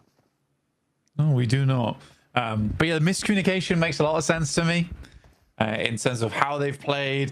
What kind of angles they've taken. It's not looked amazing in that aspect, but 31 points. Again, like I said, they need another big game here to see themselves on par with some of these other squads towards the top. I think I would be pleased if they hit 40 this game. I think that gives them a chance. But that's about it. If they can go further than that, great. But yeah, I think that 40 points gives them a chance. They need more. But I will forgive them for their antics previously today, if that's the case. For Geeky, 9Z Globen, both these teams, very clear right now, won't be making it to the grand final, sadly. Getting essentially a 1-point average if Geeky ends this game on 6 points, it's not enough. No, I mean, to be fair, it is, as I said, very, very quick to close down the opportunities. And it will be a lot towards Rondo for a big game for these teams towards the bottom to even have a chance. So we'll have to wait and see. There are quite a few teams, though, that are still in with that shot, right? Because at the moment, the bubble sits at 46. I'm sort of expecting that to a little bit higher, up towards 50, maybe even 55 over the course of this match, depending on who's had a good game behind it. But yeah, if you sit at points at the end of the day, you definitely are in with a chance. There is still that possibility. Anything over 50, I think you're starting to look pretty happy. And at the moment, that's only Alter Ego. The Burmese Ghouls, they can do it. They're starting in the graveyard, which is very thematic for them. We'll see where they can go from that position. And we do have a couple of central teams. Inner Circle, I think they've done fairly well, right? I don't think it's up to the standard of a lot of the fans would hope they would be doing right now. I think they would hope they'd be further up towards the top 3. Just considering how Inner Circle is and has been. Yeah, 5 right now feels a little bit lackluster, I imagine. I think they've done perfectly fine today, personally. I think there have been some moments where they have shown a bit more aggression, which is fair enough. They knew they needed more points, so they've gone for it. But I would like to see more. Yeah, it's something, I mean, something that all of our teams here have put in so much legwork, right, to get to this point. New faces, old hats, really putting in a shift to even qualify, even to last chance stage, right? They have had to beat out so many other teams in their regions, in the gauntlet stage. Well, maybe not in the gauntlet stage, but in the groups. They've had to earn their spot here, and even last chance at the PMGC is a pretty monumental achievement, to be honest. Everyone should be proud of themselves, but only 2 can make it out here. The other 14, they will be on the planes straight to the airport after tomorrow's matches. Alliance, they are starting to wane now. Having 1 or 2 glimmers of hope, but they're being taken away from them. Snatched out from underneath them. Even with their missteps, Alter Ego, though, it's true. Seems like they have been able to rise a little bit stronger than the rest of our... I mean, 7 minutes into the game, 64 players alive, 16 teams in. Much more cautious game this time around. Also, not a horrible circle for a lot of people to get down towards. Especially this is cutting out like that San Martin ridgeline over towards the north side. It means teams aren't just all barreling in for a specific spot. So there is more space. Gen.G hears shots and immediately turns around. Like, we don't want anything to do with that. No, that's, I mean, maybe a wise decision. They don't want to get stuck in just yet. It's only stage 1, and you do need every point you can get. Well, actually, take that back. For Gen.G, maybe they do want to get stuck in. Sort of kind of no matter what. Because they desperately need those points. Next circle, just about to come on through. Everyone fairly centered, as well, evenly spread towards the center of this one. Except for 9ZG. And we get a hard north shift up to Picardo. And we do go back towards the ridge. So sorry, teams. In general, I keep cursing on the circle shifts. But at least it's still on the north side. I'll say that now, and it's going to move straight back up towards the north again. Yeah, it's a little bit more difficult, especially over towards the east, around Graveyard, a little bit more open, that Valley of Death. Also, Picardo's still in play. I think Gen.G's quite happy with the position they hold right now. The Falcons, because they're far up towards that north side, they cut out a lot of our teams towards the south. So they're not going to have to be first to face. They can spend a little bit more of this game figuring out where they want to go. And again, we are looking at this team to carry that momentum onwards from that last game. I think the Falcons have been down on the luck a while, so it sort of does make sense to me that there's miscommunication in the team. I think obviously that the spirits aren't particularly high. No, not for the moment. I mean, it is going to be really difficult to keep your nerves in check at this point, to keep those spirits, as you say, topped up to the maximum, but it is necessary now. As teams get towards the crunch balls, they're not going to get stuck in towards loops here. Instead, going to divert around. They're playing southwest side of Picardo right now. It's going to hold up into the stables here. Southwest edge, the west road out of Los Leones. Loop's going to go further in, though. They want to maybe challenge for a more central position. The overlook towards Picardo could potentially be pretty profitable, depending on what teams are going to move in around you. The Falcons, however, they've moved up to the high ground. We've seen what they could do from up high before, but will Narvalo be allowed to run riot in the same way that he's done previously? That remains to be seen. They want to hold on firm. One of the vulnerabilities that we've seen from the Falcons is having half of their 2-2 split and not really having an answer at all. And hopefully that won't come back to bite them here. Well, if I'm being very brutally honest, I think that they don't have the firepower to hold 2-2 splits. I think they fall over as soon as that happens. I think in terms of the 4-man, the decision making, the critical thinking during those last zones is great.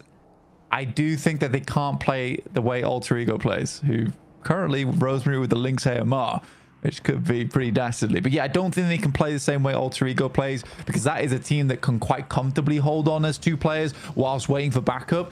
Falcons don't have that. They could barely hold on for 3 to 4 seconds, which is just not enough time. Yeah, it's a little bit longer you need. at the time being, but the circle shifts out to the east, so we're not going to stay up towards that Falcons high ground. Influence Rage, though. Big opportunity for them here. Remember, they're third place on the table, looking to chase. Rodrigo wanting to defend their first place at the end of the day. Rose out well. Arcred will not be able to put it, but they're already on the upstairs, and he's have no idea what's going on. Krypton trying to defend his teammates, but drop downs easy for Bad Boy, giving them the runaround. Snape and Alva charge on in. They're on the inside. They're still, but they do manage to finally find the liar from Arcred, who go down 12th place, 20 points. They might just be done and dusted here. Alter Ego, though, losing, needing to get the res on to Krypton and Alliance. A little bit too slow to third-party bully, but they're still going to get in on the fight. Alva wants to hold the door, but will have to back off here to wait for his team to get back on it. There's a lot of potential points here for Alter Ego. They just need to win the fight, which is a little bit more complicated than me just saying it right now.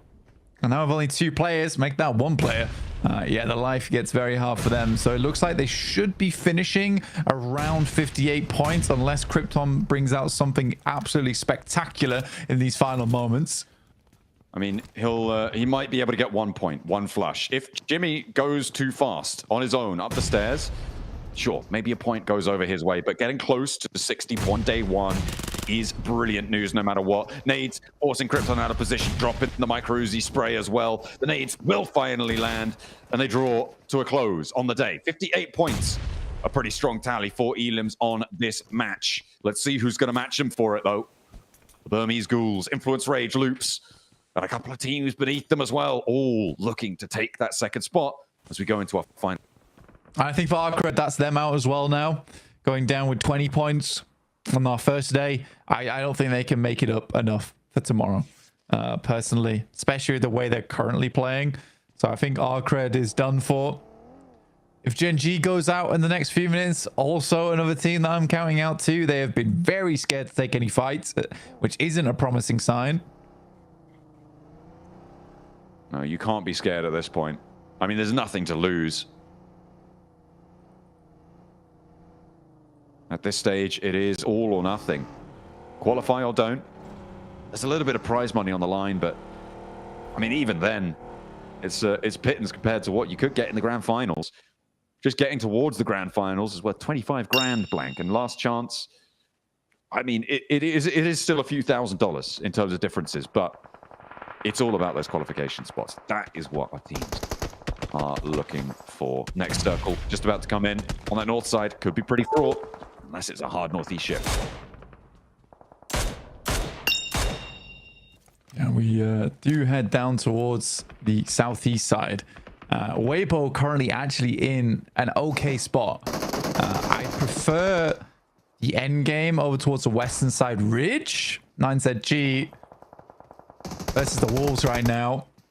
Wolves have 1 player on very low HP, currently bleeding out inside the blue. That's Baton.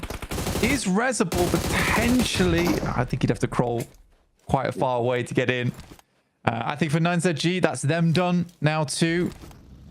Currently down to a singular player. It's not enough. Yeah, you're not getting him, Doran. Yeah, that's a real bold flex out from Doran. Unless he had supplies that they needed. I'm sure that you needed for that one. Maybe they weren't thinking the shots would come on through, but either way, it is going to be... the close down. More on their players. The Wolves now playing on with 3 spray downs for Luke. Oh, this is another team chasing for the top spots. Fighting off against the Boars, who right 11th, starting to suffer in the face of Loops. 15 on that off angle is so dastardly. And they just can't quite find the entrance. But SnowX is looking to turn it around. The DBS doesn't for the second shot. Rafinha will find the flush too. Now, plus the one guaranteed. Havlik also very likely to be put very low here. With the last players on the boards, they're still giving it a go. They're taking down Ratto Boy, but maybe not able to do too much more. Exo taken out, and the rest of them will fall as well. Loops, 3 Elims. They're now neck and neck with their counterparts from Brazil. 3 points on the Elims to 1 for Influence Rage, and dead heat with every single one of them in second place. It's the Burmese Ghouls. I know, 46 points. Tied up with 2 other teams right now. Wolves also taking damage off the distance. Wolves currently at 40 points. I think they've done fairly well today, honestly. For the amount of times we've seen Wolves make some questionable plays, being on 40 points is still quite impressive. Obviously, assisted by their chicken dinner on that last game. For Weibo, this is a very important game, though. Right? I personally don't see them getting into the top 2 because I feel like there's quite a few mistakes that are being made during the rotates and during the end games. But if they can get a strong game here, at least it gives them that chance in tomorrow, and quite a good chance at that if they get themselves like a 15-18 point chicken dinner from this position. I mean, that's ideal, isn't it? Just get 15, 18 points on a game. Yes, we go. Well, maybe this is the time to do it. Inner Circle with Gen G on their doorstep. Inner Circle playing as 4. Gen G, they have been busted down to 3 earlier on. And they are on the outside of this gas station, not really able to do too much apartments. Noki actually tries to flex out, but that gets caught, that gets curtailed and flushed away. Right quick on the inside. They try and go for the same rotate again. The Blues are putting pressure on, but it's not going to matter. The sprays still do damage, and Inner Circle, they lose 2 on the rotate. T24, he's flushed out as well. That's not great. That is not great. Inner Circle just lost a lot off the back of that. And Falak is really struggling now. Here's the Falcons. This is the team we were looking towards. It's against Papra Supermassive, a team with a lot of gun power on side. A great nade, but doesn't take down Nico, but it's not Valo on the off angle to go down to the Burmese Ghouls. That is real bad news. And look at Yatka flexing out for the Burmese Ghouls. There's a third party here. And without Narvalo, can the rest of the team stand tall? They don't have 4 anymore. I feel like this surround for the Burmese Ghouls may just be terminal. Ralph reads into it. He knows he needs his high ground instead. He has a threat, though, to worry about on the off angle. And it's going to go down to the Wolves, potentially.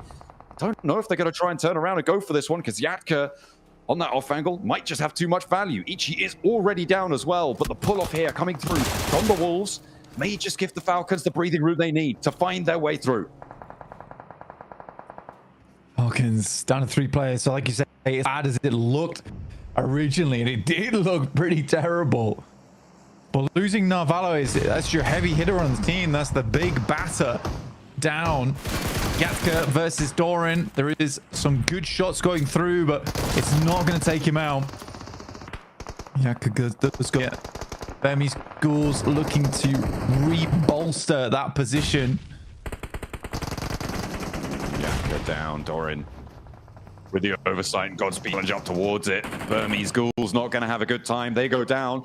Just great for Influence Rage, who are locked in a fight. Great for them, but they have their own troubles right now. Loops as well. Got to be looking to try this one down. Plenty of teams ready to step in to the Burmese Ghouls' shoes to see what they can find. Weibo holding down the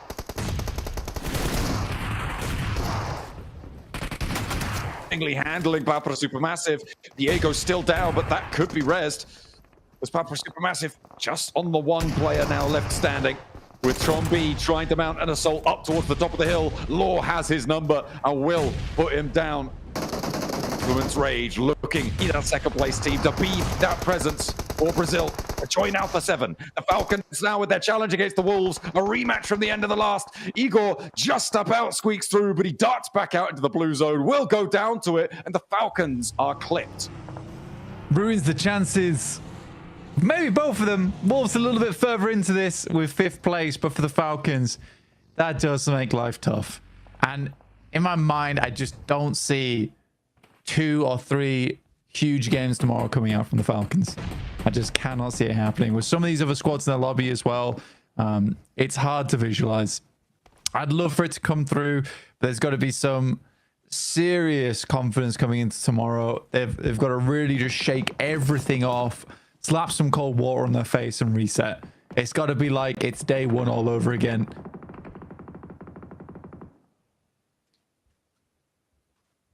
Now the next circle just over the ridgeline. Diego crawling out in the blue.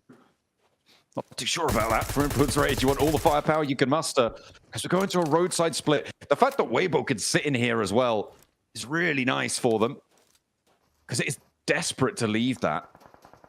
that area. A lot of open ground. The ridgelines completely surround you. The question is, will they get value for it?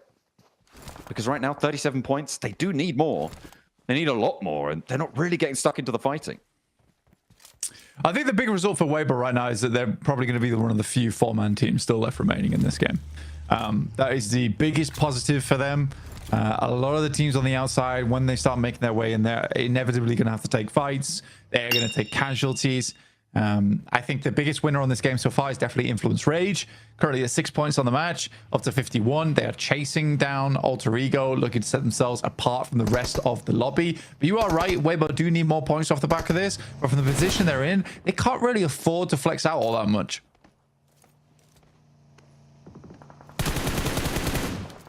Not too far at all. Their influence is being limited now. I mean, Influence Rage could be jumping up into first place here, Blank, as well. On this game. They're 7 points shy. Definitely possible. In a circle, losing so many earlier on was very, very nasty stuff for them on their run out.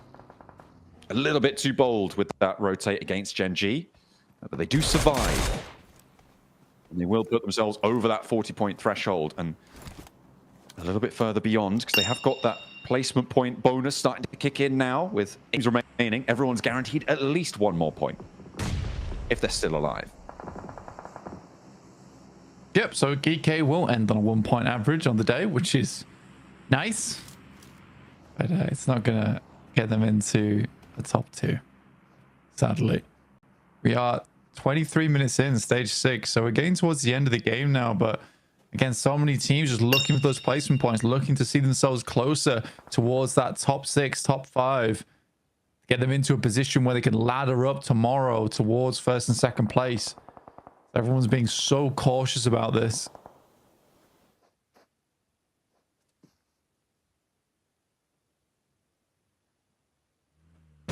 Just biding their time. This is really tense stuff.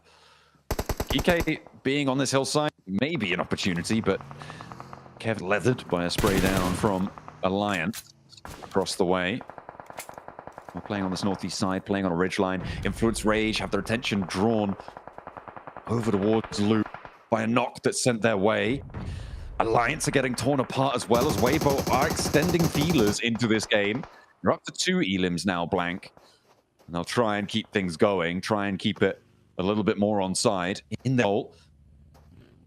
I mean, for Loops, for Influence, the 2 big teams in this lobby in terms of the impact of this match. Right now with Influence Rage up in second, great news. Loops definitely in a position to think about taking that away from them. Circle goes center, over towards the roadside. GK currently holding it. The Flash in a lovely spot now to play out this game. Continue to harass some of our other teams inside the lobby. Weibo already sent Sook out early. Try and get some position here. He knows where Melosa is, though. There's a whiff of him. Shots over towards Alliance. We'll keep them at bay for now, but damn, some nasty headshots coming his way there. Does have to duck straight back down again. Keep his noggin safe.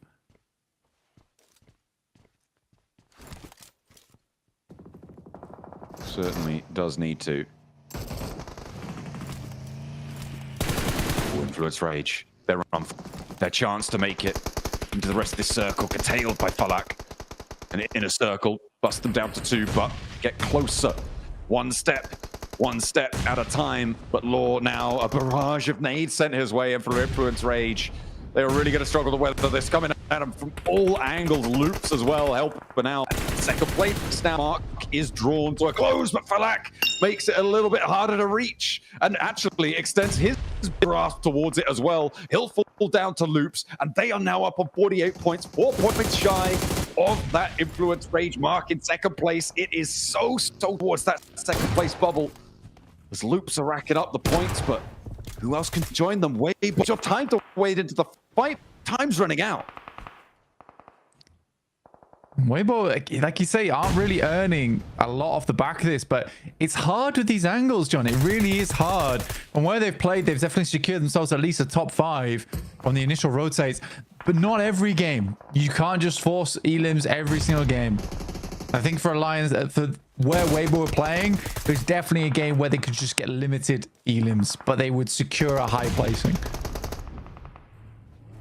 Luke's looking the most out of this game, but they are done and dusted. Team Flash may be able to finally close out the game, have a solid result, but low elim counts for pretty much everyone remaining. You got 9ZG, 0 elims coming on through. Alliance with 5, to be fair. Geek with 0. Team Flash with 3. Weibo with... It is a quiet final circle. Flash having flashbacks towards Group Red alongside with Weibo. Two teams, actual nemesis between them. See who goes down first here, because it is looking like it will be a Weibo Flash finish. I mean, it may well be, but the question is how many points do they get for it? Last player from 9ZG. I mean, he's been playing very quiet. That does. We were always wondering how many points they're going to get at the end of the game. That's for sure. It's always something I think about. For sure. For sure, Z's. Hero, side angle though, was Alliance able to find that outpost. It may well be Resible though, and Geek could have a big impact here in a way that might have been unthinkable. Team Flash, however, spot Ragnarok. Cut them down to size. Only 2 of their players now remaining. Over on that sideline for Geek. Weibo still, though, in the driver's seat of this circle.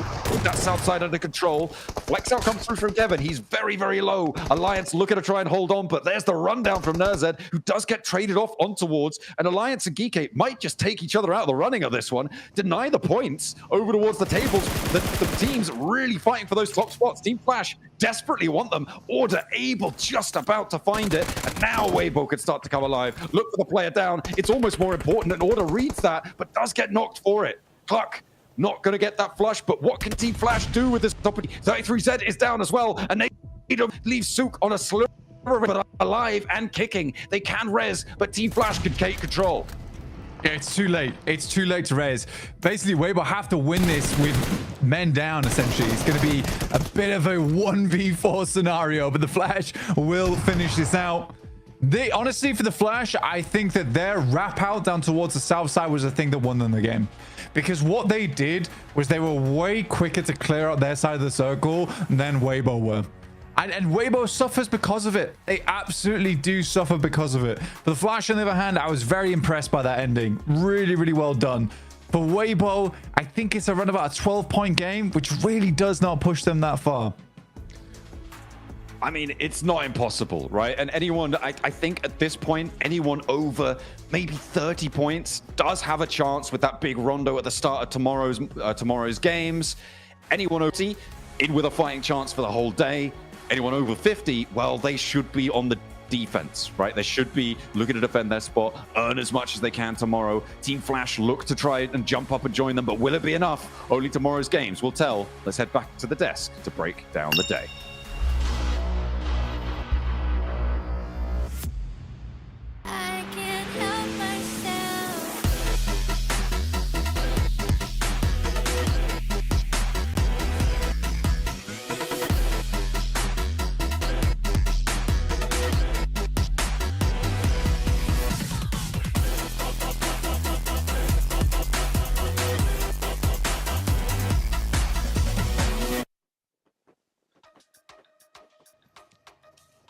And in a flash, Team Flash wins the last game of day number 1 of the last chance. Oh my goodness, what a way to play this one. Weibo make it towards the end as well, Max Man, but it was Team Flash with that high ground that were the champions of the final game. I mean, really good from these two teams. Perfect timing, because all the teams, literally every single team above them in the leaderboards, were taken out a little bit early on in this game, meaning they had an opportunity to close that gap. You know what? Maybe do a final push into the top 2. Will they be able to make it, though? We'll have to see as we check out the leaderboards in just a few minutes worth of time. But yeah, this entire road control Niptura, they didn't overpeak it. They weren't overzealous. That, in my opinion, that was the perfect amount of aggressivity. That's a word. It's a real one. Check it out.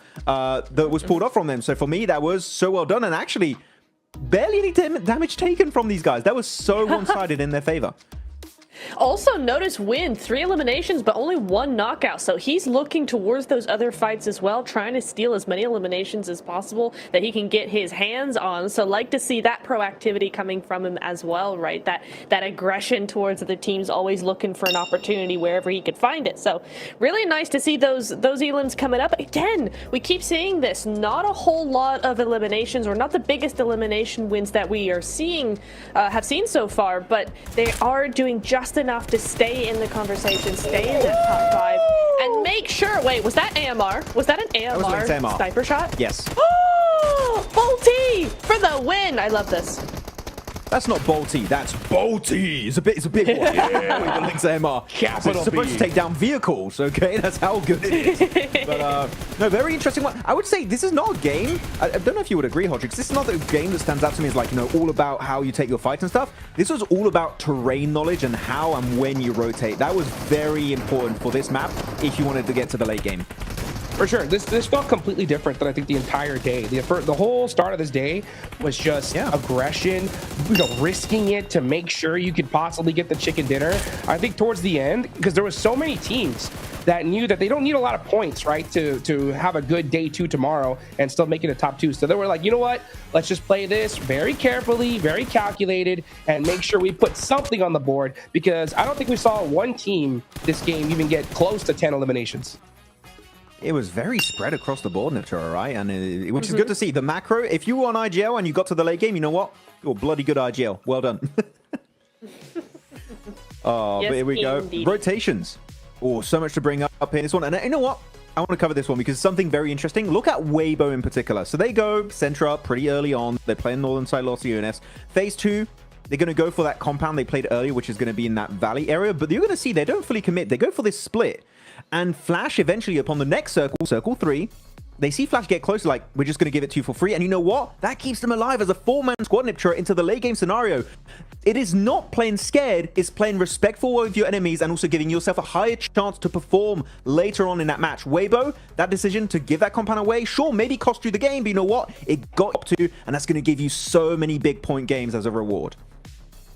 Absolutely, especially when you're talking about the last game of the day. They knew what was more important. Was it more important to fight for a compound, or was it more important to have a really good match to end the day off right? And I think that's what Miramar has been all about. We had the Falcons and we had Wolves in the last match. Now we have Flash and Weibo in the second one, right? Flash getting 17 points on the board, a really, really good jump up just to keep them going when we go into day number 2. And Weibo, the exact same thing, 13 points. Alliance even 12 points as well. So really starting to see some big numbers being put up by some of the teams that struggled in the first half. Yeah, it's so crazy, especially again, you know, we get another match where the top 2 teams, right, Alter Ego, we see them, they get 4 points, Burmese Ghouls get 2 points, opens the door for tomorrow. Man, Alter Ego, we heard it from the 7, Max Man, right? Yeah. Day 1, day 2 of the group stage popped off. Day 3, crazy fall off. Fortunately for them, this is only 2 days, right? So I think they all got to pretend that, you know what, let's just do the same thing we did in the group stage. We don't got a day 3, right? We can make it happen here. And it's going to be hard because you see Flash. Honestly, the team that I am the most impressed with, I think, so far, watching this, because I mean, this is a brand new squad, guys, and they are playing like they've been here. Like, this is not their first time. This is what they do, Max. Yeah, I mean, I was doing a watch party looking at the SEA finals, and I was just completely shocked with how Flash were playing back in SEA, one of the strongest regions out there for PUBG Mobile Esports. And there were a lot of doubters, myself included, like, can they perform on a similar level going on the international stage here for PMGC? And you know what? The answer so far has been yes, as they jump up in second place just behind their brethren from SEA of Alter Ego. Oh my goodness, SEA, they're here to play Nepturo. They're here to claim the final 2 spots for the finals. They are popping off. Really nice to see.